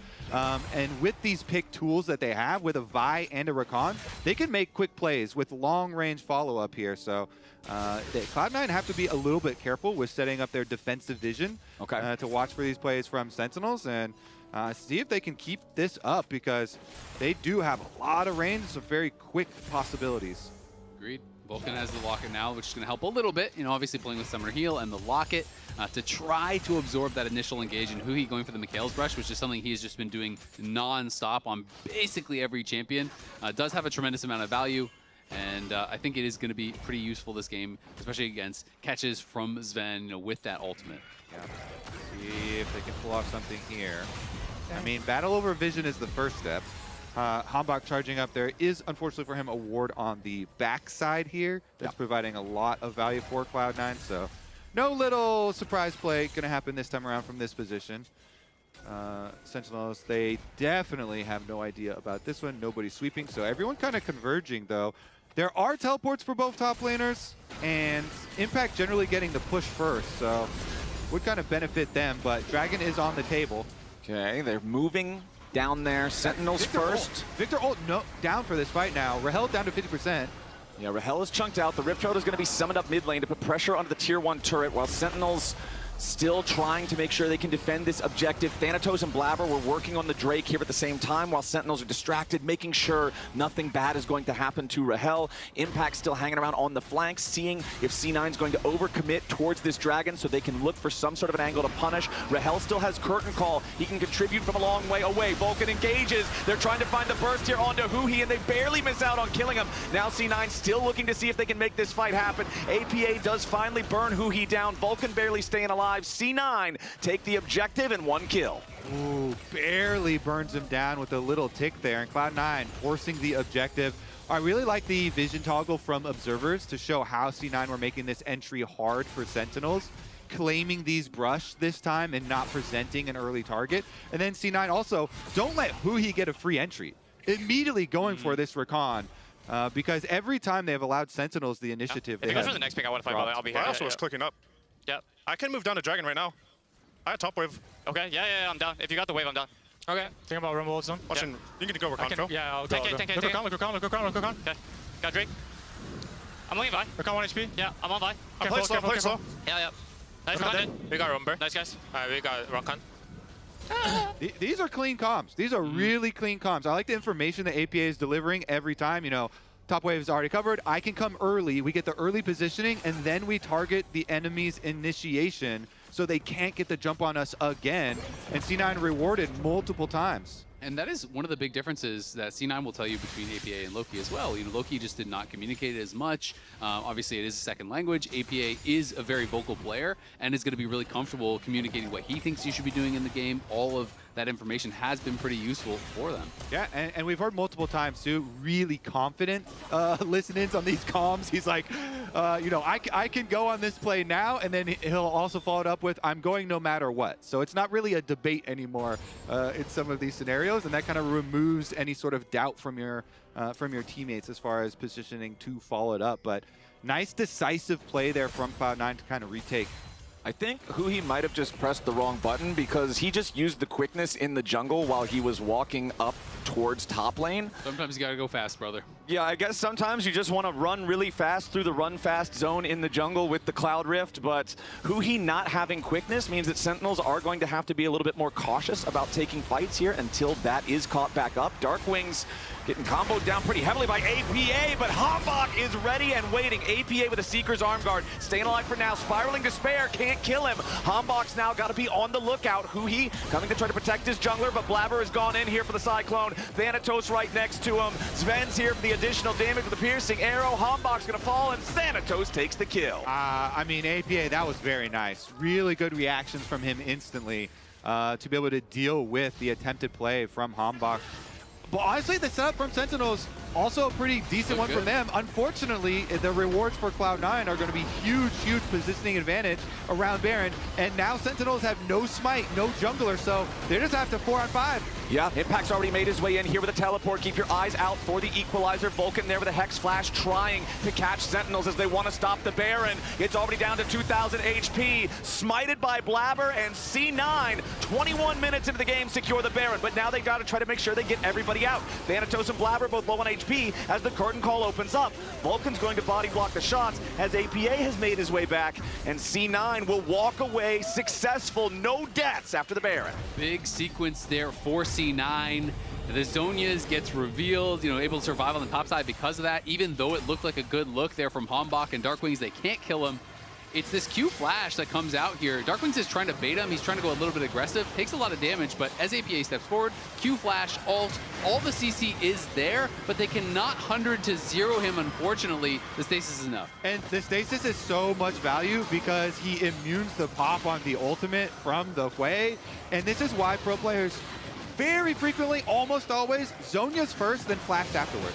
Because when you Zhonya's early, that makes Hambach stay around for the follow-up play, because Hambach's, oh, well, we got to finish you now. So Hambach stays there by your Zhonya's, tries to cue you out of it, and your immediate flash afterwards makes sure that the follow-up play could be there from Cloud9, resulting in now them wearing Baron and taking towers. Yep, those towers are under pressure as Impact got knocked down below half HP. He was forced to flash just to not die there. They cannot afford to lose Impact on the Sentinel side. He's the only one with an individual gold lead so far in this game. After C9 had their big swing with the Baron, Thanatos is just going to mine more plate money off the mid lane tier 2, and it's the C9 push in multiple lanes, really trying to build this lead even further. Yeah, this is going to get pretty difficult here for Sentinels. Of course, they do have good wave clear with the Hui. But it's scary. They're losing control of this whole area of the map. Yeah, and Huhi's just about to get 100 to 0 there thanks to the hook coming out from Vulcan. One support catches the other, but now Sentinels are once again in a 4v5. Vulcan nearly gets an additional dredge line there to impact. APA swooping in from the side as Thanatos keeps everybody else occupied. He wants to go all out, and Darkwings tries to flash, but he still falls. Thanatos fighting for his life, but he finally drops. Meanwhile, Impact's cleaned up over in the jungle. C9 might have lost their top laner, but they got 3 kills in the process. Yeah, really nicely done. And APA kind of reinforcing from the side made that fight very awkward for Sentinels. It was hard for Impact to really get involved, and then Thanatos finds an angle to go very far, get the kills. They're going to be able to push up this tier 2 tower bot. They're going to be able to take the dragon at the same time, move themselves to Soul Point. As Hugi's trying to clear out some vision here, he just gets 100-0. Mikhail's or not, you can't survive. I mean, the whole squad jumps out of the bush there, out of your jungle. That is fully lit up. Look at all these wards Cloud9 have, control wards at that through Sentinel's jungle. So they know it's hard, but then this is a tale of 2 top laners. You know, Thanatos is able to get the kill with the extra little support from Sven over the wall here, the long-range sniper. And meanwhile, the Rumble does not fare as well as a Cassante in those types of numbers disadvantages. So even though you can buy a little time with the Zonias or something, the all-out allows Thanatos' side to get the extra kill on Cloud9, continue to increase their gold lead. They're looking at that Dragon Soul not too far away. Well, they're looking at Sentinels first as Hambach tries to jump in. He goes for the quickness, but he only finds the Wukong clone. That is not the engage Sentinels wanted, and C9 will just casually walk away from it. Blabber did have to trade out the Cyclone, though, to disengage there, so he used that to get away, so it is a trade of ultimates at the very least, but see, yeah, there's your flash engage coming out from Sentinels. They found their pick onto Blabber, or have they? He goes over the wall to try to get back away. Blabber with a fancy feat, staying alive as Hambach dies to the Arcane Storm. Blabber's still cooking, and now Impact sees the damage on Sven, but he cannot find it. C9, beautiful outplay as Darkwings is going to be your next target. The damage is there as Blabber has made his way back in. One more crushing blow might do it, but he can't quite land the damage. Blabber's still burning, but APA's got the rampage kill into Darkwings. C9, don't lose a man. What? He just E'd to him and got behind him as the Q was released from Vi, so he doesn't hit him? That was crazy. That was crazy work right there. What the? And he's staying around at no HP till the very end of the fight. Goes back in, procs Thunder Sky on 2 people, then goes out. Looks like he's going to burn down, gets Triumph, and lives again. So this was pretty wild. Again, I like the look here as Blabber's walking forward. They know he has no ult, so they go immediately in onto him. Too much overlap, unfortunately, on the CC, but then flash over the wall, E back to where Hambach was, sidestep on the equalizer, gets around it, trying to heal back up. The locket comes through, sidesteps as well on that Q coming through from Darkwings, and then at low HP, he's trying to heal back up. He goes back in for the Sundered Sky heal after cloning to the side of that Q. And then, all right, surely we kill him here. He's about to burn down. Nope. Triumph Field saves him again. Crazy. That's a wild team fight. I like how we're also just going over how Blabber lives instead of all the rest of the members just killing Sentinels. Well, we've got another kill on Sentinels here in the mid lane as Vulcan and Blabber work together for the pick on Rahel. Now that Jhin is out of the picture, this is what we were talking about at the start of the game. Like, the bot lane for Sentinels has to perform because Rahel feels like the main carry of the team. When that Jhin is down, C9 know they can just force their way through the front door, and the mid lane inhibitor falls right after. If you weren't sure before, this is why Cloud9 have really clearly been put at this #1 spot in the LCS. This team, the teamwork here is looking really good. The individual plays have been very good for them. I mean, they have a really heavy handle on this series. Maybe Sentinels will be able to bounce back still, but this gold lead, it's only 27 minutes into the game, and it's already 7,000, plus the Dragon Soul that we mentioned is now only 1.5 minutes away, and it's a Cloud Soul at that for all the extra speed to chase them down. But we got to follow the more important story, Kobe. Super weeks? How is Thanatos doing in the player of the game race? Oh, man, another one where it's hard to get player of the game. It's 2 games in a row. Let me know. I mean, I think Blabber was correct in the interview where he was like, well, in order for Thanatos to get a player of the game, all the rest of us have to play worse. They're doing too well. They're all out here. Where's Thanatos? I mean, he's still doing pretty good. Got in. But it's definitely like less than the other guys. Last time around, it was only like there. So I think we're improving. We're scaling into the third game. He was having some fun there. The Cassante at the bottom tower, you know. Okay, teleports coming in from C9 here as they are posturing around this Baron yet again. Sentinels trying to do something about it. And we did have a couple of ultis used back and forth here as now Blabber, once again, he's the target from Huhi, but he sidesteps the Grand Entrance. Not super afraid of that one. Thanatos with Pathmaker just going to force Sentinels back again. This map is so dark and so scary for Sentinels right now. C9 are lurking around every corner trying to set these traps with the Nautilus for the pick, with the Wukong for the follow-up, and everybody's fair game. Yeah, you've got vision advantage leading up to the Dragon Soul like this, and you have Victor and Varus poke coming at you, plus the snap initiation, point-click Nautilus ult, Wukong follow-up. It's just terrifying for Sentinels to approach, but they're trying to do it. They're working their way in through the jungle. Oh, that was close. If that dredge line would have hit Huhi, Vulcan surely would have set up yet another pick here for the C9 side. Impact is first into the river for Sentinels as C9 have control over the Drake pit for now. Hambach only at 2/3 HP. When the Vi goes in, he's in some serious danger of getting bursted down if the team's not right behind him. Huhi takes damage from a single piercing arrow. Thanatos off to the side trying to deal with Impact and Dark Wings there in the 1v2 while the rest of C9 engages, and Huhi is already down. Hambach in the middle of everybody will fall second as Thanatos goes all out and drags Impact all the way in. Blabber picks up a killing spree there onto Rahel as Dark Wings knocks Blabber down, but it's only his Guardian Angel, and now it's an out of mana way. He's out of space, he's out of time, he's almost dancing. Out of there. They're okay, dancing, they're just gonna bro. dance. I was trying to do the whole tempo call, but they're just gonna rub it in. There's the ace for C9. They're gonna take the Cloud Soul, and the only thing they get to use the speed for is a faster march to the enemy Nexus. 29 minutes into the game, 11,000 gold lead, and C9 is going up 2-0 in this series, showing why they are such heavy favorites. Yeah, APA was like, all right, I'm gonna let you live for a while. And then Dark Wings tries to do a combo. He's like, I'm gonna fear you and teleport away. Doesn't matter, next game. Honestly though, that fight was beautiful. Like Cloud9 were able to dissect Sentinels really well. Yeah, they already have such a huge lead in the game. It's also pretty easy to execute. But again, this team, the synergy is looking really, really good. What do you think, analysts? I think the synergy is looking great. Yep. A little too good. I also think we got to the point where the Sentinels composition just did not do damage. Yeah, and we got to that point really, really fast, faster than probably they anticipated as well. You know, they have a hard engage comp, and when you can't hard engage onto the champs that are poking you, it's simply not going to go well. So that happened really early in this game, and yeah, the comp just kind of fell apart, and they just have to wait and just get poked out, and just did not look good from that point. With that being said, I do think Sentinels made some mistakes. Yeah? So 20 minutes in, when C9 broke the game open, I believe this started with Hambach getting a little bit jumpy. So let's pull in to full screen right here. This is the play where APA and Dark Wings are fighting under the turret. APA goes in to get stunned, moves up, and Hambach is charging his Q. Now, he's actually in range that this Q will connect. So if it doesn't connect, APA could just flash, and then for what it's worth, 20 minutes in, you have a 4-0 mid laner, a 2-2-2 Victor, getting his flash, great, play done, reset, play the map. Instead, watch what Hambach does here. Slowing it down even more. He flashes to land the Q, watch his cooldowns though. Ults immediately, doesn't even weave in his first E, so he's a little bit low on damage. Then APA pops his stopwatch. Arguably, at the health that he's at, 260, maybe he has a chance of dying if he gets that E in.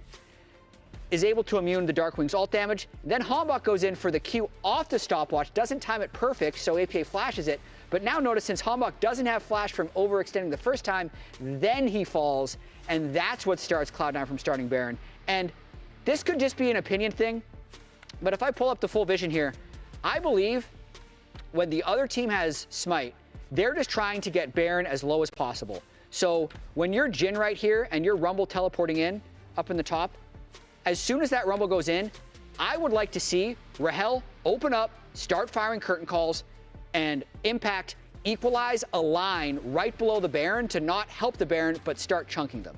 Because just letting them hit it for this long, and then, in fact, never engaging, because by the time they pop the equalizer, the Baron's basically in Smite range, and Rahel only opening up after the play, I think is like a series of play from about just before 20 minutes to just after 21 minutes that kind of lost them the game, in my opinion. The over-aggressive from Hambach. I will say, you know, what do you think they should do in that situation with Baron? I mean, I agree Jin should ult, but like realistically, Jin ult is not doing damage. Like it's probably doing like 100 damage to Nautilus. Yeah. Like he had Rapid Fire and Yomu, so he doesn't actually have too much AD. So it's really not going to do that much. By that point, I think the Baron's already lost. I think just to play beforehand is like way too jumpy for Hambach to go for. Just take the flash, take the, just slow the game down. You're not in like a hard loose state. You can still find the pick onto Victor after. Yep. So they just overforced that play. And also like Dark Wings was playing to bait that. So he just walked into the Victor stun, got stunned, and he's overforcing. It just looks like a ton of damage. Yeah, they're just not playing normal, and they just feel like they have to make a play happen. I heard that we have a tie in the POG votes. And usually when we get into a tie, it's the fans that break it. So the ties between Sven and APA. So fan vote, start populating. Thanatos is getting pity votes, man. I swear. He was, Dokla, was he the player of the game in this game? He did fine. I think did fine. The only thing is Impact roamed on that one timer that he had to the blue buff fight, which is like, he's trying to save the game, but it's like, well, as top lane, he can't make it there. So, I mean, it was good by Impact to try to have an impact on the game. True. But top lane is just an island. I will say, this doesn't mean fans, as much as I love you guys, this doesn't mean Thanatos wins. Yeah, you don't get to override. We're not Europe. You don't get the whole set. It's between APA and Sven. But that means APA wins. APA wins. Yeah. According to the fans. Yeah. Insane. People they're trying their hardest though. They're trying their hardest. They're really trying to get Thanatos that POG. I mean, I will say APA played very well in mid game. Early game, I think just the Impact roam caught him off guard, but overall his lane phase was solid. And mid game, he was playing really solid, and he pumped out a lot of damage in these fights, so deserved this game. But you know, top laners, we need to get some love. So no matter what, I'm voting a top laner for player of the game next. I mean, you're voting Thanatos next game. 28,000 damage from the APA. Slightly more than the 8.6 thousand damage from Cassante, I will say. But also damage on kills is a stat we like to look at as well. So APA also very contributory towards the kills. So nice game. I think it's a new word. Okay. Yeah, we just made it right here. Lingo. Yeah. We'll see if they can continue to be contributory towards the victory with Game 3 coming up after this short break.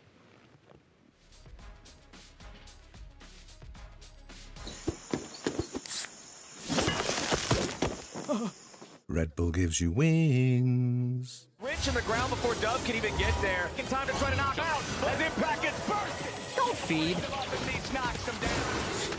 Get fed. Scan the QR code for deals only on Uber Eats. Holy smokes! You don't look so good, boss. Tell me about it. It's a real inferno down here, and I'm burnt out. Here, try a Red Bull. It's devilishly good. Red Bull? Oh, that tastes heavenly. Wait a minute. What's this? Oh, yeah. I forgot about that. Wings? Wings? I can't have wings. Not in my position. Red Bull gives you wings.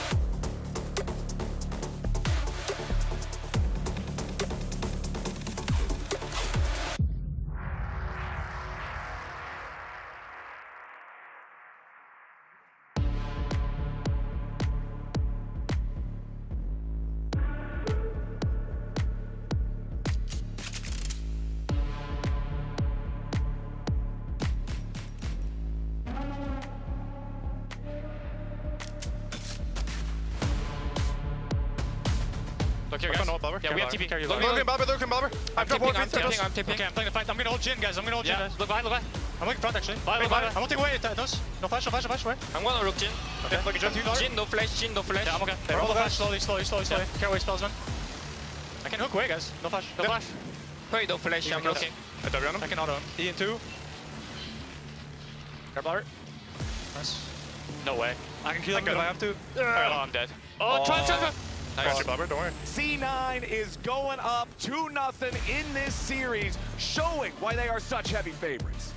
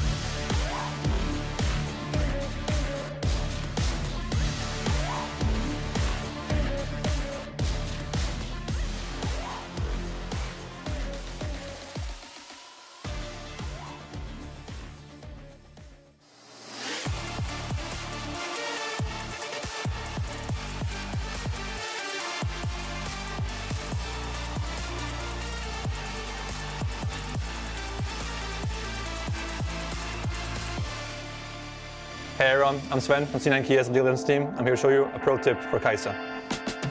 So the first tip is when you get your upgrades on your champ, you buy your items like you always do. So you buy Kraken Slayer, you get your upgrades. If you press the icon above the evolve and you press your E button at the same time, you can cancel the animation like this. So you don't have to do that whole RP animation in your base or something. The second pro tip on Kai'Sa is you can use W while you're ulting. This is how it looks like if it's done correctly. Assuming you already have plasma on a target, you can press R and a W while you're flying. Your opponents can't see the animation and therefore it makes it really hard to dodge. Thanks for watching. Don't miss any LCS action when you get your favorite foods delivered on Uber Eats for less gold. I love all the little animation canceling tips that come out from people on specific champions, because those are ones that actually make you do more damage in a shorter time period. Like things like that where you're always like, man, this guy is so good at this champion. Why does he do more damage than me? There's so many little animation cancels in the game where they can do things quicker and hit harder. Some of the pro tips make you do more damage, and others you're just not good enough to do. Like my friend who was trying the Akali one that Saints recommended. Where Saints talking about E-flash? Yeah, like he's like, oh, you can cancel the animation on the E, and it's unmissable. So my friend tries to just whips the E point blank, loses his flash, dies. Oh, he died too. So it turns out you can miss it. Okay, well sometimes. Some of the pro tips only for pros. Unmissable if you're a pro player. Exactly. Some pro tips only for pros.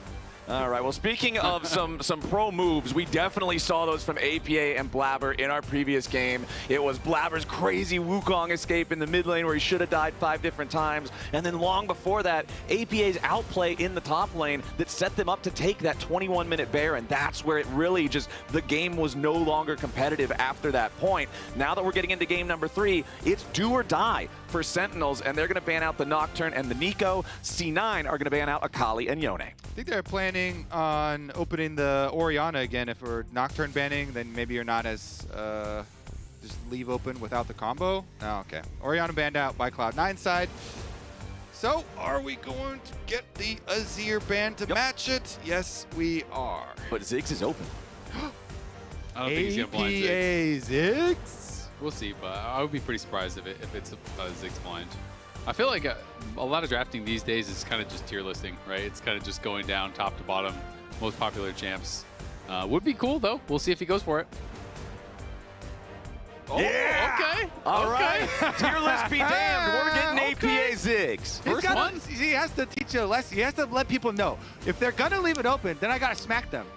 True. Right? So I have to keep the fear. Gotta earn the bans. Yeah, I got to keep the fear instilled in them. If I don't remind them, then we're not getting our free bans. It'll be interesting, though, because there are counters to it. It was Palafox who played the LeBlanc into this specific matchup, wasn't it? Yeah, and that I remember that matchup, and Palafox talking about how, like, you can't blind it. You know, this matchup is so bad for Ziggs. You can slam him. So it will be cool to see if Darkwings has a counter prepped. Also, to my recollection, when I think back to last year, he brought it out for TL a lot of times, and or at least a couple times, and was doing really well individually in all those games, but all those games were losses. You know, like they kept losing with it, even though he would be like, 8-0, a bunch of gold ahead. They would always seem to get caught and kills. It wasn't the champion's fault, though, for sure. So it was his teammates' fault. Sometimes it was his fault, but it was player choices, like the teleport one, remember? But it wasn't a champion. Like, no, don't blame Ziggs. Blame APA. If he did that teleport on any champion. All right, well, Sentinels are going to start their draft strong in the bottom lane. Lucian, Nami duo. They want to enable Huhi and Rahel to be able to play aggressively, to fight against Sven and Vulcan, to try to carry from the bottom lane, because they really haven't been able to do that in either of the previous games. Ooh, and Aphelios has been on a bit of a streak. So Sven here with another big carry possibility in front of us, and the Thresh picked up for the extra safety there too. Time to find out, are we going to get a mid lane counter pick, or is it going to just be, something more standard?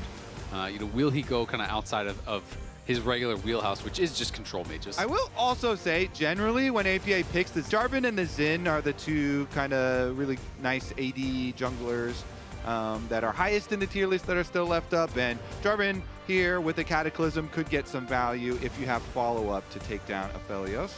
Yeah, we still have things, obviously, like Zehen, like Aatrox, like Mundo, and then you're getting down to kind of some of the ones that are more niche, that aren't being played as much, but those are kind of all still up and available as we've gone through most of the primary AD junglers these days. And with the Xin ban, I don't even feel like you really need to throw another ban, because I feel like everything below that is kind of different tier. Well, Malphite's going to be banned out here as well. The Galio banned out by C9. They don't want to deal with the Jarvan Galio Wombo combo. The Gwen will be their last ban here. And we're just going to slam Vayne. Insta Vayne here, and is it Vayne mid? I mean, it could be. I mean, that's one of the counters that you don't sniff out. Right? It's flexible. Because if you blind a Vayne top, that's kind of crazy. But you're putting pressure on them to now try and counterpick Vayne top, and then I mean, you could put it mid versus the Ziggs, I guess. Then you can like Q dodge on the Ziggs bombs. The minefields are still pretty easy to hit. You just get pushed in. Like that would be like my question is with Vayne in a lot of these matchups, it's like you just get shoved in nonstop. But is it a blind top Vayne? That's kind of crazy too. Okay, well, Jamselect just went away, so I'm assuming it's maybe a wrong pick. Yep. Because to me, like I was just trying to think through, and I was like, okay, it has to be mid lane because there's no way you're blind picking a top, but mid lane doesn't even seem like a good matchup. Producers have informed me the reason that the champ select went down is because they are investigating a potential champ select bug. It's going to be like pretty much everything else where we have these champ select issues. If it's deemed to be the error of the player, you're playing Vayne. Dude, you know what's so funny though? Impact was literally the player that took Guardian and had to play Guardian Aatrox in the game. I swear if he's using the same mouse and it's the same double click mouse thing, you gotta get a new mouse now, bro. Like, what? Well, who locked that in though? It wasn't him. No, it wasn't, because it was fourth pick, yeah, so it would have been. So someone else did the clicking this time around. Because it was pick order would be Rahel, because it was the fourth pick. So does he have the same mouse? What's going on? Yeah, I'm not sure. Doesn't really make sense that that it would have been a pick either way. But yeah, like you said, basically, if you don't know how these work, what they do is they have a full recording of like every button press, your screen, everything that's going on, every mouse movement, everything is recorded, and then League Ops can go and they can watch everything back, make sure they know exactly what happened. Was it a client error? Those are pretty common, let's be honest. Or was it actually a player error where no, he clicked Vayne and then he clicked lock and like well, too bad then. Right. And that's kind of the situation is if it is your fault, then you are going to be stuck usually with that mistake. If it is the game's fault, the client's fault, of course, you're going to get a remake, and we're going to go and kind of draft through to where we were prior to that mistake. Yeah, usually takes a couple minutes to investigate, go back, look at that tool like you're talking about. But I do like the Lucian Nami here for Sentinels. I do think they need to be able to play aggressively in the bottom lane. Going up against Aphelios Thresh, Sven is going to be back on a champion that just scales forever with Aphelios. Like, this is going to be a late game problem, and I want to see Sentinels really try to punish it and run the lane early. What did you do? Yeah. Admit your lock Vayne crimes. top blind? Did you repent? He was talking. He was talking, apparently. Too much chatting. Too much chatting. He's following the Disable APA way. chat and we'll consider it. He's following the APA footsteps, man. They're He's trying yapping. to look cute in their Timo hats. I'm not buying it. Yeah. You think it's a various Timo What hats. word did you use? Yeah, wait a second. Should we default to trust or no? Based on my League of Legends experience, No. we're defaulting to not trusting him at all.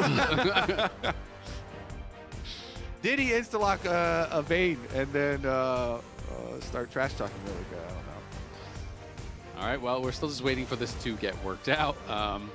Obviously, if Sentinels didn't intend the pick and they're stuck with it, they're going to be pretty unhappy. Golden smiling. He is smiling, but is he smiling because it's like... What's Is he funny about smiling this? because it's cooked or smiling because they get to redo it? Well, maybe it's Thanatos' time to get an MVP. Gets to play against a blind Vayne top. Gets to stomp Vayne top. Man. What if Golden Glue is like, all right, we'll save a counter pick Vayne top for our last pick. And then they're like, oh, Vayne pick? So, update, it was a player error, so they are going to have to play the Vayne. No way. So Rahel did, in fact, choose the Vayne, lock the Vayne, so they're stuck with the Vayne. That is the update. So now they have to choose, is it going to be mid or is it going to be top? Definitely a bummer that it happened to them twice. I hope that Sentinels make some content around it and actually, give us more of the story. Because, yeah, that's crazy. Yeah, that's tough. I mean, they have to reverse sweep, and they're going to have to do it with the blind Vayne. Well, I mean, it could be mid, so I don't know. Yeah, I'm kind of with you, though. I feel like Vayne into Ziggs, you're just going to be under your tower. The wave gets kaboomed, and you just sit there and try to farm under turret. Yeah, exactly. Because when I was thinking through, I like playing Vayne, and I don't play Vayne mid or anything, but when you play into Mage's bot, you just live under your tower and you never get to interact and you're just kind of getting poked, right? It's very, very difficult. So I would think that would be the difficulty. Maybe there's a world in which you can try to play past the wave and look to make it so he has to spend the spells on the wave. You can harass him. I don't know. I mean, I guess they can flex it, but it seems horrible. I gotta say, Golden Glue's smile, it's looking suspicious. They were laughing that was a smile oh, haha, maybe we did He also plays League, so we're also not trusting him. Okay, yeah, true. But you know who else plays League? Famous LCS superstar Michael I'm a Cutie Pie Santana once said, how will the opponents know what you're doing if you don't know what you're doing? Facts. Sometimes you just have to lock blind Vayne solo lane and YOLO it. Just go random. I'm ready to believe. Random. I'm ready to believe. Sometimes you do let them know your next move, and it's a crazy move. It's just wild. Look at my next move. Why would he do that move? Didn't expect that, did you? No, I didn't. Enemy team probably has 0 draft prep for blind solo lane Vayne. That's facts. Well, we'll see. I mean, their draft prep hasn't worked so far. They did lose twice. So how about you just throw all your draft prep in the garbage and go random? Just do something. So total game time so far, 62:07, right? Okay, yeah. The last series that they had against FlyQuest was just about 80 minutes. And I was like, I'm not even going to mention this because they'd have to win in 18 minutes. That'd be crazy. But now with the Vayne, you're telling me there's a chance. They could beat their own record they set previously. Yep. If they win this game in 18 minutes. It's really hard to win in 18 minutes It's now. almost impossible. In the current so state of League of Legends this season, it is very, very difficult But to do there's a those. champion that could make it happen. Yeah. In this theoretical situation, maybe you have experience in the past where you lost in 18 minutes with a top lane Vayne. Were you the Vayne, or is it on someone else? Me? Me? I'm not going to dignify that with an answer. Okay. Also, yes. Okay, so as you all can see, we're recreating the draft. Everything up through Vayne and including Vayne has to be the same as it was the first time. and then we will be able to wrap things up. So you've got your Zen and your Malphite bands, you've got your Galio, and your Gwen is going to be the other one. Okay, chat, what's your best Vayne counter then? In this multiple scenarios where you get blind picked Vayne in front of you. Give me Teemo with Ignite. Yeah. You give me Teemo with Ignite, and if I'm that Vayne, I got something else to do, buddy. We're alt F4ing this champ select. What's so funny too, because gotta walk my cat or something. Yeah, because pro drafts are in the order of the seeding. Rahel has to be like, hey, I got you something. here's the Vayne. Wait, what was Rahel playing? Lucian. They could swap. Yeah. He could say, my bad, dog. You can take the Lucian. We'll play Nami Vayne bot.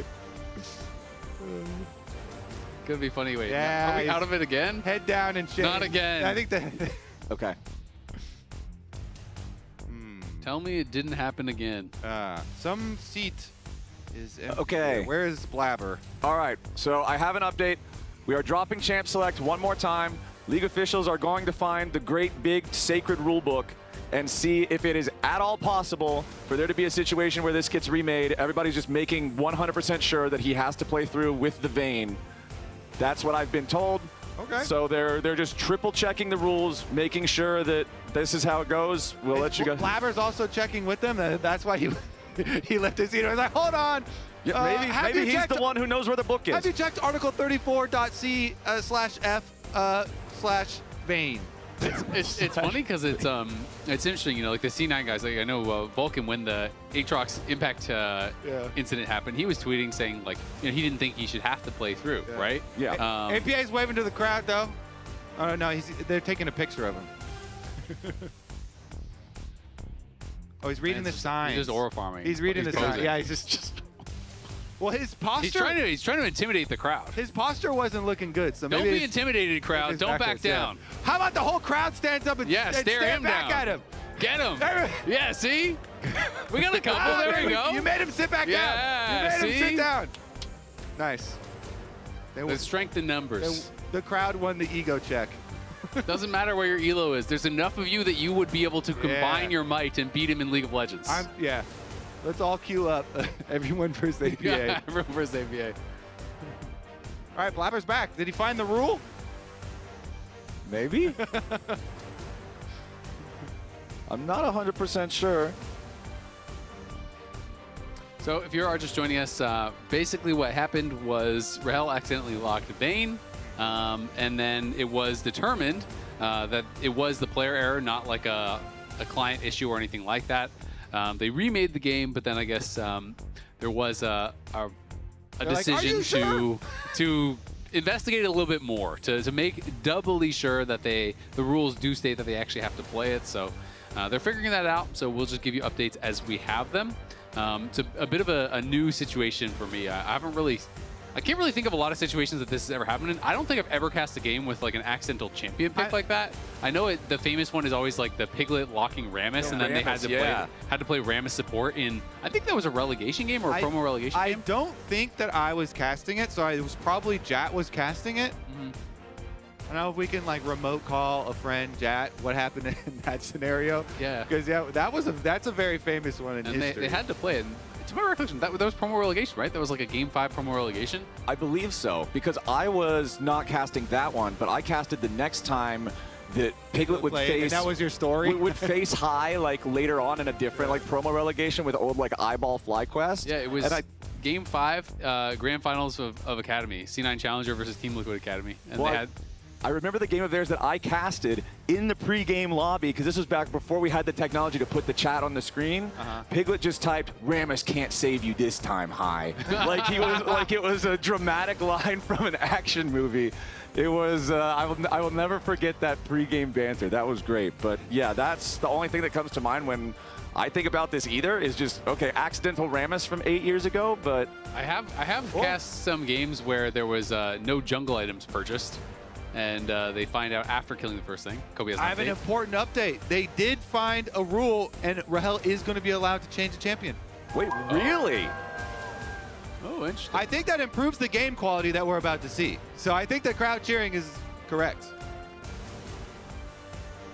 Interesting. Okay, so I guess the Vayne is not the truth after all. So basically the TLDR that I've just been given by my producer is because Cloud9 did not lock a champion after the Vayne was locked in, essentially they're saying like the ruling is that there is no like disadvantage to Cloud9, you know, for allowing them to redo this this accidental pick. Like that is the kind of TLDR that I've been given. So that is going to be the ruling, I guess. So I guess we are going to go through the draft once again. Third time's the charm. But everything up until Vayne, but now not including Vayne, must remain the same. So all 10 same wild. bands, all of the first 6 picks are going to be the same thing, and then just no Vayne.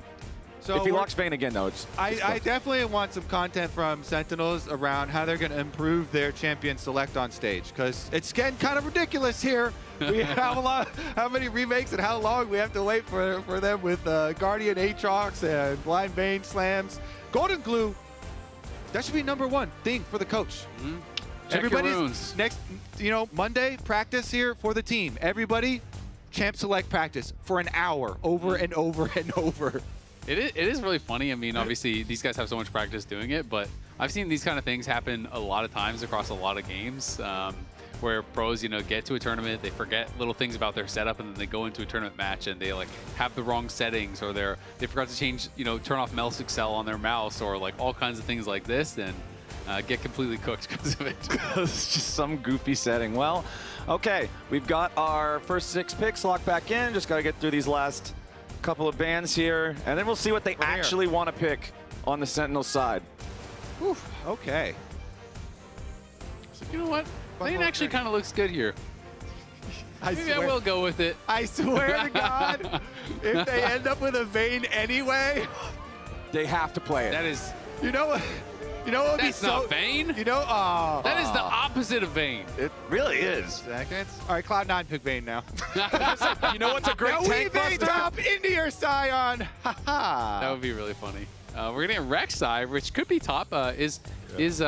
Honestly, I think it will be top. Oh, this is also fun too, because the Maokai got a nice buff on this patch. We did a little segment, you know, what types of new champions that got adjustments on the current patch. We're gonna see some pro play. Maokai was on my list. Got some nice buffs to the Q damage. So Blabber here with this champ. TF. You can do a lot of very crazy jungle steals with Maokai really early on, because you can like walk up to their Raptors, guaranteed steal with Q and Smite. Maokai Q is mega damage to jungle monsters, and so you can Q Smite pretty much anything. Is mega damage more or less damage than like ultra damage? Well, there's a tier list. Let me check here. Mega is bigger. Yeah, Mega is bigger. Mega is bigger. Yeah. Is Mega the biggest damage you can have? Super Mega is actually Super Mega? So Super Mega Death Rocket makes sense. Is the biggest, It's the biggest damage you can right get. from the game. Yeah. Yeah. Fair. Especially because they added death into there. Yeah, so. yeah. The more adjectives, the better. All right. Well, TF coming through for Darkwings, that'll be interesting. So are going to be able to play towards side lanes. You kind of really think, though, it's only towards one side lane. Let's be honest. You kind of want to play towards that Lucian. Yeah. A lot of setup for Vulcan's Thresh this game, which is great. You have the Maokai CC. Obviously, you have the Gravitum Root, which we saw Masu and Cryogen dominating a 2v2 lane. You know, with that setup, you know, you throw out that purple gun, get the root, hook there to follow it up. And if you're able to connect a hook onto Nami, especially in lane, because Nami is not playing Cleanse, obviously, the Lucian will be, that can sometimes just be a 100-0 look. All right, let's get to it. We have finally resolved the champ select. This could be the last game of the series if C9 can close it out clean. Both best of 5 so far this weekend have been a 3-0 sweep. Cloud9 would love to make this one be the same thing, head towards that grand final next weekend, next Sunday, for their shot at going to first stand. Sentinels taking to the Rift. Again, so much pressure, I feel like, on this bottom lane, on this Lucian Nami to perform. I knew we were going to get some chat at the beginning. and you mentioned it as well, Isaac, when we were in the pause, how on social media, last time when Sentinels did have to play with the Guardian Aatrox, Vulcan himself was on Twitter. He was like, what? We got to watch this? And so C9 here also kind of happy to have a good, clean game here. Nice, honest game of League of Legends. 2 grass tanks Yeah, auto-attacking there we each go. other the way God intended it. And No kill threat at all. Just no 2 damage wet to be noodles. seen. Rek'Sai's actually been taken down a notch since Worlds, where it always used to just push inside and get these advantages. Well, while the laning phase is just now starting, we've got Dokla standing by for an interview with Coach Golden Glue. And I'm here with Golden Glue of Sentinels. Golden Glue, this has been the second time a Champ Select issue has happened under your tenure as head coach. What does this say about your leadership? That's a very good question, Dokla. I think it says that in my environment, we're willing to make mistakes. We're willing to take that extra risk or that extra step and learn and improve from it. That's what I think that shows. I mean, that's great because, you guys are top 3 right now, so I can see the improvements throughout the split. Down 0-2 in the series, what do you need to do to come back? I think we need to team fight better. I think in the last game, we could have won that 3rd dragon. We're kind of just getting out team fought on the 3rd dragon. I think we're not really finding the right angles. So this game we have a bit more of a pick comp, and we have a bit stronger lanes with the Lucian Nami into this Thresh. So trying to snowball and kind of play a different type pace of game this game. Yeah, you gave APA his Ziggs here, so what was the thought process behind that? Because, I guess he can just first pick blind Ziggs. Let's see, maybe we'll punish it, maybe not. Flash, kill his ass. He's going down. That is what we do versus the first pick Ziggs. That is what we do. It was all according to my master plan. And there you have it. So looks like Sentinel is going to go for the reverse sweep here. And we'll toss it back to Flowers and the rest of the crew. What do you guys think about that? I think they did indeed flash kill his ass. The Ziggs is down for first blood, and it's Sentinels on the board fast in this 3rd one. And this was Hambach with an altered timing. He did 4 camps and ganking from the bottom side as Jarvan. So the unexpected timing, since he's clearing off the regular camps on red side, does mean when you go for early ganks like that, you pay jungle camps usually, and Blabber's going to make you pay. Blabber will steal away the blue buff after the early Jarvan gank that results in him having a level lead currently in the jungle. My big question is, can he double scuttle as well? Because he obviously stole the blue. He's just going to recall, so won't be able to double scuttle. So is going to just get that blue buff advantage. But still, nicely done by Hambach. Grabs that early first blood, puts some pressure on APA. And now he is flashless. And they could always look for a repeat, with the flash gold card, so it has to be careful. Nice hook there from Vulcan. The death sentence lands onto Rahel. The Lucian does not want to use the cleanse that early because he knows there's not any kill threat yet, but it does mean he loses half his health bar. Yeah, and obviously while we're watching mid lane, we did miss Huhi lost his flash very early in the game because his flash has been down for a while. So Huhi has lost his flash and used his heal that was traded with Vulcan's heal. So obviously a lot of action happening early on in this one. And you're seeing some of the ramifications of the nerf I was talking about on Rek'Sai, where they did take Rek'Sai down a notch since Worlds, where at Worlds we were constantly getting Rek'Sais pushing in, getting turret plate leads and CS leads over Scion players. But the sustain on minions was taken down a bit, and so it's not quite as oppressive as it was previously. Still keeping up the pressure though, still of course, double grasp, going for these trades and trying to sustain through, just a little bit better for the Scion angle, and the teleport back once you have Bramble for impact. Yep. I mean, Bramble's okay, but honestly, the healing is not while he's auto-attacking you, so he's not actually applying that debuff. So right, yeah. I never am actually a very big fan of Bramble in this matchup. I just think almost all the sustain, yeah, you're reducing maybe some grasp healing or whatever, but every time he burrows, when you have that full rage bar at this point, as Huhi could be in some trouble. Yeah, they're trying to fight back though as Rahel jumps in after Sven, hits him with the full Lucian combo. Sven down to 300 HP, but the bubble doesn't find its target.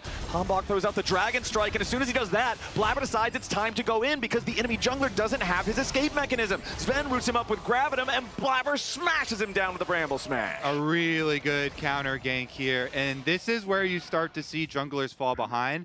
When you do an early gank towards mid, drop a little bit of camps, and then another gank on bottom side, and Blabber has been clearing here. This Maokai with the CS lead, and now after the counter, has a kill for himself on top of it too. This is going to be a very beefy tank Maokai. I think Blabber is set up to have a very big impact on these team fights. Your ultimate is just always so much crazy value, Sapling's vision value, and you're going to be very tanky on the front line. He has the phase rush as well, so pretty slippery. Blabber is showing up mid here to answer the support roam from Huhi as well, and he always talks about it himself. Blabber, even though it's not like this carry champ, this flashy champ, he has an insane win rate on him, lifetime. He does. And people always meme these Enchanter, roams mid, but it's actually pretty effective. Hui just walks mid, bounces the heal off Darkwings onto APA, gives him a little bit of an HP lead there. So that was pretty nicely done. And it looks like we are potentially going to have a scrap for the Scuttle, but Sentinels decides, you know what, we're just going to back off. Blabber just early smites onto the Dragon, getting that second smite charge ready. Does not think that they are going to contest, so he had 2 smite charges ready. That one is cooling down, and he's just going to start that Dragon, leash it at the same time. Yeah, and especially on mounted dragons, they take so long to kill. Second charge is back up, ready to finish it off. So he's always efficient. Gets the Scuttle, corrals it next to the Dragon, get your Q onto both of them. And kind of business as usual for Cloud9 here. First Dragon for them, and a gold lead despite the early first blood. When Vulcan just keeps hitting death sentence after death sentence, constantly keeping the pressure on Hui and Rahel down here. And it's already, more than a wave of CS advantage for Sven on the Aphelios up against what's supposed to be the suppressive lane in the Lucian Nami. And honestly, I'm in love with Zeke's convergence for these tank junglers. Inspired did on Malphite yesterday, and it is just so efficient. It got added, the extra ultimate ability haste. Here is the Maokai record I was talking about for Blabber. Very impressive, 77% for him, 19 and 6. Steal away from Hambach, quite nice right there. Even it up a little bit, grab some back for himself, but Blabber can continue clearing his regular camps down towards the bottom side of the map, and APA knows. Jarvan just spotted previously topside. The Ghost, though, to get in range. Yeah, Darkwings, but he locks a red card instead of the gold, so APA still walking away for now. Blabber has shown up in case Hambach wants to try to dive after the Ziggs, and Sentinels are going to call that one off. Okay, now they're going to call it back on. Hambach re-engages, wants to look for APA, finds a little bit of burst onto him, but honestly not a ton. They're going to fight over the large chicken, and it's Blabber. Like you were talking about, Kobe, the Bramble Smash damage is so strong now, so he secures that big chicken for himself as APA goes back to mid lane. Mega Inferno Bomb going to be used to clear the wave. Darkwing's doing pretty well, though, in this matchup. They got the early kill onto APA and has been able to do a good job putting some pressure onto APA. I was worried that he would just kind of get locked under his own tower, that he would just be struggling to wave clear against this Ziggs, and we'll see if APA, when he has his first item completed, is able to kind of do that. That's really what your goal is. The difficulty with TF, to me, when you're playing a high wave clear like this, is when you roam, do you not just lose a ton of plates to the Ziggs? Are those roams going to be worthwhile? They are all going to be really high risk. Both junglers down around the bottom lane now as Sentinels back up very far from their tier 1 turret. They do not want to get caught out here by Blabber on the Maokai with that fully completed Zeeks like you're talking about, Kobe. It's such a strong item because it's also so cheap. It's thrift store prices as a jungle item. You feel so good when you buy this thing this early. C9 is up to not quite a 1,000 gold lead, but a small lead for themselves. The largest individual one of those, of course, is Sven down here on the Aphelios. And the Aphelios Thresh lane just seems like it's going great. 3 out of 3 games, Sven has had the biggest lead for Cloud9 early, and they've had leads every single game. So nice job by them pushing in with the Aphelios Thresh.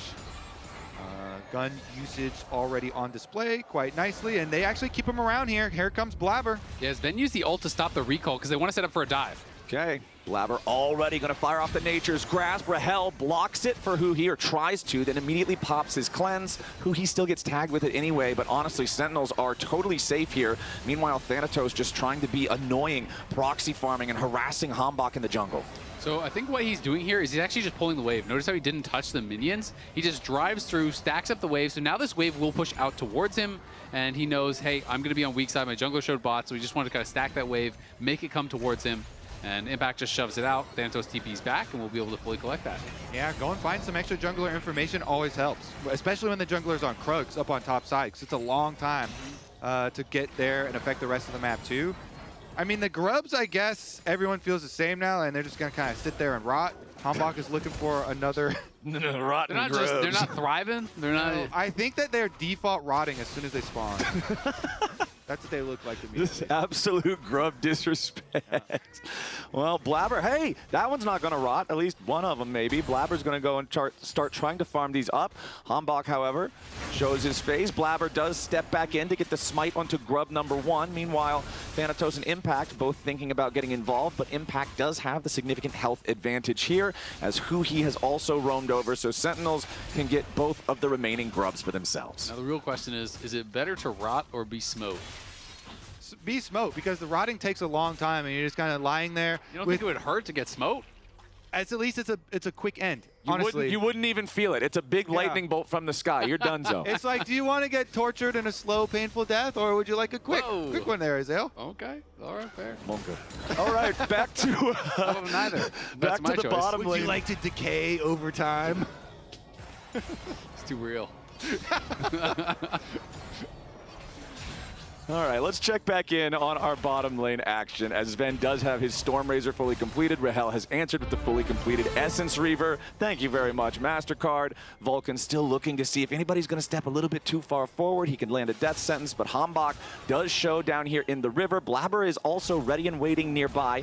Keep your eyes on the Jarvan Dragon Strike. Remember that the last time they got that kill onto Hambach, it was because he used that too aggressively. He didn't have it available as an escape mechanism, and now Blabber is confident to start up the Drake. Here's the cost of that APA wave clear that we're talking about because he just shoves the mid lane in so fast. Vulcan's going to be the target here from Sentinels. They want a full commit onto the enemy support, but the Cloud9 counterattack is there. The culling can't kill Vulcan. Sven's got the crescendum. He's trying to find the kill onto Huhi, but he's overextended. Rahel gets the kill back onto the Aphelios.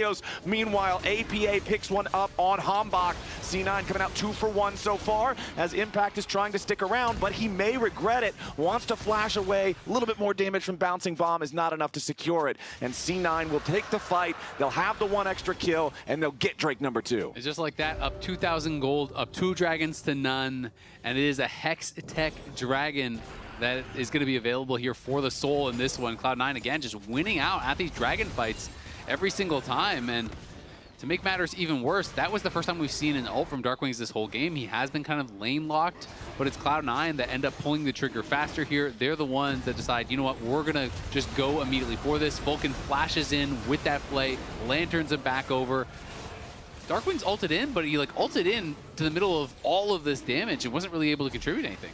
Yeah, I do like the snap decision from Vulcan too. As soon as he sees Lucian dash in on him, he says, this is illegal, you're not allowed to do that. And then they lantern Sven in. Sven had to immediately flash out of the Cataclysm too. And then they chased 2 different sides. So Sven did end up going down. That is like the small one little kernel for Sentinels.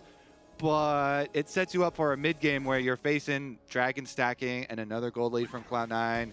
And it looks pretty painful again. And we'll see, maybe the next ult from Darkwings, they can make a pick on a side lane in like a safer scenario. It's looking like it might be Thanatos' last chance to win player of the game in this series. Okay. So how's he doing, Kobe? I mean, it's still pretty early. I think it's even. It's even? I think it's pretty close. Maybe, what do we have here? Vulcan might be pretty far up here. Sven's like, oh, we won lane. I'm pretty hard up here too. Thanatos did his job. So I'll go, it's pretty close. Okay, pretty close. Honestly, maybe doing all right. Maybe Blabber's kind of, Blabber might be ahead actually. With the Maokai. Maokai value is crazy. Worrying trend. Yeah. Also, Rek'Sai not the flashiest champ. So no, not really. But with Titanic, you can have pressure on carries. So you can actually kill carries in the back line. And he definitely I like that can-do attitude. Yeah. I'm a Rek'Sai enjoyer for sure. Yeah. Titanic is goated, and we'll see. You know, he's got teleport advantage. He can do some stuff. Got teleport advantage. Locket's completed for Blabber. I like it. Just when you're playing tank jungler, just go support items. Honestly, it just feels like it's way more impactful. The Zeke's is obviously really powerful and cheap, and then Locket as well. When you're thinking about TF, you're thinking of Jarvan, you're thinking of culling all of this upfront damage that's coming through from the Sentinels comp. Locket's going to help shut that down. Blabber's approaching this Rift Herald that's already been started up by Sentinels. They've got the combo with the Maokai ulti plus the Mega Inferno Bomb, and there's your Nature's Grasp already used by Blabber. Mega Inferno Bomb down onto 3, and Vulcan's ready to follow it up with a nice death sentence onto Hambach. Darkwings primes the gold card. They want to try to see if they can put the pressure onto Sven, but they don't have enough damage to kill him. Hambach's going to drop, and Darkwings barely gets away. Sentinels trying to make these fights happen, but it's so difficult. Impact now could be caught here as well. Blabber locks him up with a twisted advance, and with Thanatos there, maybe that's your Titanic Hydra, Kobe? Maybe. Give it to Thanatos, come on. Nope. APA takes the next one. C9 will not get the Herald, so critically for Sentinels, they at least get the objective that they came here for, but C9 take the fight. This combo is just so nice. You stack to avoid the Maokai ult, and then in comes the Ziggs ult immediately as they're all trying to stand behind Rahel, who has Cleanse. They get AoE'd down so heavily, and then Darkwings is going in with Hambach. Sven basically doesn't care if they do no damage at all. It's even funnier because, you know, you're Jarvan, you're like, you're stuck in my Cataclysm. And Twisted Fate teleports into your Cataclysm too. And you had Darkwings flash out of their own Cataclysm after ulting in point blank to this Aphelios. So you literally, like, Sven just like kicked them both out of their own Cataclysm and killed one of them too. If you come at the king, you best not miss. That one was a miss. That one was. Well, now here in the mid lane, Rahel is in danger yet again. Thanatos trying to go for the execute here with the ulti, and there's your Titanic Hydra Kobe. C9 get their pick. Oh, we get MVP chance already here. Thanatos really, really wants a player of the game. So, but we are fair voters here. Yeah. I'm not going to be swayed by that. He has the biggest individual gold lead in the game, man. He's smurfing. Look at that, 1.5 thousand gold. 2-0-2. Honestly, it's looking pretty good. I feel like ABA's doing a lot and Blabber's doing a lot. I'm just going to say, I feel like he's... Hush your mouth. Thanatos has been the beneficiary of some plays that are happening around him, you know? I'm not saying he's doing bad, he's doing fine. But the problem has been this damn mid jungle. They're too good. They've been stealing away so many of these player of the weeks and player of the games. Yeah. The Blappa combo is looking strong this year for C9. The Blappa combo, I know you've been waiting to drop that one. That's good. It's a good one. To me, my first reaction when you said Blappa, it sounds like some sort of like whoopee cushion noise or something. Like, wow, Azael, that was a really loud Blappa right there. Okay. You're embarrassed, or Cloud9 are going to take another tower. You're proud, yeah. C9 take the tower. The Dragon is started up by Sentinels, but C9 have a 5,500 gold lead if they just want to try to fight. There goes the Blabber. Ulti immediately followed up with a Mega Inferno Bomb. Aphelios ult from downtown, and Vulcan flashes forward, goes in for the Flay into the death sentence. The Dragon goes over to C9 here too, as Darkwings is already down. Hambach flashes over the wall, tries to get to safety. Blabber just going to solo down Rahel with the tank Maokai as Vulcan looks for another. He's going to bring Blabber closer. They're chasing after Huhi, but the Flay doesn't quite have the range. It's 3 kills plus a Drake for C9, who are 7,500 gold ahead. I like Vulcan's moves, man. He's flashing over abilities. He's hitting it multiple death sentences. You know, Mikhailsing himself to try and keep up the chase. But he might be my player of the game. Oh, man. Cloud. He's gonna smurfing too. All these players on Cloud9 are players of this game for sure. Sucks having a good team. It's tough out there. It's too rough, man. Out there. It's a tough life. Yeah. And your team's up 10,000 gold. 35. I'm starting my ult, okay? Yeah. I'm gonna keep eye on. Okay. Yeah, I'm ulting now, ulting now. Look here. Has cleanse. Yeah. No cleanse now. I can block Zion ult forever. Big mid, are you near her? Yeah. I got TF. Yeah. I'm on Lucian. No gold card. I'm on Lucian slowly. Hey, Jarvan, Blabber. Zion cannot go there. Oh my god. Mad life. I mean, he was smurfing in that fight. Good comms again. C9 is just seeming like they are on point. They're going to look for Sven, though. Yeah, flash gold card, but the immediate flash from Sven. He pops the barrier and tries to survive, but Sentinels has enough damage. Now they got to be careful for the counterattack, because Thanatos has made his way in with a Blabber ulti right on top of him. Goes for the kill on Rahel, and he dies too. That's 2 for 1 already here for C9, as Impact has to try to flash away. The Scion is not looking particularly tanky as they juggle him around back and forth between Bramble Smashes and Flays and Zig Satchels. There's just nowhere for Impact to go. He'll go down farming because it's the only thing the Scion's going to get. 10,000 gold lead for C9 20 minutes in. It's actually player of the game material to give the Scion kill to your Ziggs and not take it.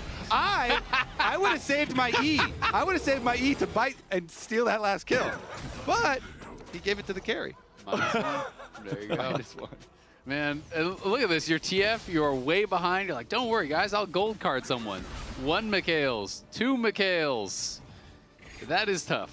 So they even have the double Mikhails now. So good luck finding a pick. You know what? I got to say, with the advantage of hindsight, maybe Vayne wouldn't have been so bad. Maybe we should have gone Vayne this game.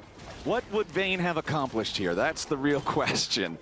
But that's not an answer we're going to be able to find today. Yeah, that's an alternate timeline now, as we have 2 minutes until what'll be the Hex Soul for C9 spawns. Sentinels is just at a point where they need C9 to make a mistake. If C9 doesn't misclick, oh man, and sure enough, Vulcan just goes in for the hook onto Hambach, who tries to get away through the wall. Enough damage is there from Sven from all the way back on the riverside, and with the enemy jungler dead for the next 30 seconds, why not add a 21-minute Baron onto this already stomp of a game? I mean, Vulcan is just smurfing now. He is just finding hook after hook. C9 obviously in an incredible spot, controlling the vision, and that allows you to really take over as a hook champ. And Darkwing's just gonna have to ult down to bot. They're gonna try to pair in playoffs. They've looked like by far the best team. Oh yeah. Just so you know, only if they win. Little question mark there. It's a mystery. But, you know, for Sentinels, obviously, they are still locked at least top 3. Assuming they do lose here, they would fall down and play the winner of TL versus Lyon, who both look a lot better in their lower bracket debuts. So the Sentinels will have a tough challenge, I think, regardless of who comes through there. They're trying to get an objective bounty right now with the Twisted Fate split push here, so. Yep, that's the whole goal. Wait for the audio, wait for the audio. I love this part. I want to turn it up, actually. I'm going to admit, underwhelmed. I thought it was going to be louder. It's no Grasp. Grasp has a great sound. Maybe it's because when I hear that noise, I really need it usually. So it seems louder. Sentinels going in, trying to find the move onto Blabber, who just immediately counterattacks with the Nature's Grasp into the Twisted Advance. They lock up Impact, and they'll kill the Scion first. Blabber still might have to be a little bit careful with the dead body as Hambach already drops, and we've got ourselves a 5 versus 3 as Cloud9 are looking to put the finishing touches on this game. 23 minutes in, the Baron's still got a minute and a half left on it, and C9 have made their way onto the Nexus turrets. Darkwings is just gonna die again. The Twisted Fate was not the answer to their problems, and C9 are going to continue rampaging through the LCS. They will complete our weekend of clean sweeps. They will 3-0 Sentinels. They will earn themselves a spot in the finals, and they'll do all of it after they get done padding their stats just a little bit more, trying to get every last kill possible. Sentinels can't do anything about it, and C9 stop the series. Well, Golden Glue in the interview was asking, can he just first pick Ziggs like that? Yeah, he can. Turns out it's got to stay on the ban list. The Ziggs is looking good as ever. Cloud9 are looking better than ever. Spam chat now with your play of the game. Mine, I think, has got to be Vulcan. I feel like he was just on point, setting up so many plays on the Thresh. He does not 100% miss KP on that champion. And that 100% KP with 0 deaths. So it's really hard to beat those numbers. Thanatos, though, valiant effort. Very, very good effort. Good hustle out there. Yeah, good hustle. yeah. Nice. Hey, he's still got next weekend to try to win himself a player of the game. C9 has already earned themselves a spot in the finals on Sunday. We'll see who they end up facing there, but whoever it is going to have their work cut out for them. Azale, you already said it, but C9 just seems so far above everyone else right now. They really do. It's going to be up to the rest of the teams to try to prove that they can compete with C9. But even if Thanatos does not win player of the game, he'll be able to settle for a finals appearance here. He'll settle for trying to go to first stand, and we can see them getting ready on stage. Raz is going to be there with Thanatos and APA. They're ready for the interview. Take it away, Raz. There we go. Congratulations to both of you guys for Cloud9 and being able to qualify for the finals. First question is going to go straight to Thanatos, actually, because the whole story was you being able to get player of the game and player of the series. Do you feel like you were able to do that today? No, I think top is useless. Top's too big of an island, no matter how big he plays. I mean, the fan votes have been coming in, and a lot of fans have been supporting you. Do you guys think he gets player of the game or the series? Do you think he deserves it? Thank you. If this is a democracy, it feels like you should get it. What's your thoughts?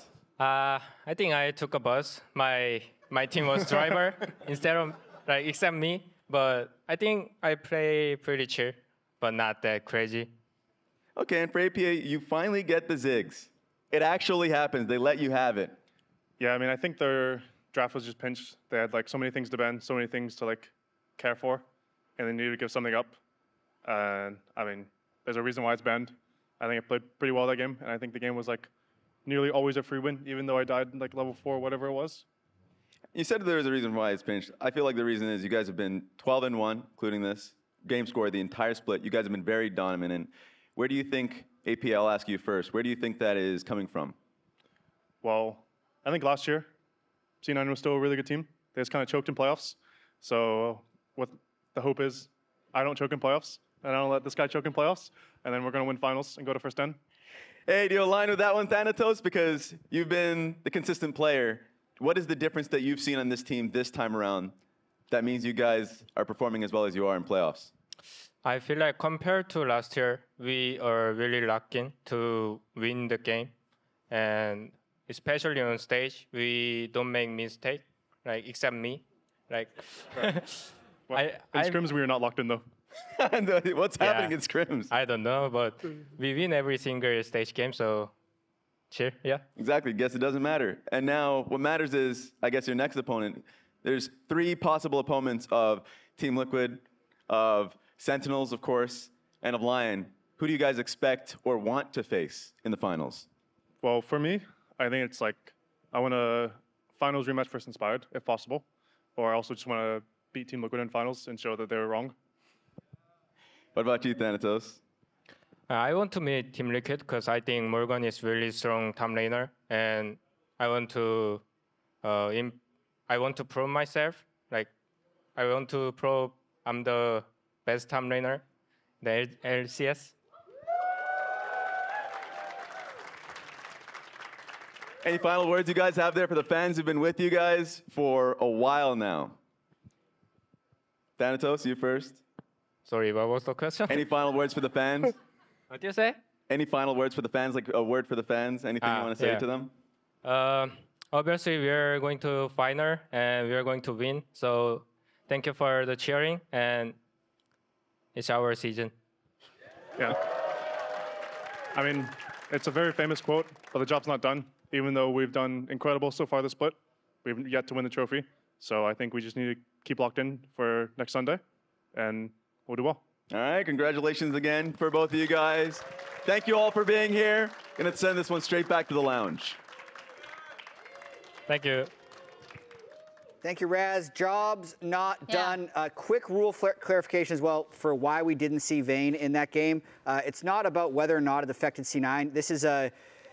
It is. I know this has happened before. I just feel like the exact rule hasn't been written. But if you make a mistake in draft and the other team doesn't lock in beforehand, or if it's not a mistake of like the timer running out, if it's clearly like we had time, we just clicked the wrong champion and reported it immediately, then you're allowed to remake the draft, which is the situation that we had here, which is why we didn't get Vayne. But we were kind of joking that maybe it would have been better if they had it, because then they had an excuse for the commission would have had to make an executive decision here, you know, if they had to play Vayne. So I'm glad they weren't. Yeah, at least we got to see the fair game. Yeah. We have a ton of awards to get through here. We're going to have Player of the Game, Player of the Series, and Player of the Week. But Player of the Series is going to be Sven. So massive KDA, really dominant in lane, which I feel like hasn't been as true so far this year. It's been more of the scaling picks, but he kind of had the whole package today, Dokla. Yeah, I mean, he played lane really well in all 3 games. I think he had like 1,000 gold lead pretty much by the time, like 14 minutes around there. So it's like, if you have a lead like that, you're typically gonna, you know,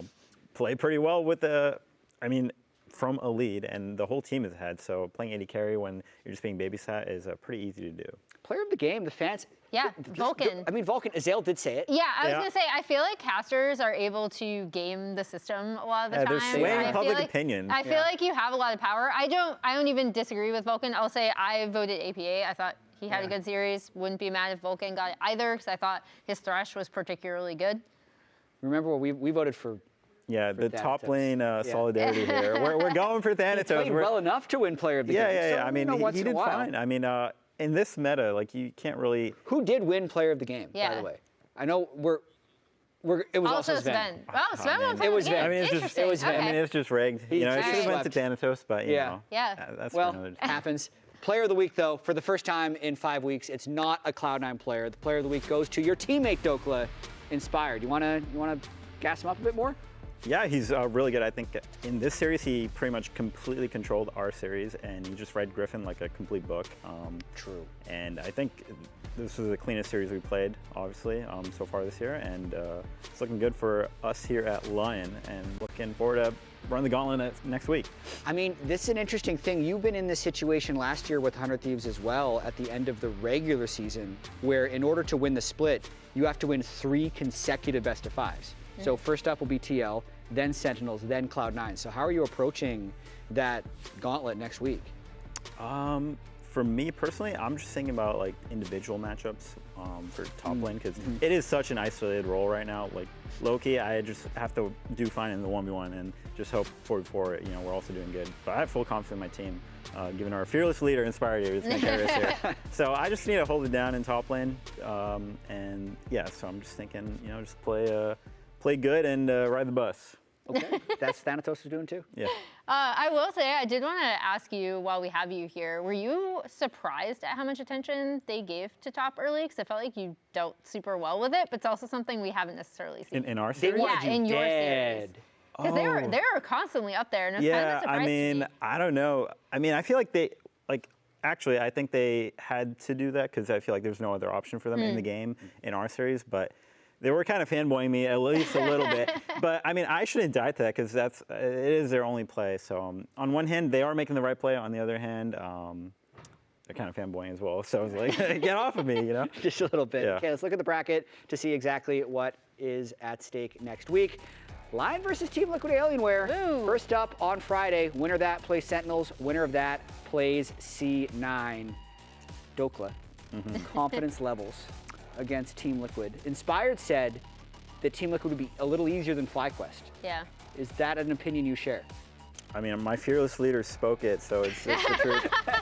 The propaganda has been foretold, and I'm +1 on that. So yeah, I mean, TL for sure a strong team. I think Morgans and Dantos are probably the two best top laners. They're like 1A, 1B. So for me personally, it's gonna be hard, and I just have to do the best I can. And again, top lane, not that impactful right now. So just ride the bus. It's not my fault. yeah, pretty much just ride the bus. And if they come top, then just don't die. Yeah, okay, that's going to be it for us. That is the schedule for next week. We're going to see Friday, Saturday, and Sunday. Remember, we are back Friday at the normal time, which is 4 Eastern, 1 Pacific for Lyon versus TL. Then Saturday, then Sunday, and then we'll know our team for first stand. See you there. See you there. The gauntlet begins. Yeah, Welcome back to the LCS. It's the upper bracket finals today at the Riot Games Arena, and the winner will earn themselves a spot in next Sunday's finals. We are looking at you guys. Might have to fight, Phil. Might have to fight. I'm saying. Okay, I am TP. I'm looking. Yeah. I'm TP. Yeah. I flash. Yeah, I'm TP. Watch rise. Look rise. Yeah, look rise. Slowly, carry the choke. Look corky. Rex behind. Yeah, look that. I pull your neck in. No flash. Explodes in 3 seconds. I'm dead. He's dash. Camel's in. Can you guys go Baron? It's only rise. No. The fight was so close at the start, but C9 comes out on top. I'm gonna keep eye you. Okay. You guys, yeah, I'm ulting now. Look here. Ask cleanse. Yeah. No cleanse now. I can block Sion but I burn. Big window, Avis near her? Yeah. I got TF. Yeah. I'm on Lucian. No go card. I'm on Lucian slowly. Hey, driving, Bobber. Sion cannot go there. Oh my god. Matt live. I'm fighting Sion. And C9 are going to continue rampaging through the LCS. They will complete our weekend of clean sweeps. They will 3-0 Sentinels,